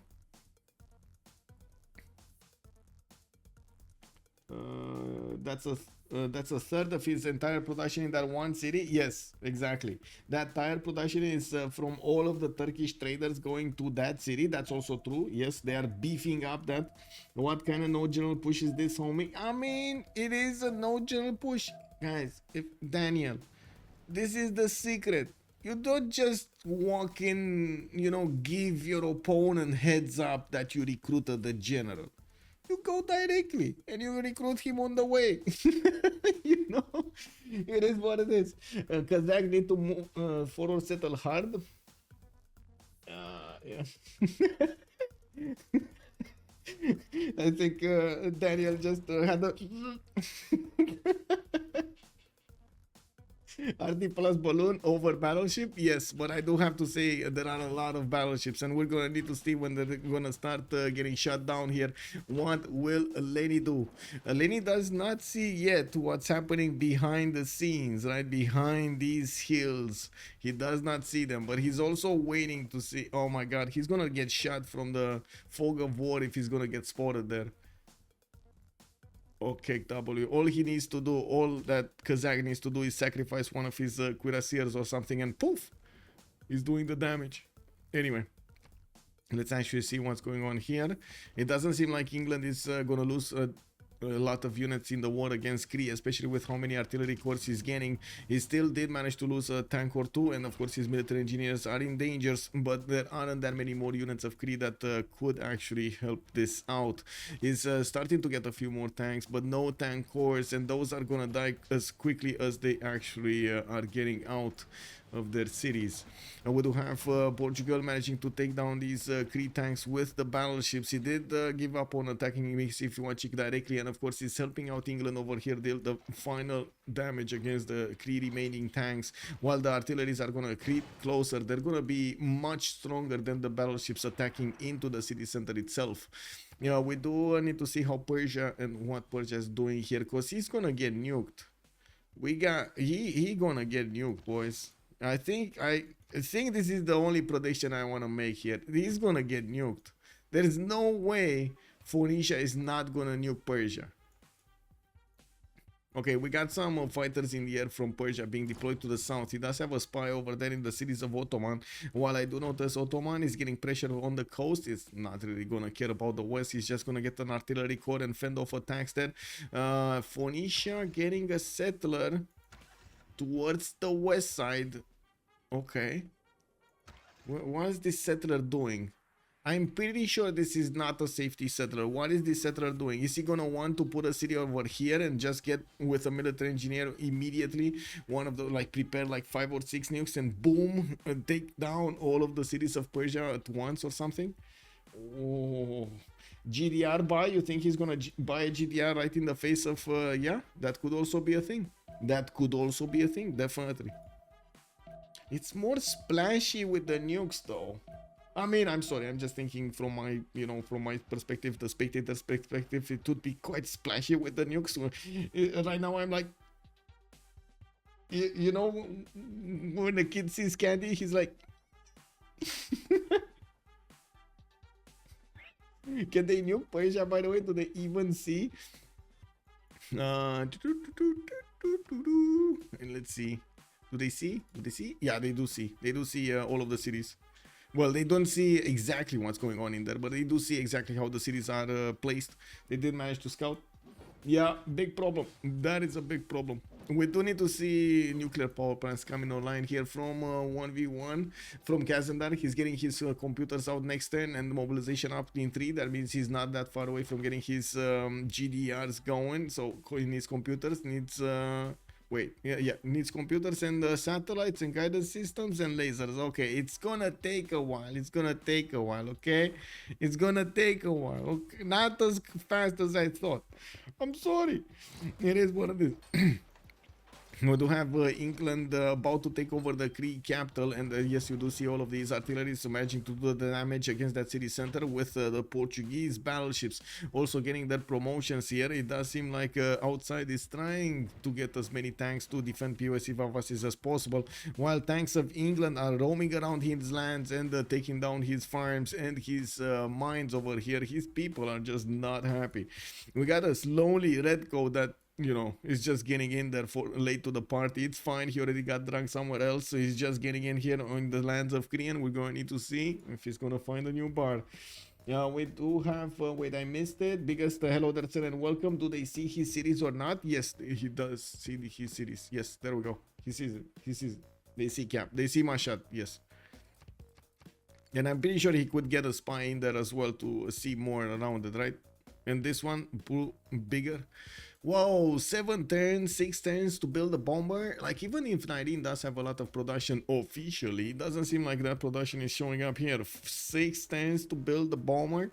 Okay, well, I guess we're going to need to see if Phoenicia is going to be fast enough on the offense over here, and if Ottoman is going to manage to get to his own airstrips, aerodromes. Is he? I mean, he's right now on plastics and mobilization coming up in 3 turns. I don't see a single aerodrome down, so I find it extremely doubtful that he's gonna get his own. Oh, I spoke too soon. We got an aerodrome here from Bursa. Okay, we got an aerodrome. That's fine. That's fine. Is Khmer pushing? Yes, Khmer is pushing immediately after Scythia did notice all of those artillery armies from Khmer. He knows that his battleships are not going to be up to the challenge of doing the damage or taking the damage actually from the artilleries. So they do reposition next to the city of Kuloba, while Kazakh is going to need to keep building up his infrastructure to create the pathways over the river and get closer to the city of Kuloba. What's Khmer doing? He's doing okay. He's doing okay. He's fine. He's fine. First time watching live for the CWC. Mitchell, hello there, sir, and welcome. Woohoo! We got a new member.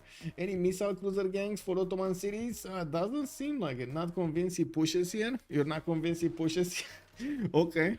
I mean, it wouldn't be the first time that Khmer actually gets his nose punched by Scythia. Not gonna lie. We're gonna need to see if he's actually gonna get to push all over the place of Scythia. We do need to see also what's going on here. Like, this is the big question. What is Nyreen gonna do? Already starting to put the gold where his mouth is, right? He got 2 fighters, he got a bomber there. He's starting to attack into the city of Halep, while Ottomans doesn't have a defensive unit. Can't Ottomans just buy fighter? Oh, he just casual. I'm sorry. He just casually bought an anti-air, you know? Yeah. Oh, you mean long term? Yeah. Well, Marius over here is gonna get that Mixivochik city this turn around, while POC Vavasis is gonna take a few more turns. We do have him with deployed biplanes, but I don't think he actually has fighters yet. He's gonna need to actually get advanced flight. In the meantime, going for his own research labs on replaceable parts in 2 turns and finishing up the broadcast centers for a little bit, you know, just a tiny more culture point over there acquired per turn. We do have Dido with 700 points of science, and I do see him on 700 points of production also. Now, while we do see Portugal is gonna get his calf cores out, I would imagine he's gonna want to get I would say very fast units to help out the takeover of city centers, and I would imagine Nyreen is the one preparing to attack with jet bombers, and Portugal is the one preparing to take over cities here. Is this what's happening? Is this the correct readout? Does look like this is the correct readout. While from the east side, an unsuspecting Nyreen might be attacked by a very, very aggressive Phoenicia from the shadows. Yeah. He might put the shadow player. Man, he's 3-turning nukes, bro. He's 3-turning nukes, bro. You still have England stuff to worry about after? Yes. Also, Marius looks good only because 1 turn wall becomes 2 turns when the Delhi lobby into a different role made him keep the city. There is... I think the universe has aligned and conspired so that Marius gets that city. It is what it is. Have you seen, what was it, Final Destination? When you just cannot avoid fate. You cannot do it. Well, also, I don't know if you remember, but Rokas crashed when Cree was getting it back. Yeah, he did. Yeah, he did. He did. Marius has the universe on his side. All the yapping comes back. Yeah.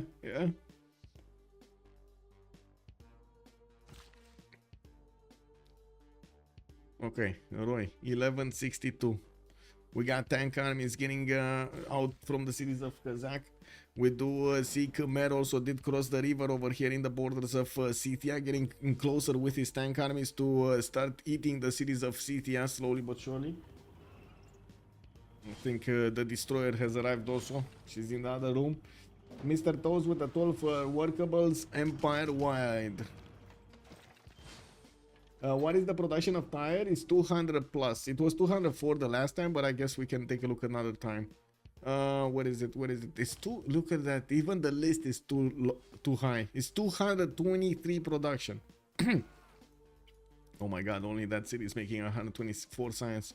We do have Ottomans that needs to buy a few more of these anti-air guns if he wants to actually survive the onslaught of the jet bombers. I'm pretty sure he needs to keep investing here. It looks like he's also going to need to keep him investing into his planes. He just got a biplane here in the city of Bursa. Telecommunications from Dido next turn in 2 turns actually. Wait, why is he getting telecommunications? What? Oh, just for the nuclear submarines. So it's not GDR, it's actually, he's going for the nukes. He's actually going for the nukes. And we're probably gonna see the first beam dropping on the capital of Persia next turn. Is it gonna be next turn? Okay, is it? Come on. Next turn, right? We got next turn? We got next turn? No? He has a horse ready to go over here, you know? He's ready to go, bro. He's like Limbiskis. He's ready to go.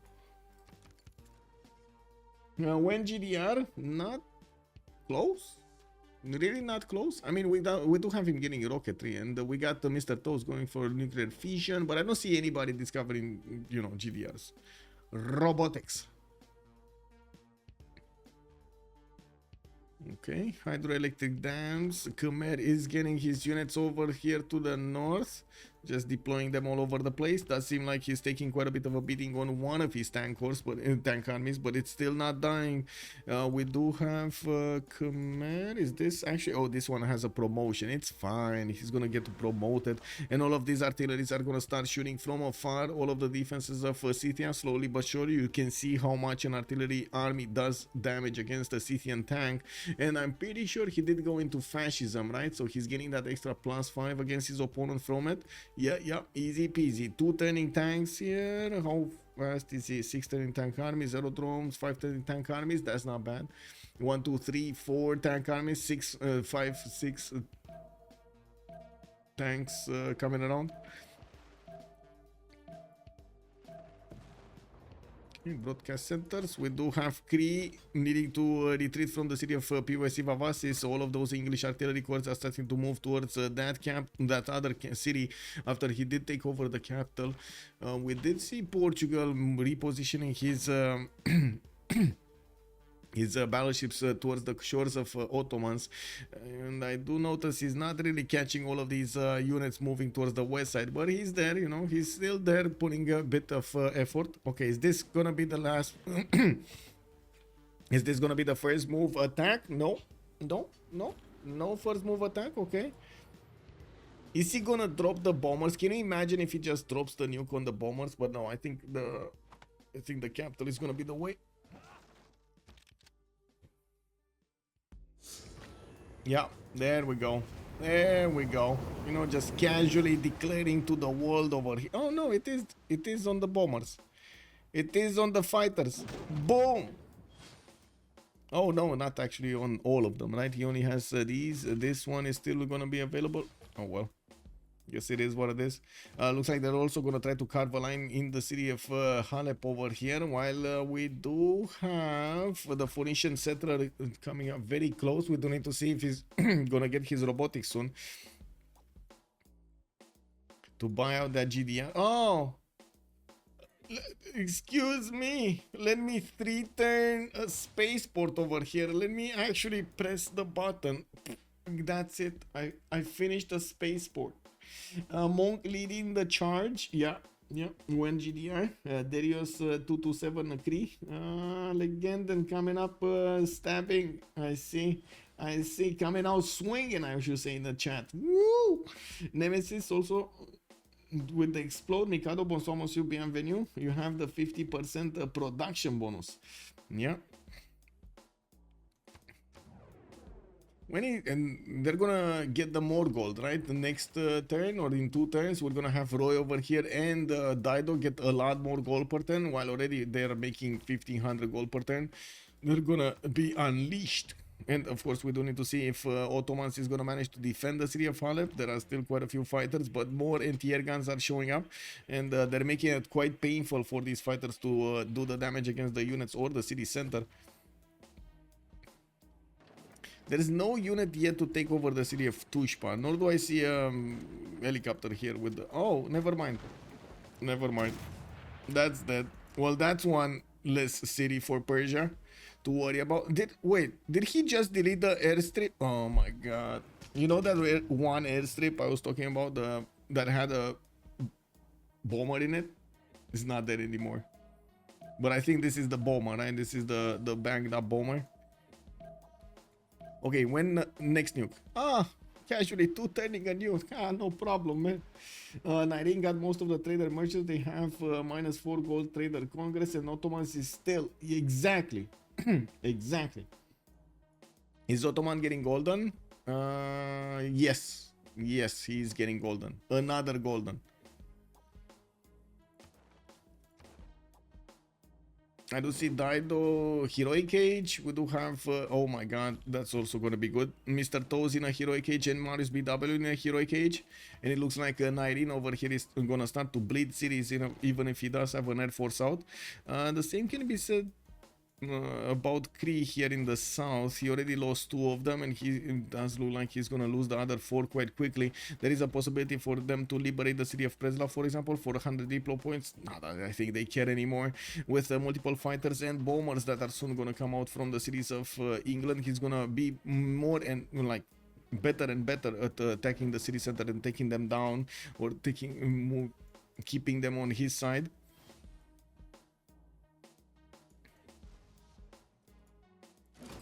Okay.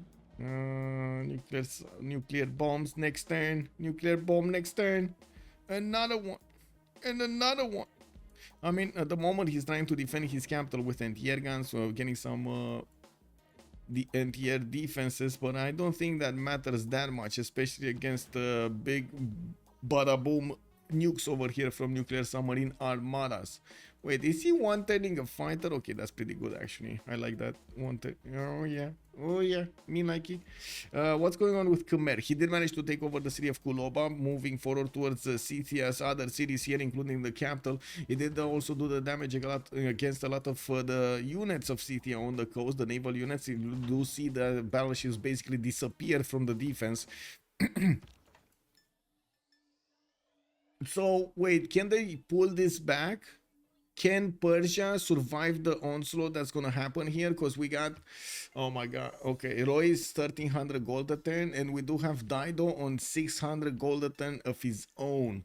While on the other side, yes, there still is like 1500 gold points altogether. Lethal Company still makes 2000 plus gold per turn. Damori, bonsoir, monsieur, bienvenue. I hope Mikado is not playing. Why do you hope Mikado is not playing? What? Works just fine if you only wish to build wonders early eras. Yeah, kick double. They are too behind in text. They are too behind in text. Yeah, they are behind in text indeed. And this is a problem. This is a bigger and bigger problem. Destroyer fleet from Tyre. The nuclear devices. I do think the second we're gonna see a second the second kick, when they're gonna see the second nuke, they're gonna realize how much production Phoenicia can put to the table over here to get those nukes out. And if he keeps on taking cities, I mean, doesn't seem like Persia is gonna have that much left over. Okay, so let's get this going. We're gonna have a pause of 2 minutes, and let's actually get breach dam, because I didn't see any dams. So breach dam, what was it? Catholicism in me.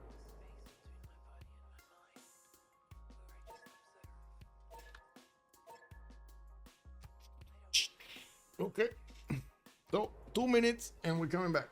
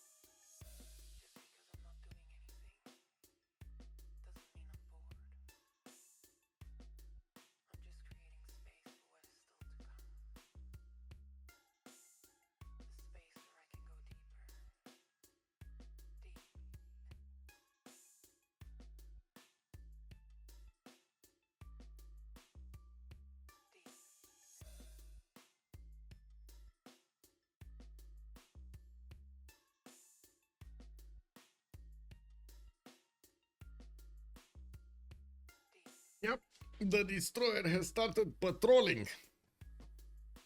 Uh-oh. She found the target. It is what it is. I let her in. We're gonna need to see what's gonna happen after. Oh, it looks like we might actually have a break 10 minutes. Okay.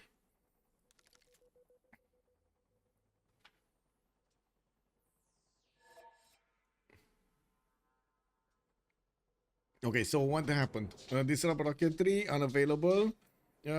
Oh my god, okay, that's good. For Dido, that's good for Dido. Dido is also gonna get in the 2 diplo points, that's not gonna matter. Middle one, not gonna matter. So they did manage to disrupt the rocketry. And now we do need to see how the fast attack here from Phoenicia is gonna happen. Or is it gonna be a fast attack? Can he take down the capital? He should be able to take down the capital. 6 times to get my head the project. There we go. We got the nuke. You got a nuke, but it's not going to the capital. It's going Ispahan. And he's getting Ispahan. He got the city. Another city raised to the ground of Persia. We do have also Portugal. Oh, losing the tile. Did he manage to finish these? No, he didn't get the flat barriers in time, and he's gonna lose the only tile that he can use in the capital for spaceport.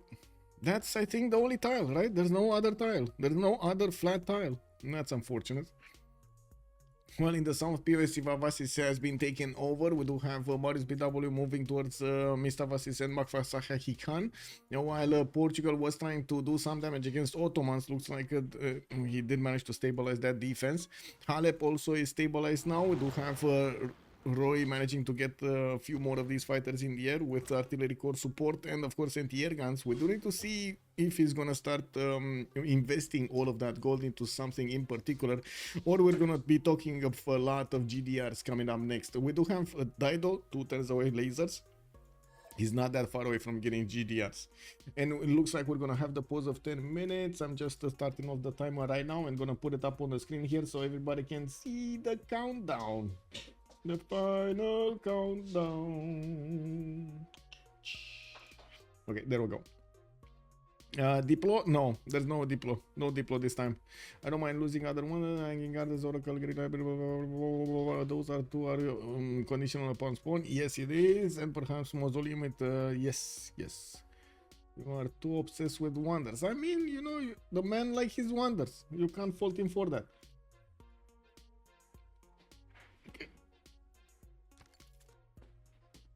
Just we need to admire this 3 turning of a spaceport here from Phoenicia. If I gotta say, if he does manage to actually keep off Persia from his land, he's just gonna casually go to space with nobody getting to him, is it?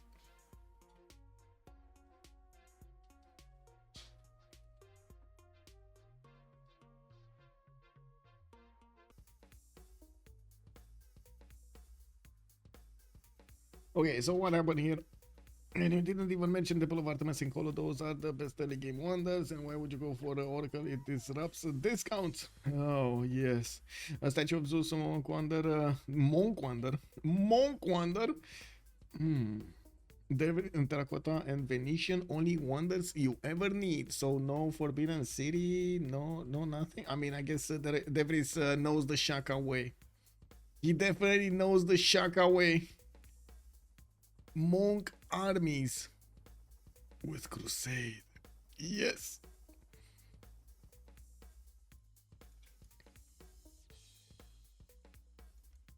Okay, more nuclear devices coming in soon. I do see aerodromes being built also by Phoenicia. He's gonna need to keep on the pounding on Persia, by the way. He can't really let him go, especially since Persia's capital is building him a Manhattan project. I do notice his spy is not there. He doesn't actually see this, unfortunately.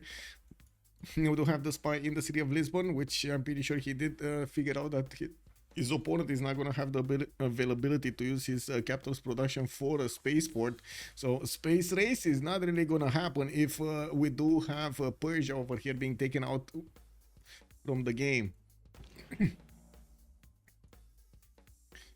How much did Ottoman get? 1400 gold a turn. Okay, so he was barely getting a penalty of like 200 gold a turn in the last era with the -4. That's still a heavy penalty, 200 gold per turn. I know in the big picture doesn't seem like that big of a penalty, but that's a lot. That's a lot. Hmm.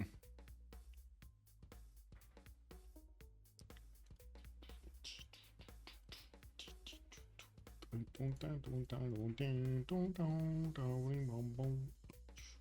boom, boom, boom.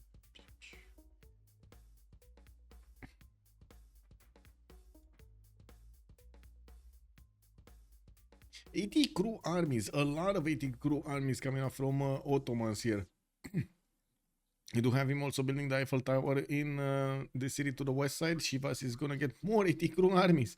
Okay, so I guess he's gonna prepare to defend against England on the west side over here, and 80 crew armies are definitely gonna be strong enough to fend off tanks, even if tank armies are coming.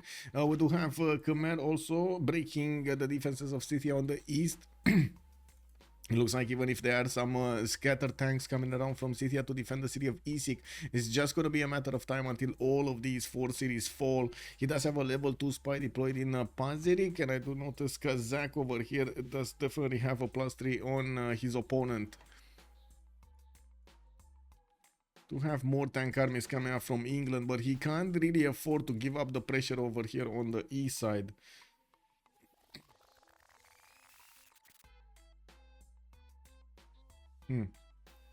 So basically England is pressuring Ottomans, and then Khmer is gonna pressure England. This is what's gonna happen. So England is probably gonna be in I would say in limbo. He's not gonna get to do anything in the next 10 to 15 turns, in the next 10 to 20 turns, because he's gonna need to fight Khmer. Khmer needs to get here, needs to get through the Persian defense, the Scythian defenses, and needs to get to Birmingham. If he gets to Birmingham, he forces England to reposition as much as possible or get the supplies going on the west side, and those units on the east are just gonna stop at the 80 crews. The 80 crews of Ottomans here. While in the north we do have more military hardware deployed, we do have basically the most efficient way to take out the cities of Persia is with the nukes of Dido. That's exactly what they have been using here, and we do need to see what the next nuke will actually target. Now he did switch to build his spaceport in the capital city, and I'm pretty sure he's gonna get the projects very quickly. With only 3 turns to build the spaceport, that city of Tyre does benefit from, let's actually see his production number here. We do have even 246 points of production in that city center. It's pretty good. I've seen more, but it's pretty good. Birmingham, exactly. That's how it is, you know. It's just the city in which Eddie, that is the city where the first thing you do in the morning, you burn some ham. And then the second thing, you burn some more ham, you know. The third thing, you burn some more ham. So all day long, you smell burning ham everywhere. That's quite a branding. That's quite a branding.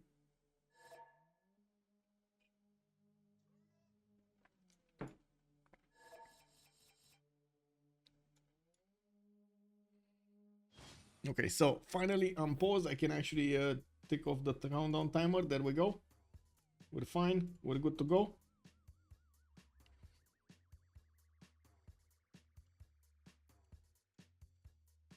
Okay, so spaceport coming up there, some fighters being deployed to the east side. He still didn't get the vision over the nuclear submarine and can't actually hit it if he doesn't see it. And we do have encampments from the east and western cities of Nyreen, and yes, he keeps on getting the goal for his teammates. Mariusbw is also gonna get nuclear fission, and he's gonna try to get to nuclear bombs to fend off attacks from Khmer, while Kazakh is gonna get his research lab soon. I'm pretty sure he's gonna build them very, very quickly here. We do have him with 539 points of production. His goal per turn is kind of lacking, but there's no problem. There's Big Roy over there with 400 gold per turn, giving away gold like there's butter everywhere.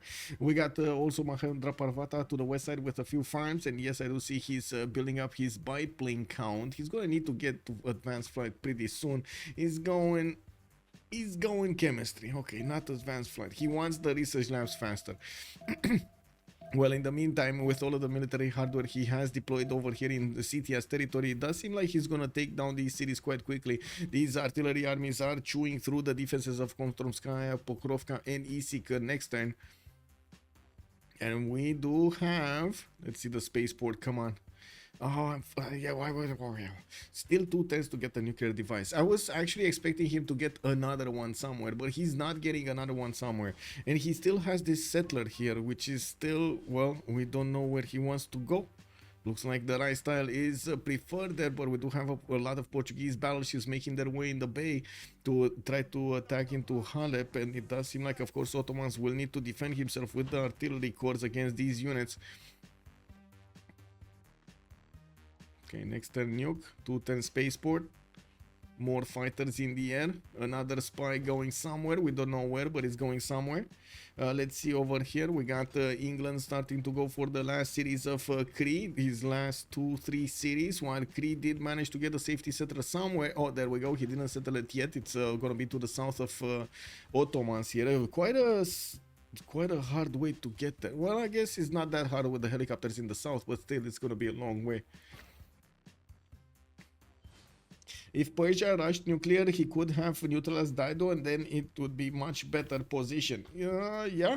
You're not wrong. I don't think he ever considered that he's actually going to be attacked by Phoenicia, or he took a calculated risk. If he considered that Phoenicia is not going to be that big of a nuisance for the late game. But I think he underestimated over here Phoenicia, or in particular he underestimated Kazandar. I'm pretty sure Kazandar has been thinking of how he would actually do the attack against Persia for some time now, and he managed to synchronize his moves with Roy, which is pretty good. We do have Roy also getting his nuclear fission in 2 turns, ideology in 5. He's not going to be far away from getting his fascism, and I do see Gazak is going to get his chemistry next turn. Nyreen also fascism in 2. Nyreen over here with Persia. It looks like Halep is rocket. Oh, sorry. He just got rocket artillery armies. Oh, okay. I mean, you gotta do what you gotta do. Rocket artillery armies. It's casually 4 visibility over here, 4 range. Okay, anything happening here? No. Anything happening in the lands of England? He just is focused on getting as much military hardware as possible, even deploying 2 airstrips to the southwest to actually put a few more fighters to the west side. How many does he need? 1, 2, 3, 4, 5, 6. He needs 6 to close this off, but he's still not going to stop helicopters from Khmer just moving around them. But still, let's see. Can he get 6 planes? He has 3. Can he get... He probably can. He probably can get 6 planes to just stop any kind of invasion from Khmer from the west. So that's going to allow him to actually focus his efforts on Ottomans on the east side, even though I'm pretty sure Khmer is just not going to stand and watch a line of fighters. He's going to do something about it. He's going to try to go around. He's going to try to see what he can do over here to go towards the English cities, or maybe drop some nukes. You never know. We're going to need to see. He's going for that, right? He's going for nukes. We'll see. We'll see if he gets those. The tech side, he does need to get... Oh, that's a fast nuke. Where's the nuke? Oh, there we go. Oh, that's the capital. That is the capital. And that's the Manhattan project actually taken out of commission over here.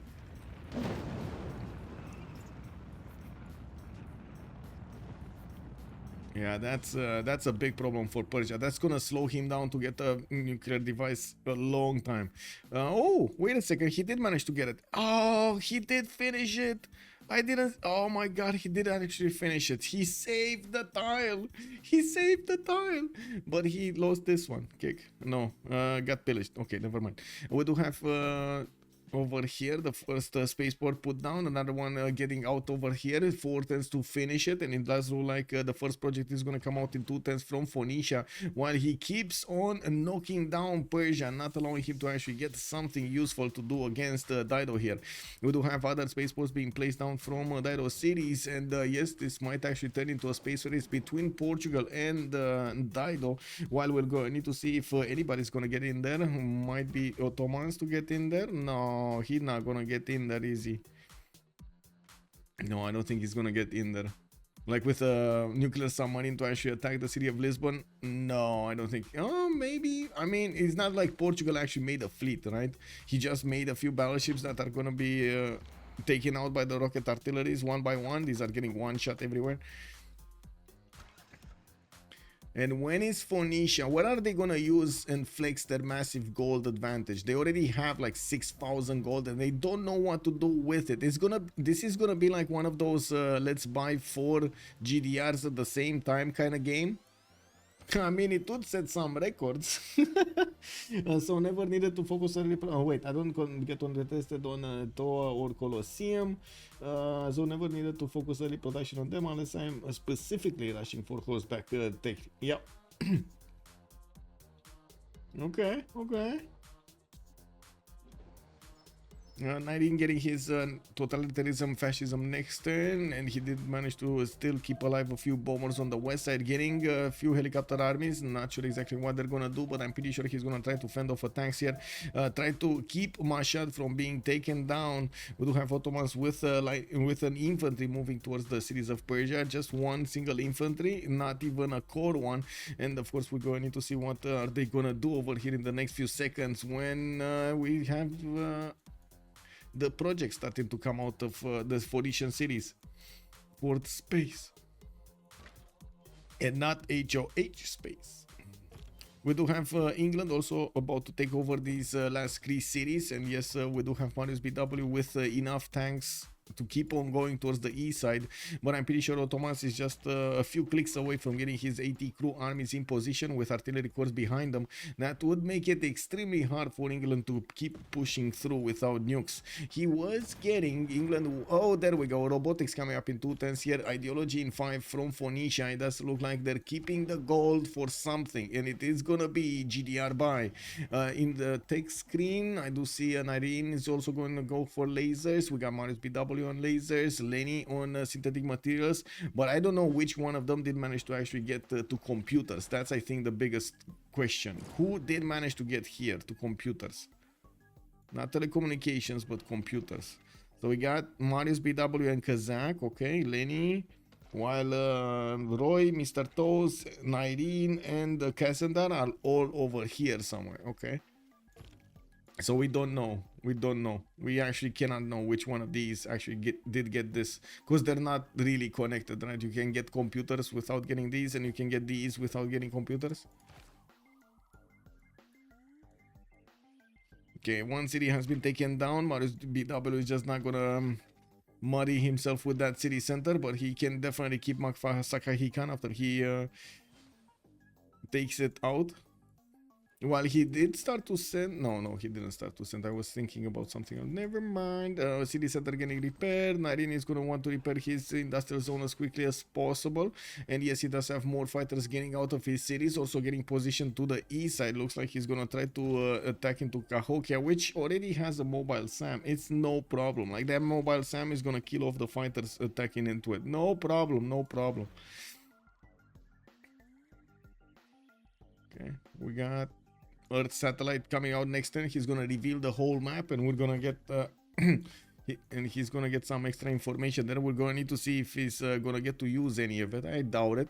While yes, he's gonna need 2 more turns for robotics. Imagine they can buy, what is it? They can buy a GDR every 2 turns.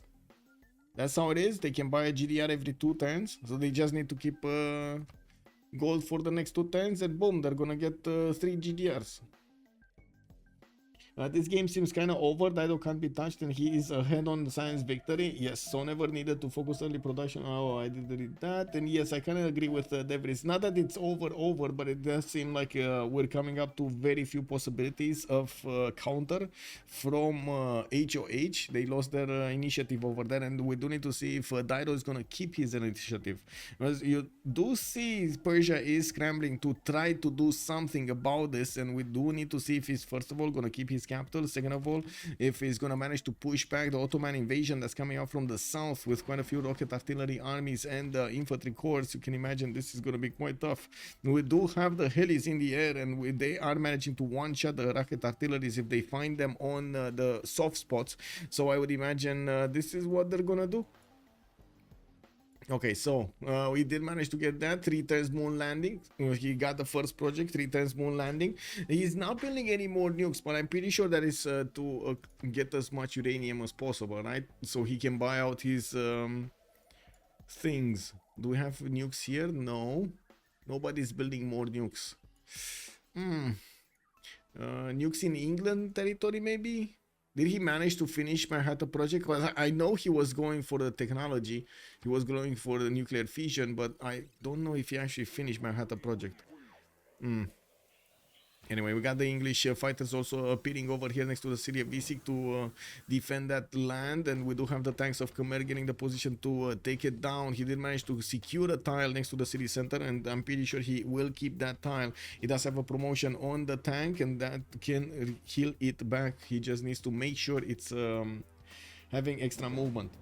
Okay, was it the only one that picked the game would end in a science victory? I think so. Yeah, I think so. Those thermos, yeah, I mean, this would have been nice if he would have had some thermos over here.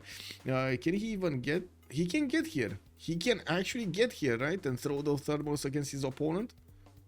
He should be able to hit like around here somewhere. I don't think he can hit tire. Can he hit tire from here? Maybe he can actually hit tire from here. I think you can. 2, 4, 6, 8, 10. Yeah, he can hit it here. Like a thermo on the industrial zone is going to take out tire in all of the surrounding lands, but not the cities, just the surrounding lands. Okay. He never did that though. Portugal never actually did get submarines and stuff like that on the west side. He didn't really get a fleet. He just got a few nows, so he can put down those Fedorias, which definitely makes sense. And I do see he's getting his spaceport next turn here, so he's gonna go into a direct competition with his opponent. We do have Robert Goddard, also a great engineer, that's gonna give them 20% production towards space race projects. I guess they're gonna shave off a turn or so from a space project, depending on how much production you have in the city center. Now, while I do see he's going strong on this, he might get lucky and get Sergei to be the next one. That's gonna be pretty impressive if he does manage to get Sergei. What is it, Korolev? Sergei Korolev? He's gonna manage to get that extra production boost in immediately into one of the projects, and boom, he just can one turn a project. Okay, more spaceports in the north. Still no bomb, still no tic-tac-y. Didn't manage to take over the city of Mashhad, and I do see Persia is pushing back, and it does seem like he did manage to take out all of the units of Ottomans that were defending in the north, and it seems like at the moment Ottomans is left kind of naked over here. Now we're going to need to see him deploy quite a few more units towards the north, because he was repositioning a lot of stuff towards the west side here. I'm pretty sure the AT crew armies are strong enough to withstand these helicopters. It's more a matter of yeah, no, I don't see them actually. Do I see them? It's more a matter of getting them into the correct position. And yeah, there we go. It's 117, 114, and so on. They work. They work. 2 times moon landing. In the culture tree, we don't really have anybody doing anything. We do have died over here with satellites in those 2 turns. And of course, the first project from Portugal is gonna be 3 turns. Oh, that's 1 turn longer than it took a tire to do the first project. I mean, if this keeps going and it's going to be the same for the second one and so on, the difference between them is just going to get bigger. We're going to need to see if Cyrus, with Nader Shah, I should say, Nader Shah can actually affect this somehow. He's still trying to build the Manhattan project, but it's 14 turns. He needs to repair all of these districts and get the production back in that city center so he could actually build it, but it's not here. Roy is going to get his nuclear fission also, and he is going to have the production to do so. We do have Phoenicia also with robotics. Did he get to buy a GDR? He just needs to buy a GDR. Oh, he did get. Okay, there we go. That's what I wanted to say, that he just needs to buy one in Cahokia and send it to his opponent. That's it. Just buy one there and send. That's it. That doesn't really need to even care about these units, you know. He just needs to move towards his opponent capital. That's it. Anyway, have you checked English Gulf Plaza? English Gulf Plaza. Hmm. There is no more English. Oh no, there is an English Half Plaza. A World of Throne with an intelligence agency in 2 turns. Yeah, I mean, the man didn't need it. Or did he? No, wait, he lost it, right? I'm pretty sure it was here. That's what I looked first, but then I saw it here. So I was like, what? So he lost the first one.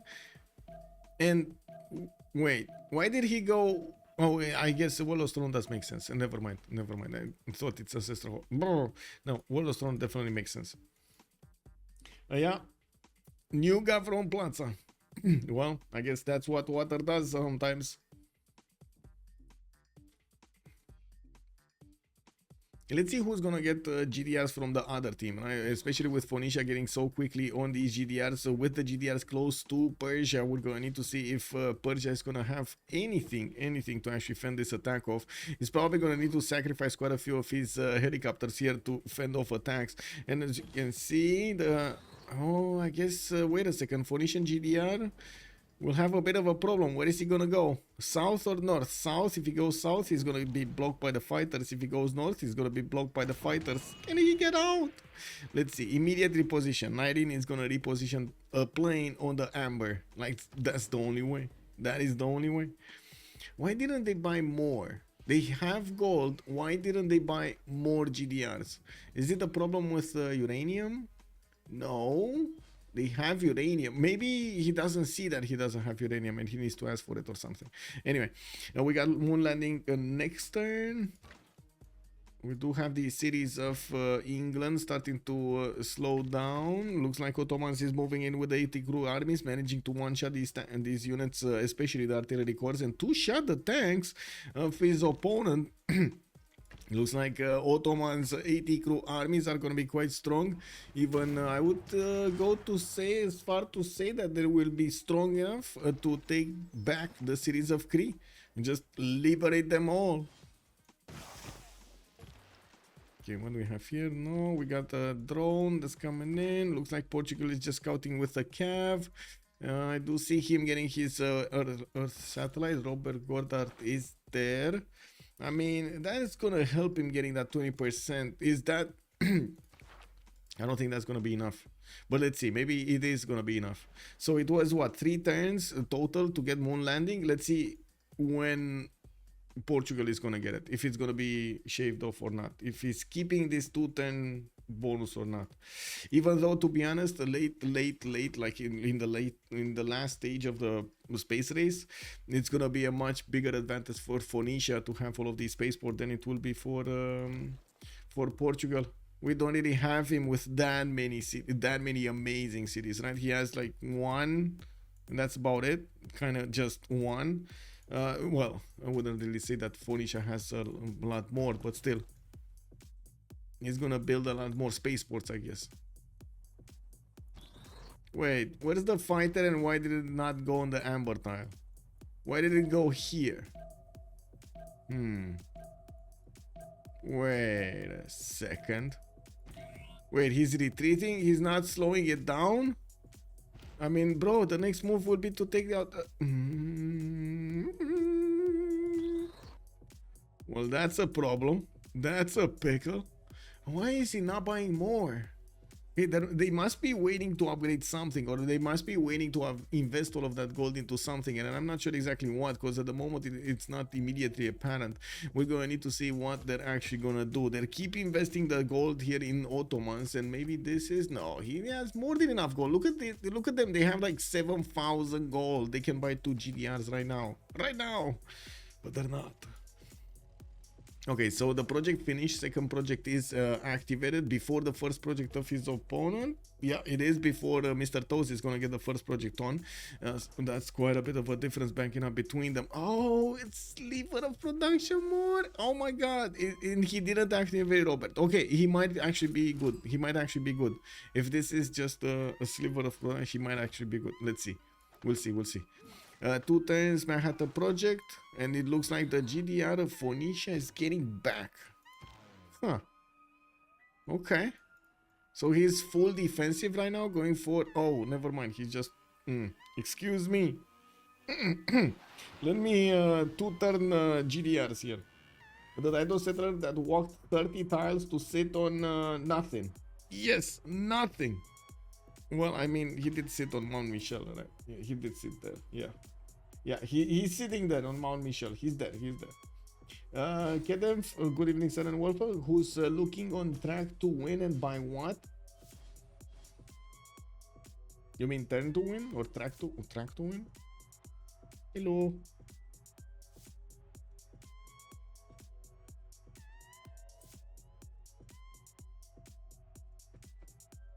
Bem, onde é todos?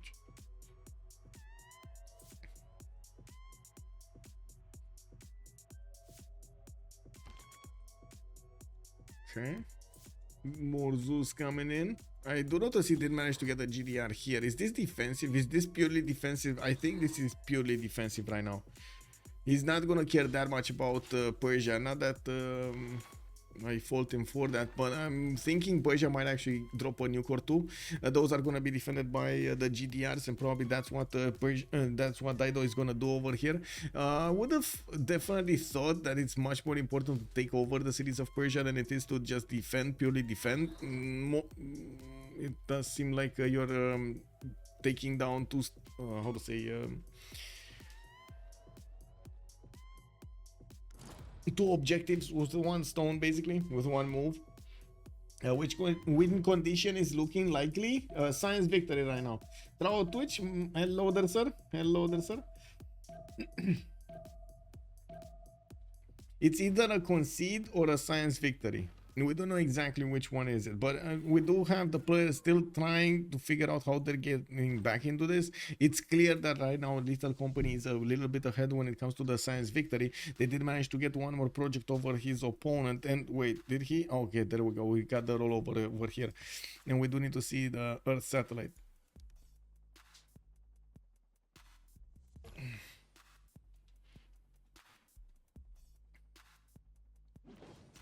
If she starts pulling out like wires from that PC, can you like guys let me know if you see her like, you know, scratching something? Can you guys let me know? Because I have like, I definitely don't want to see that computer taken down. 246 was the last time I checked Hamozos. Let me see. Tire is 259, and he's gonna get his GDR next turn. He's also gonna need to get nanotechnology, so of course he's going through the late stages over here, also getting democracy next turn. Looks like Roy is gonna get his fascism also, and did manage to push back the units of Persia from his land. Deleted those that were on the front line over here, those sneaky helicopters, getting a lot more rocket artillery corps, which are quite weak against the helicopters, but I guess he does want to go on the offense over here another round at least. We do have him going to attack England. He's not going to wait for England to come to him. He's going to go to England, and it seems like England is on the back foot right now, especially with the crew armies managing to do enough damage against that city POC Vavasis. He does have the rocket artilleries, which are doing massive amounts of damage against the steel walls that were trying to get repaired over here. There's also a very excited and very optimistic bombard here that actually thinks he's gonna do something in this, and he's running around everywhere with his big gun trying to get a shot on that city center, but unfortunately he thinks he's an artillery and he's only a bombard, so all the shots that he's doing are actually landing in the lake. They're landing far short of POC Vavasis. I mean, you know, they're there to have some fun. It is what it is. What can Cree do? How HOH can win? That's a very good question, and at the moment we don't really have an answer, to be honest. Like, the way they could have won was to disturb Phoenicia. It does seem like Phoenicia is a bit too far ahead. So for example, okay, we got some helicopters here. Maybe let's take an example. He had 20 helicopter armies right now with a it doesn't even matter if he has a general. Could he have been getting into the Phoenician borders with enough of them to cause a problem? I would say no. I would really say no. Oh wait, he could. No, he could. These are enemy fighters, right? the jet fighters. These are enemy fighters. So he could actually, theoretically, could get a lot of helicopters in the lands of Phoenicia to keep pillaging, to disturb Phoenicia, slow him down, and so on and so forth. Like, that could have been something. But unfortunately, he got nuked quite a few times here, 2 times or 3 times, lost 2 cities. And Ottomans is gonna be quite a nuisance when he's gonna get his GDR. He's 1 turn away from robotics, also fascism coming up next turn.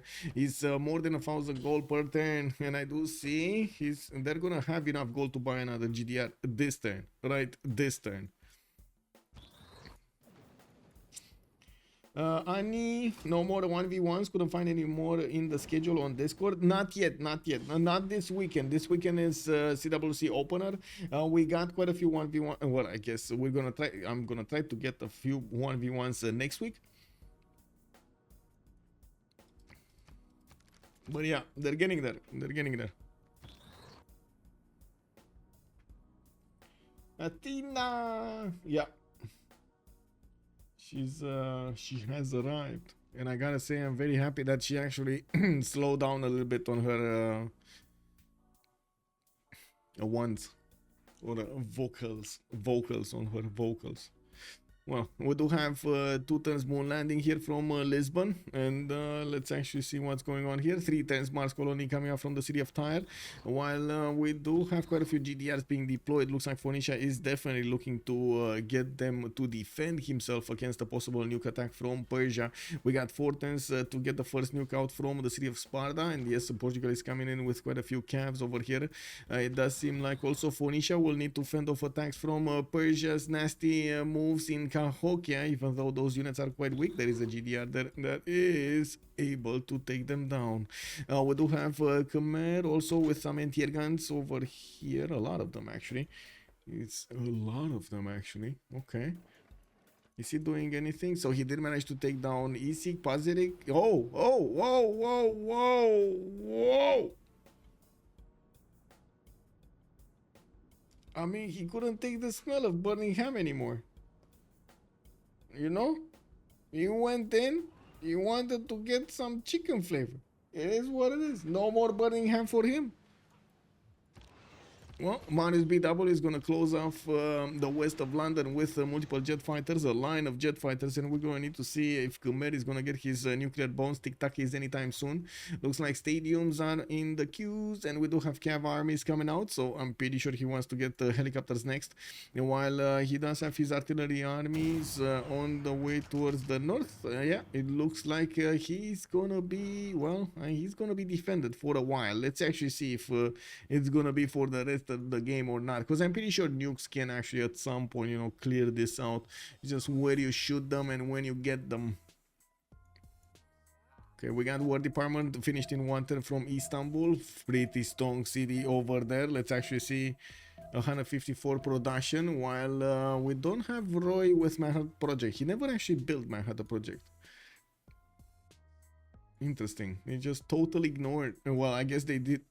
They do need to get as much uranium for the GDRs. That's the problem. A lot of uranium. They still don't have full stack of uranium. Well, no, wait. I'm pretty sure they could have made a decent amount anyway. Like, they could have made much more to make those nukes. I'm pretty sure it would have been fine. He lost a point. He lost. No, he lost a turn. Did he lose a government, a tile or something? Did he lost a card? What happened here? He lost a turn from the city of Tyre. The city flooded. Yeah, definitely. But I didn't see it actually lose anything in the production queue. So why did he lose the production? Is that city not happy anymore? He's +6. He's +6. So, wait, what? This is so weird. Anyway, it is what it is.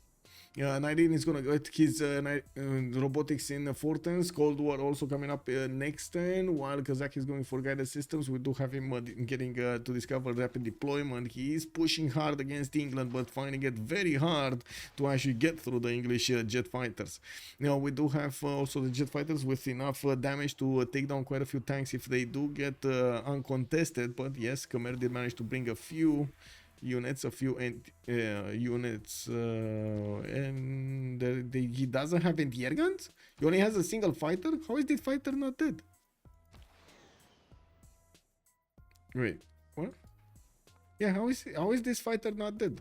Or did he had to kill the other one? Maybe he killed the other ones in the meantime and we just... No, we don't, because all of these fighters are actually... Okay, they just probably just moved or something, because all of these fighters actually do not have any more movement.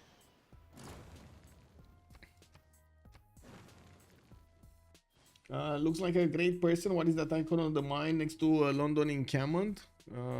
Icon on the mine next to London encampment. You mean this one? It's a red coat? You mean the red coat? There's one red coat. One red coat in the game. Just one. Yeah.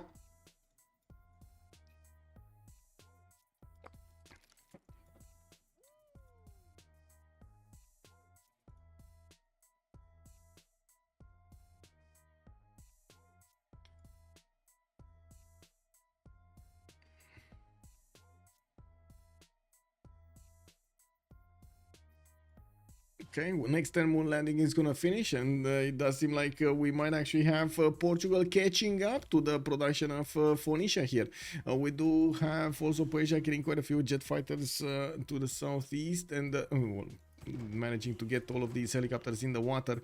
It doesn't seem like we do have the nuclear submarine available to attack anymore here, and we do not have builds of you know, those nuclear bombs. But we do have GDRs getting smashed by water, and it looks like they did lose half of their health. And while I do notice a helicopter did get a little bit overexcited and got into the borders of Tyre, got told to go back, did not listen, and well, it sunk to the bottom. We do have also to see if Phoenicia is going to get to recover his production. Maybe it was traders. Maybe 2 or 3 traders got actually disconnected over there, you know, reset. Maybe that's what. Oh, he's on 303 production. Wait, he had... Okay, next time he's gonna get Mars Colony. Kick W. And I think the big question is how long Lisbon is gonna take. Do we have Sergey? No, still no Sergey. Janaki Mama. We do have him there. Not really doing anything. Come on. Come on. We need to see. We need to see how soon or how slow we're actually gonna have the third project built. Because I'm pretty sure he can't see anything, right? He doesn't know if Phoenicia is getting that project, or is he aware? He does have a spy here. Does he see this? I don't think so.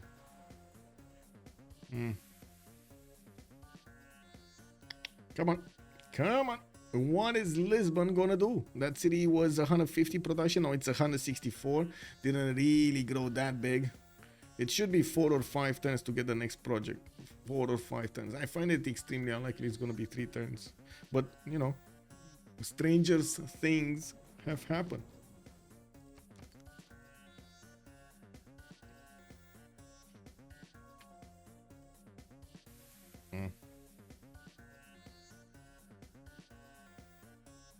Getting my stuff in order. Rather those would be bayonets and not just muskets. So what, HOH can win if they can't get all Omega lucky on spies? Yeah, yeah. Mars Colony in 4 turns. Okay, 4 turns.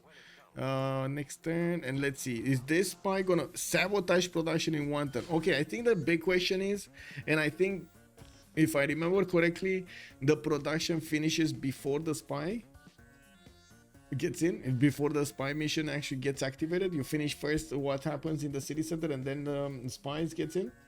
No diploma victory effort from either team. No, we don't have a diplomatic victory from either team. No, they did try to get a few points, but they couldn't manage to get enough of them.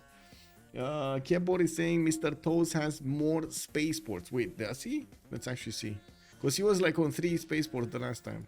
1, 2. Oh, this one is going to be built next turn. 3, 4,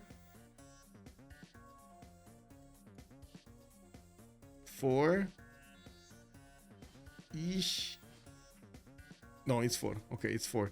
And here we got 1, 2, 2, 3.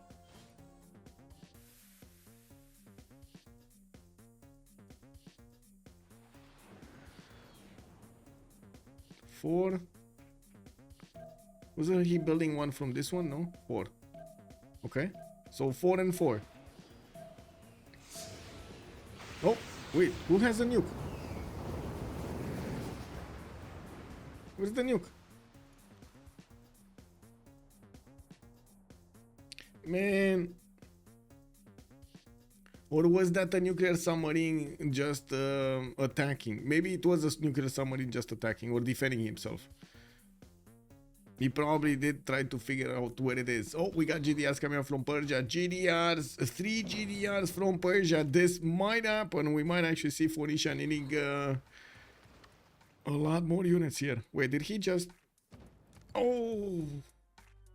Mars colony did not finish. Got delayed 1 turn. Well, let's actually see what's the next one. Not good, not good, not good. I mean, not good enough. We do need to see if Phoenicia is going to manage to get this defense going. He does have quite a few GDRs, but he doesn't want to... oh my god. He doesn't want to deploy them as quickly, and he doesn't have the same air force as his opponent. We do see jet fighters coming out from Ottomans being deployed in the northeast, getting closer with also some... artilleries, so he can attack into the GDRs from afar, do some damage, you know, some damage against them. These are gonna be very, very hard to scratch. Now we do have... okay, we do have to see if the city of Tyre is actually gonna stay alive over here. He's definitely gonna need to surround it with jet fighters and keep it tight. He's also gonna need to hold the spaceport tiles, and yes, we do see the Persian fighters are getting contested over here, but I gotta say Ottomans just doesn't have what it needs over there. We do have him re-establishing the Cree Empire slowly but surely. Looks like Ahtakakup is gonna be falling in just a few moments over here. We're also gonna see on the other side Ottomans putting a city in Ayutthaya. Whoa. Oh, he got it with Stamford, right? He got Raffles. Yeah, it looks like Khmer did delete that city of England. He got stopped entirely by by the English Air Force. Not that it matters that much, to be honest. It's more about the space race here than anything else. Mars colony in 3 turns, and we do have them at the same number. But I gotta say, I like more right now the position of HOH than I like a little company. It looks like the second actually Phoenicia stopped attacking with nukes, Persia and so on and so forth, they kind of felt too safe, and because they felt too safe, they didn't actually manage to get what they needed to do to deny Persia the ability to actually do anything against them in the long term. I think he thought he denied it, but he was very wrong. He probably misread the situation. Or maybe he thought he has enough production, but he doesn't want to go too far, and he thought this is the better idea, right? Getting GDRs, getting the GDRs to defend, not attack into his opponents. I was going for a while. Is there a team with a win condition in the next turns? Not really the next turns, but in the next like 15 to 20 turns, we're probably going to see a space victory from one team or the other. Like whatever happens in the next 10-15, the game should be over. There was an interception. Show the tech difference, Toes and Kazandar. Mr. Toes is 66, and we do have Kazandar on 68. 2 techs difference. Not that big of a difference. Rokas nuke next turn. Getting him find a good spot. Yeah, that's a good question. He does have a missile silo from here, and I think he actually wants to nuke the city of Tyre. Yeah, but all of these cities are actually protected by GDRs, so it's very, very, very hard to actually do anything about them. The GDRs of Persia are starting to disembark, and yes, we do have quite a few GDRs from Phoenicia getting the level 1s. We do need to see if he's going to manage to do the necessary damage against these Persian units.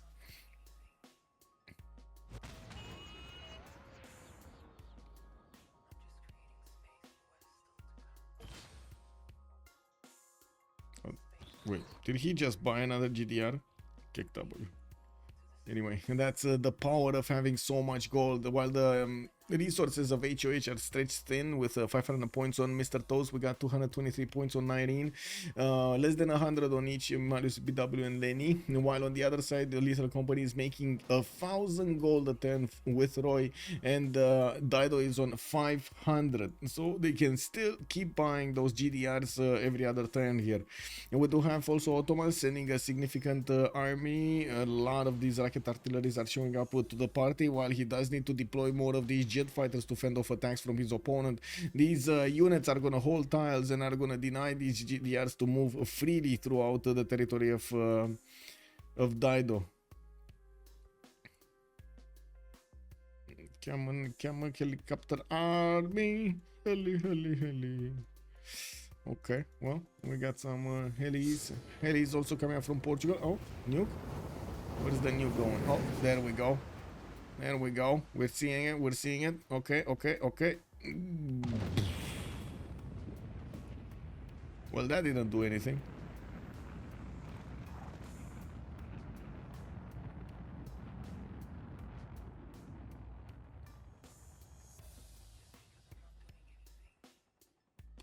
Was this basically I have 1-2 kind of message from Nyreen?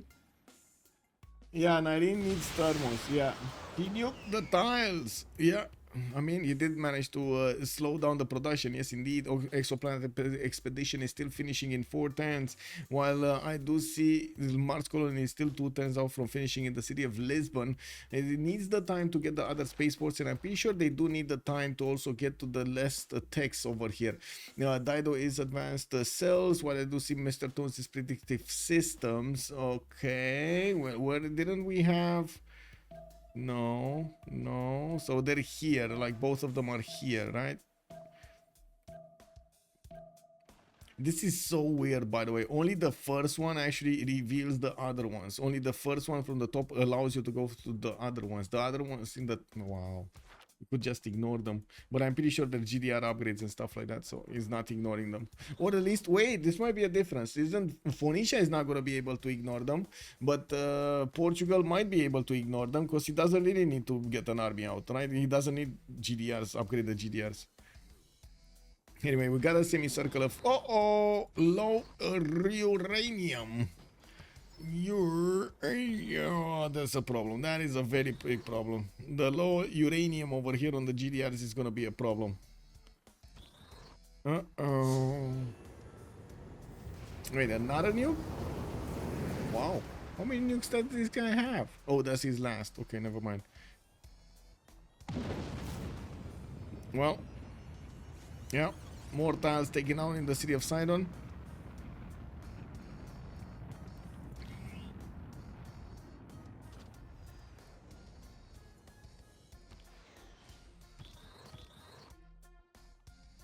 Well, we do have quite a few more GDRs coming up from Phoenicia, while nukes keep on being built in Persia. It doesn't look like he's gonna roll more GDRs there on the east, while he will have problems getting his funds up to actually get his, I would say, his GDRs up.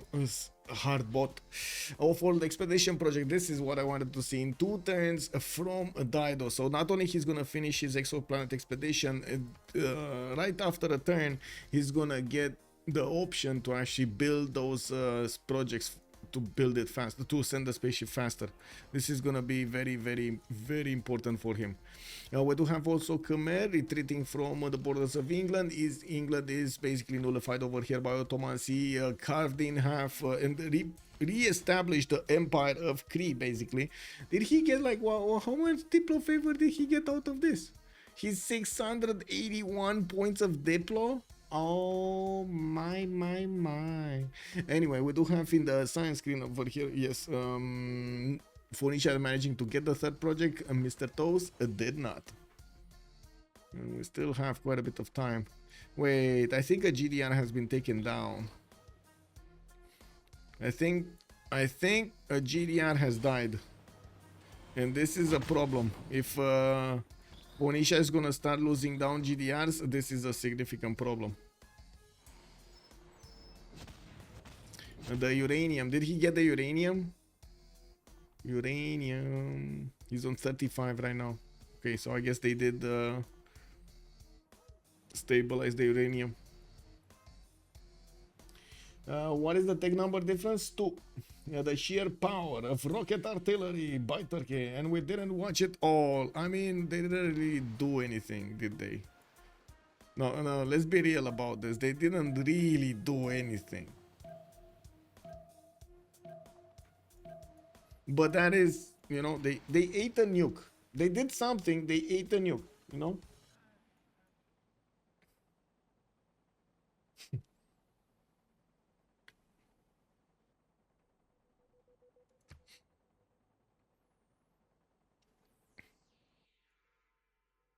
Jet fighters, more jet fighters from Ottomans. Gold Porter is still holding strong over here on the side of LC. Lethal Company, and we do have the GDRs. Oh, low oil on the Persian units, not that big of a deal actually.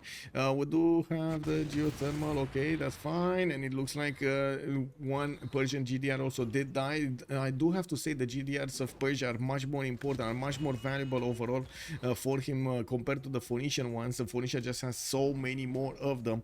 It does him 2 turns also for expedition to finish, and I do notice Phoenicia is going to need to fend off all of these pesky units from his lands so he can actually keep on going for the projects. He does have whoa quite an army of builders in the north. What's happening with the builders over here? Oh my god, this is like the Tomorrow War or something like that. You got all of these just spawning out of the snow somewhere and multiplying until they take over the world, and nobody knows what to do with them. So liberating Cree and threatening Lisbon is basically not doing anything. Yes. Dairo should have kept nuking. Yes, he should have kept nuking.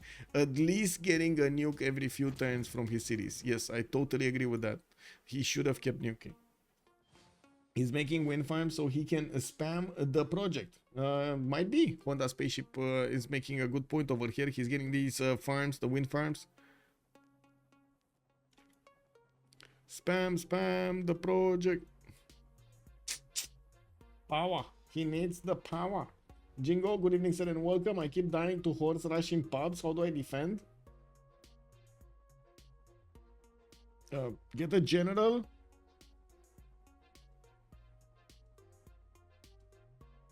Build a lot of archers behind your own horses. Dido project at 3 times. I'm pretty sure you're also trolling us. I'm pretty sure, Jingo, you do know how to do that defense. It feels like I'm getting trolled here. What production in his capital? The city of Tyre is 171. He dropped down from 260 to 171. He lost his his industrial zone, and he doesn't have time to actually catch up. Oh, welcome, Herson. Good evening, everybody, and welcome to the first CWC game of this season 9. We do have HOH on one side with Lenny on Scythia, with Nyreen on Nader Shah, Mr. Toes on Portugal. We do have Folius Mariusbw on England Age of Empire, while on the other side, outside is going to play Cree. We do have Kazakh on Khmer. Kazandar is going to be the one on Dido, and Roy is going to be the one with Ottomans. I do have to say, Lethal Company is the team on the right side. Thank you so much, Tobish83, for the follow, sir, and welcome. Much appreciated again. Thank you so much, Herson. By the way, if you didn't know Herson, I'm pretty sure you guys are getting accustomed with Herson. He's doing a lot of YouTube tutorials over there, helping us out to learn more Civ. Thank you so much, sir. Here for towers, maybe? He's getting the towers? Wait, what towers? Towers? Broadcast towers? Aren't those centers? Anyway, could you show the land of outside? Well, outside he got his land back, definitely. Yeah, it's just, you know, it's a second chance. It's a second chance for outside. Wait, show Marius land. He didn't build the seawalls. Oh, Honda, wait, Honda, you didn't see this? Wait, Honda, you didn't actually see this? He lost his Gavron Plaza, bro. There's no, there was a Gavron Plaza here, but he had to totally, like, rebuild it from scratch in his capital. Because he lost it. The theory suggests that building flat barriers does not pay off in the long term. I mean, yeah, it happens, man. To be fair to him, he did manage to take over the Cree Empire. And if somebody asked me, where? I can't answer that, man. In the back, I mean, there was a time when the English Empire ruled over the Cree nation over here, but then the English just left. They left us alone. They left the land to be worked by the Cree again. But now they come back to take it back again. Wait, what? Like, make up your mind already. Is it or is it not? You know? Yeah, strategic for warlords, trust, yes. Uh-oh, we got Khmer showing up to the party as well as a lot more GDRs, and as you can see over here, we do have jet fighters from Khmer pushing back 2 turns for exoplanet expedition, while I do notice he keeps on getting those GDRs. He did finish the next spaceport, and Lisbon is going to need to get the project. He doesn't have smart materials. Oh no!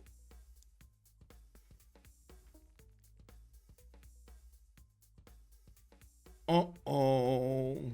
I mean, is this enough? Is this gonna be enough? Because there's already like 3 turns advantage for Dido. Is it gonna be enough? No. My god, he needs I guess he's gonna shift enter through this, like get that production in the capital to work for the last project. Oh, still 2 turns for exoplanet expedition. What happened here and why? Oh, I guess the nuking of the land, and maybe he lost amenities. He probably lost. Yeah, he went to down to +3 amenities, so he went an extra turn here for the exoplanet expedition. Unfortunate. You know, they got busy there. That doesn't have plaza. He can't boost with builders. Well, he doesn't have a plaza. Yep, he didn't ever build the Royal Society actually. But yes, we're going to need to see if he's going to manage to get enough projects than his opponent. I do see this is, I hope it's Royal Society, right? This should be Royal Society. Ah, come on game, show me the details. Yeah, it's Royal Society. I do have to say it does seem like Phoenicia is just going to push back the Persian GDRs, but I still don't think he's going to take the time to build the Royal Society. Oh my god, I say that and then he lost so much uranium. Oh my god, so much of a problem here. Well, the jet fighters of Persia are dying left, right and center. Another 2 have been taken down, while we do have more of these nuclear devices getting ready. It looks like he did not manage to overwhelm his opponent. He was trying to slow him down from getting that and those last projects, while Mr. Toes is gonna start off on this. Okay, so he's 3 turns, so he's still 2 turns. Okay, he's keeping up. Okay, he's keeping the 2-turn difference. And Kebor is telling us that it might be that Royal Society will push him to get that, to make up for those 2 turns difference. Let's actually see if that's gonna happen. That's what's gonna happen here. Is Mariusing? Marius is, I mean, Marius is doing okay. He's doing what he needs to be doing, right? He took out Cree from his neighbor. He got quite a few wonders. He got the trade routes, the gold for his teammates, and so on. But then at some point, Khmer happened, and then at some other point, also water happened. So yeah, can he do the spy project to attack spaceport? No, spy project to attack spaceport. He has a level 2 spy here, Portugal. I don't know what he's doing. He's doing a listening post. Wait, what? What? Why is Portugal doing listening post on the tire? Just to see the information there? To see how fast he's gonna get exoplanet expedition? I mean, does it even matter? Well. Is there a... No, there's no Diplo. There's no Diplo. No, they're very far away from any kind of meaningful points, like 7 points on one side, 4 points on the other side. No Diplo. Culture is also very far away, like nobody actually pushed the culture victory in any meaningful sense. 21-21 for both of them. His production is a nuke. Yeah, that is true, but he doesn't have, like, he doesn't really have production here. Like Lisbon is... Oh! Wait, I take that back. He's 223 production. Wait a second. Is that gonna matter? Well, let's see. Do we have builders? Yeah, we do have builders from Phoenicia positioning to improve these tiles, but it's gonna take a long time. It's gonna take a long time and a lot of these builders to actually re-improve all of this land. Wait, where is tire? And what is the production? 211. Okay. That's not that big of a difference of production, 211 versus, what was it, 230 or something? 221, yeah, so 10 points difference.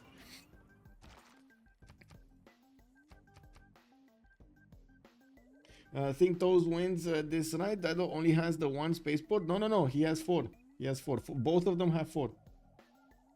Both of them have 4. Do they have the same tech tree? Yes, they have the same tech tree. Also, necrotic, hello there, ma'am.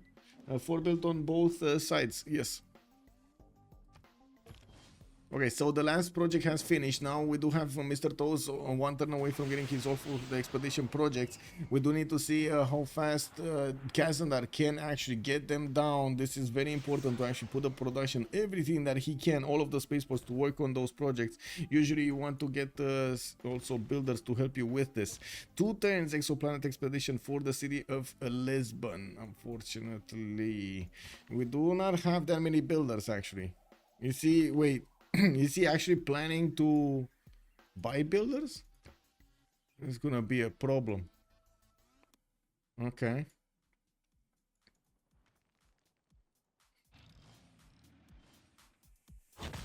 Okay, so he's one turning terrestrial laser stations. Looks like another GDR has been taken down. That was the last one on his shores. And yes, we do have more terrestrial laser stations in the south. So I see 2 projects.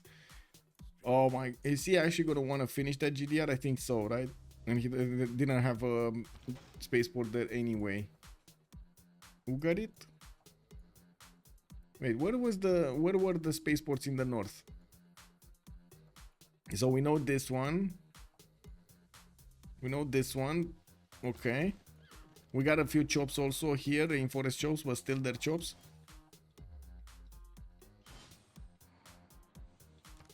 One, two, three, and where's the 4th one? Am I not seeing?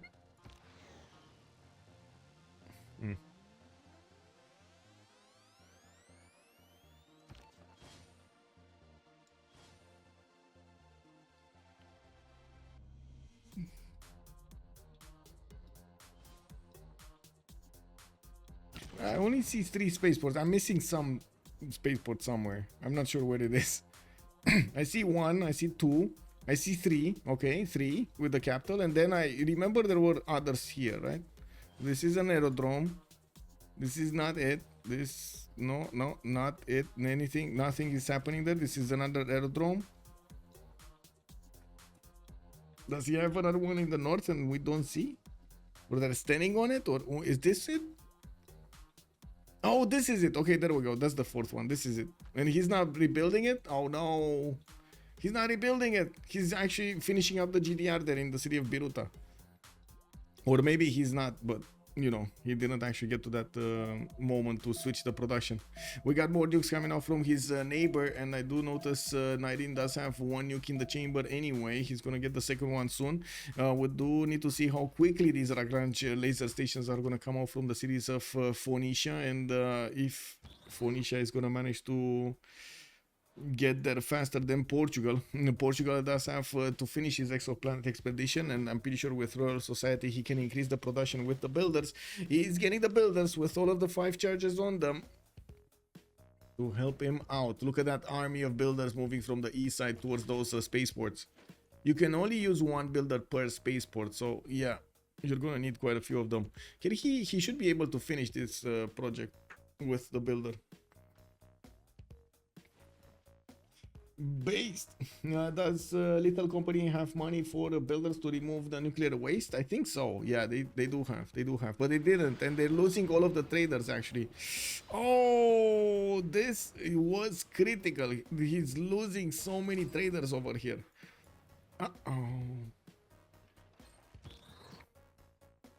Okay, let's see. Biggest space projectus. What is it? Oh, 2 light years a turn, 1 light year a turn. Okay, not 1 turning projects anymore, 2 turning them, because, you know, why not? Did he just, what happened to this GDR? Did he not finish the GDR? He slowed down and didn't get it? Okay, that's a problem. Anyway, now we do need to see if in the southern cities, yeah, there we go, he's putting more terrestrial laser stations in the projects. And looking at Portugal here, we do have him 3 turning laser stations, 2 turning, 1 turning, yeah. It looks like Toes might be winning this. Very close, coming in for the clutch. But it looks like the 2-turn difference has been caught up.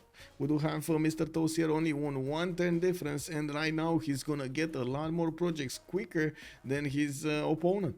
And look at that, Royal Society coming in for the clutch. There's another in Viso. Viso. What is Viso? Oh, that's Portugal. Sorry. Okay, that was taken down. Viso. What did you say? Viso.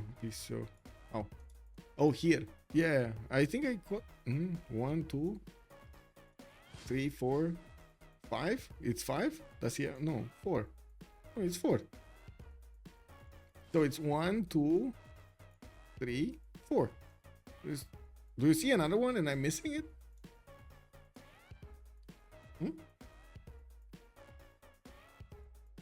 Yeah, Toes actually wins this.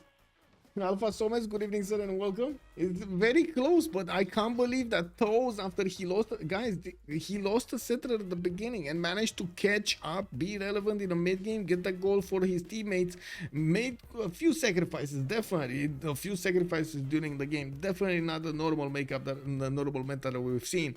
But right now, he's inching closer to that victory, overtaking Dido, who has been ahead of him for a long time in the game. Whoa.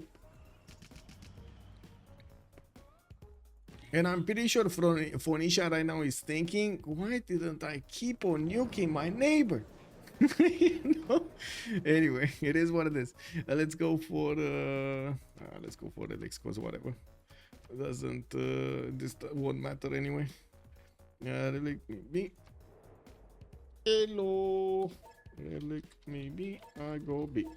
There we go. Now we got 2 minutes as a pause here. We're gonna need to see how quickly these spaceships will move towards the next destination. It does look like we got a race on our hands. We got a race.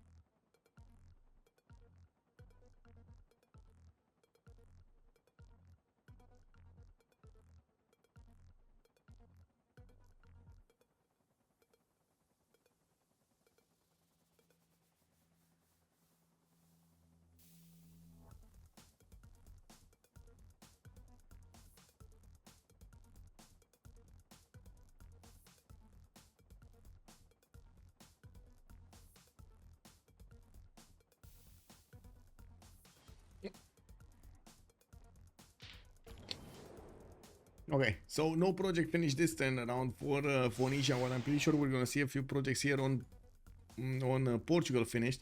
Looks like a one in Coimbra, but he's gonna finish. Oh, he did finish the one in Lisbon as well. He just finished it with the builder. And right now the spaceship is starting to move. Oh, it still says 2 light years. It needs to update next turn. We do have more projects coming in anyway. Another 2 next turn. And while Dido is definitely struggling to finish these projects. Sidon got hit by a flood over here. Got hit a little bit. Unfortunately, that also shaves off 1 turn of production from finishing that one. Looks like Lagrange is... Oh, he's chopping the cocoa. He chopped the... I mean, yeah. I mean, can you imagine what's going on? Oh my god, this is like so painful to go through. I gotta say, this is so painful to get through. Like, he was so close to get the victory. He got everything in order except one thing. He didn't keep on nuking. That's it. That's it. That must be frustrating. Dave, hello there, sir, and welcome. What's the slot order? It's gonna be Mr. Toes over Kazandar. He did the Liege. Where is your units? Oh, you mean the Jack the Ripper famous movie? I mean, I remember that game. I think there was a miscommunication over there of some kind, because definitely Lich did not want to get that. Did not want to do that. I guess he was on his toes today. Yes, indeed. I mean, he had nukes faster and had control of the coast. Exactly. Like if he would have had this, if he would have kept on nuking, I'm pretty sure there was no possibility for them to get to disturb the Phoenician space victory. And that was it. The legendary rocket artillery throw number 1. This is the second attack. Oh yeah, kick number. No, I see what you mean with the rocket artillery spam. Yeah, I mean, you know, if they work, they work.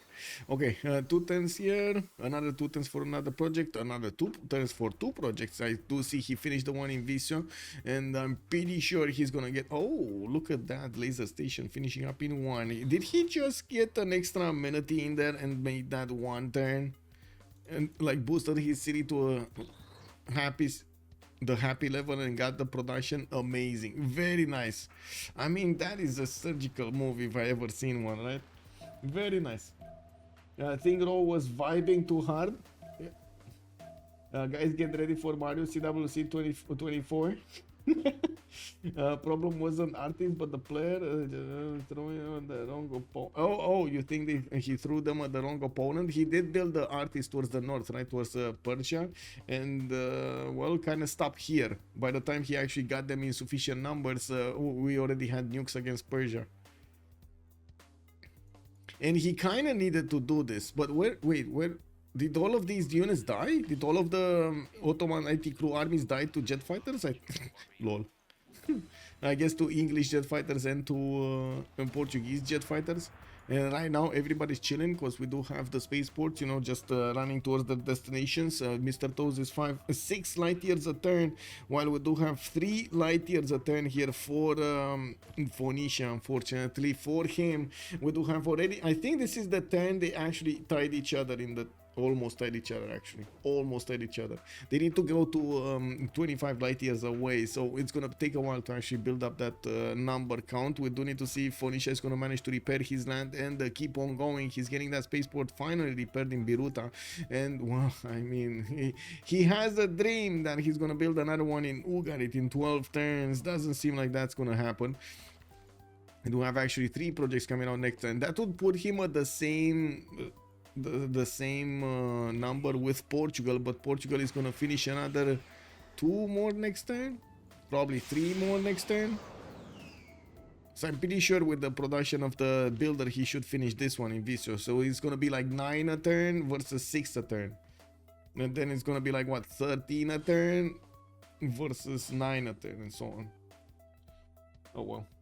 Imagine losing space race to someone who lost a settler. Oh, that's, I mean, why you stab it? Bro, Almas, come on, man.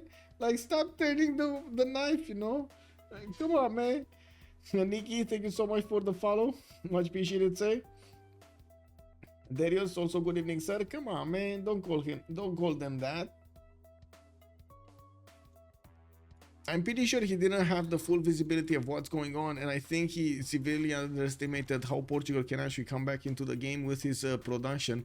It didn't look like Zhao is gonna have the science, or at least not the same science as Daidov, but that moment in time. But he did manage to get it, and it looks like it put, especially with Nyreen support. Nyreen support here was critical to push at that moment in time to disturb what's going on over here in the city of Tyre. If you would have had those extra moments and also the land to use efficiently, I'm pretty sure it was definitely Phoenicia that would have won. But because they did manage to push, they did manage to get the damage done on the mines, and did manage to disturb over here Phoenicia's build queues, unfortunately, that allowed Portugal to come back into the game and get competitive when it comes to this with this how to say space victory. He did also manage to get the spaceport engineer, the 20% production one, while there was something else that I totally missed. Oh, the difference, Royal Society versus nothing. because Tyre never actually rebuilt his Gavron Plaza. It got pillaged 3 times, and unfortunately, it would have taken him much more time than he's taking investing into the Lagrange laser stations themselves. So he just didn't care about it anymore. Yeah, we got over here 8 light years a turn. Oh, not 9. Actually, oh, wait. It's 9 with this one. He should finish it. Like, I'm pretty sure he's just gonna click on the builder and poof, it's gonna actually activate. They has less team presence than Hush and defending. Why is Phoenicia leaving all those GDRs just sitting there, doing nothing? They're defending, they're not really doing anything. That, you know. But yeah, I know what you mean. They're not really taking over the Persian cities.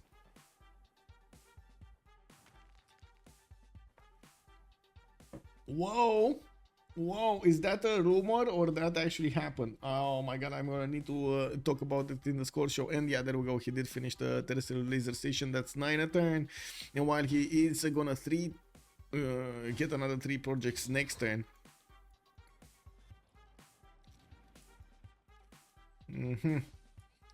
Not 2 turning projects anymore. That's a problem. So maybe 2 turns until we're gonna see the victory.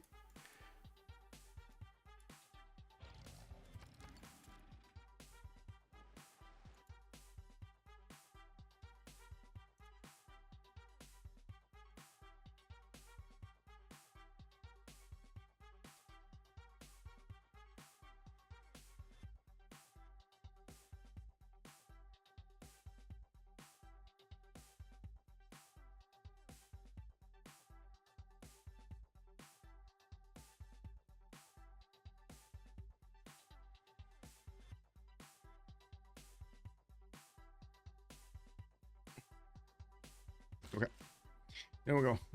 14 turns here for the spaceport. We do have temples in the north. Well, I guess he's getting that for something. Okay, we're still waiting for the next 2 turns to happen, while do see Ottomans is barely getting anything. He's getting a few more helicopter armies here and there, but not much. And I do notice England, well, doesn't really have any more units to go against, and it's not like he actually cares about the Cree cities anymore. He was focused on slowing down any kind of attack against Portugal, and Portugal survived. Khmer has been refocusing his efforts to defend his ally from attacking into England, and it looks like he just put a defensive line there and not did anything anymore. He can't really do anything to help out his buddy here, unfortunately. It's all about Dido and Portugal and the speed of that spaceship. That is very, very far away from them.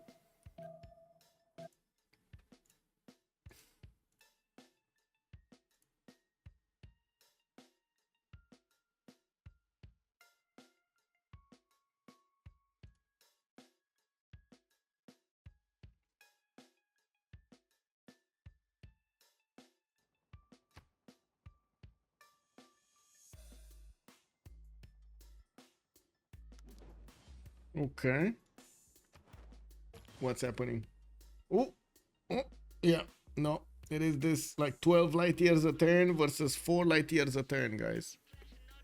Oh, that's a problem. 3 times faster. Ooh, that's a big comeback if I've ever seen one. Mr. Toast, didn't he do like 2 comebacks in 2 days or something like that? Didn't he lose Golden Age, the first one or something, in the first game? This is so illegal. Why is it illegal? Oh, what? Okay, W, man. I didn't know whose player were on each team. J2, good evening, sir.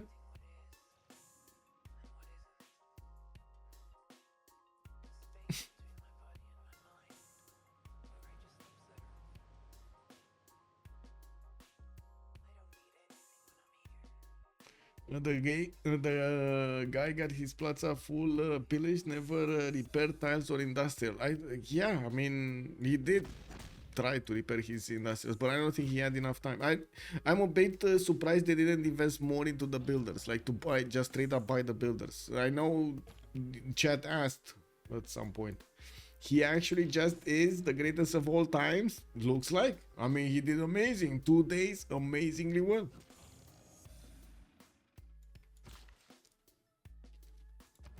Let's see next turn over here. I am pretty sure Mr. Toast is gonna get the victory next turn.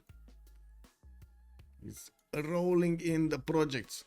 I do want to double check something else though. Let me...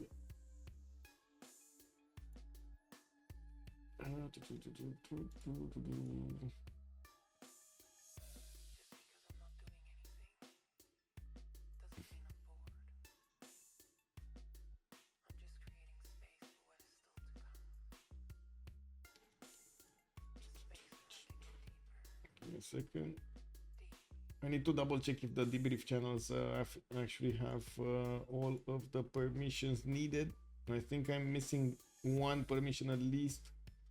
I think I'm missing, yeah, 1 second. Yeah, Little Company. There we go. No, it's not missing.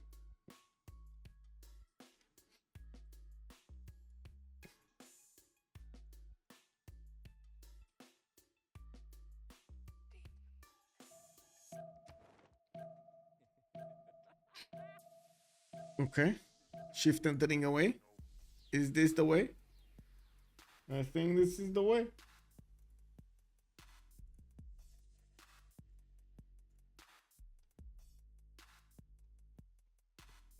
Only one person is leaving the spaceship alive. Yeah, and that's Mr. Toes. Roka's in a spaceship with Marius. Oh my god. Yeah, I can only imagine the destruction. And there we go. We got the space victory from Mr. Toes. HOH scratches one on the board over here in their group in the first week of the CWC Season 9. We did have Toes lose a settler at the beginning, and he caught up and got the space victory. Who would have thought that? Let's actually get into the same channels with them. Give me just a minute over here so I can actually set up my... so I can hear them, so you don't actually hear them in echoes and stuff like that. Let me put on my inner headphones. How long will it be since we're actually gonna get to connect to the computer, like you know, passive? Golden tech difference didn't even matter. Yeah, what a comeback and a great game indeed, Linda. Let's actually get to click buttons over here and also fix my sound settings. That should be fine. Click buttons, debrief 1. Here we go. GG, well played.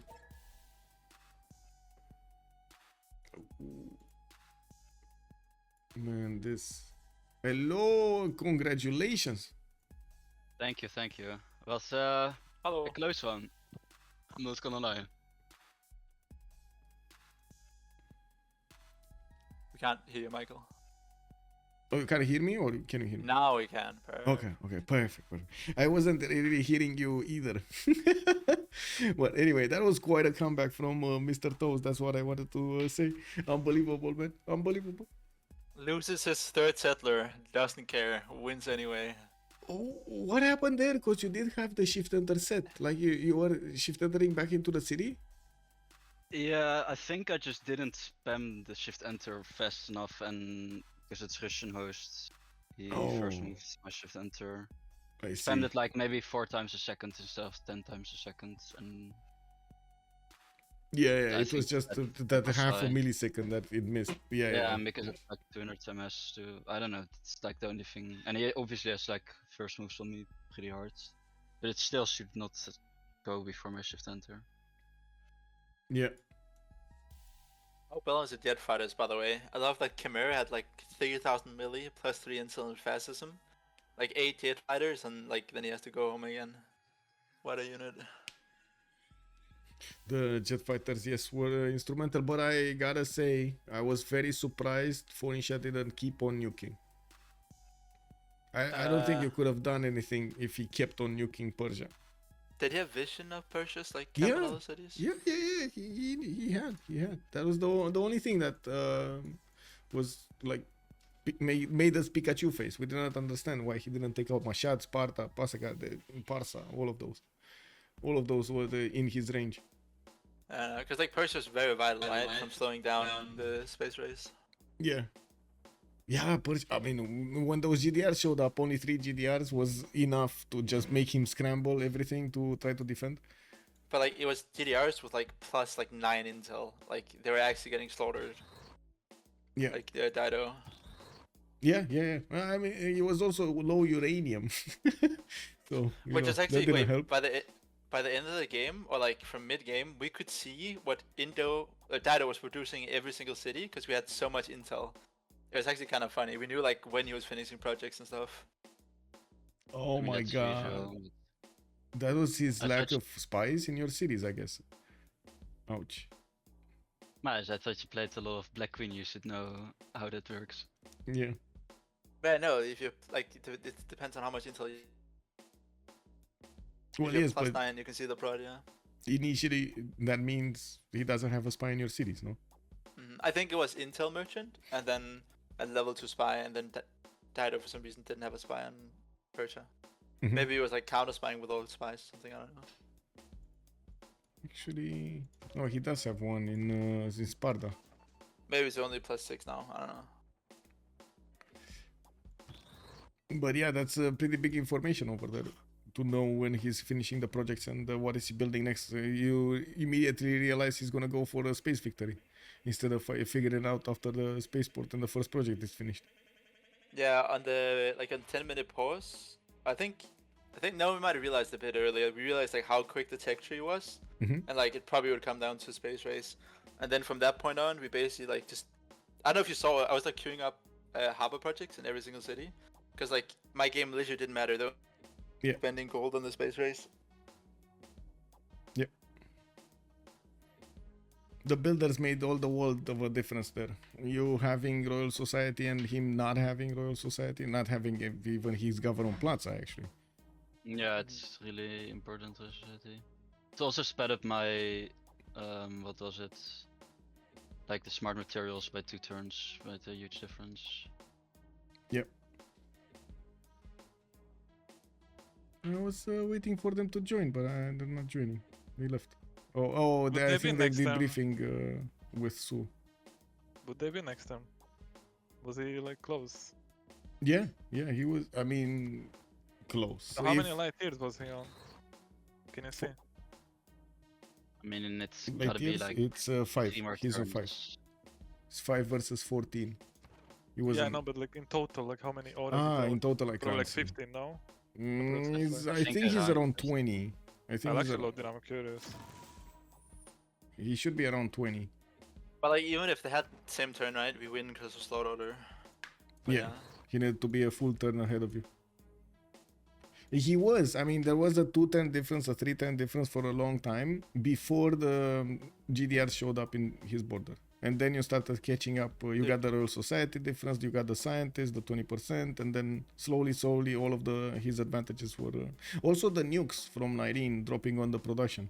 When the mines killed the... not the mines weren't the important ones, but the traders that died moving.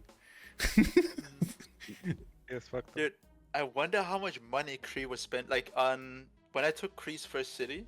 I Yeah. feel like he upgraded like 20 or 30. He upgraded so many units. Like we had like 1k milli each, like turned 60 something. Like I don't know. I guess I have to check the gold script.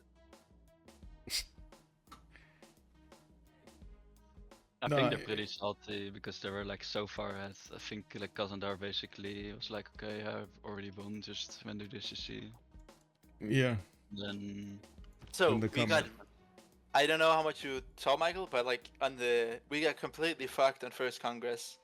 We would win the Congress, and it was like the best possible Congress. It's Congress that would allow us to block com hubs, which means that No means bank. Ottoman would not be able to build bank, right? It would basically be GG Yeah. in that Congress.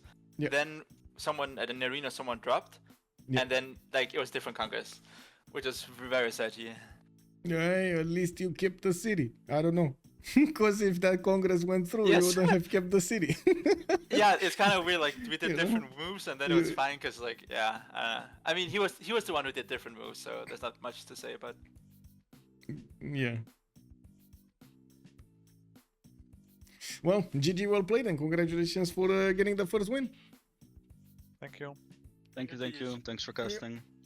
Thank you for having me. Have a great evening. Bye. You too, bye bye. So we did have HOH managing to inch forward with a victory over here over Lethal Company. Unfortunately, we didn't have the boys from Lethal Company to also come around in the B-Film channel to hear about what's going on over there, what were their thoughts, and what did they see. Maybe they did see something that we didn't see, or maybe they didn't see something that we did see, and so on and so forth. It would have been nice to have that back and forth. I do want to say tomorrow we're gonna have also Ulysse versus ZYDX. I don't know if I'm gonna be in the game or streaming. I would prefer actually streaming, because later on we're also gonna have another game, and I do believe Why So Serious going against Team 2 is gonna be quite a big explosive game over there. Not that I'm saying Ulysse and ZYDX, no, but I did use my slot for that one, so you know I wanna prioritize that one. We're gonna need to see. I'm gonna try to keep as much as possible hyped that schedule when it comes to the CWC games. Gonna try to get as many of them as casted as possible, and of course we're gonna need to see who's gonna be the first to get this victory in the CWC Season 9. Have a great evening, and thank you so much for everything. Much appreciated for the follows, for the support of the channel. Much appreciated also for the sub, for the bits, for the all of the donations, and of course your support on Discord over there, and not to mention much love. Thank you, much appreciated. Let's see each other tomorrow. Is it 1300 GMT to see Ulysse going against CYDX. Bye bye.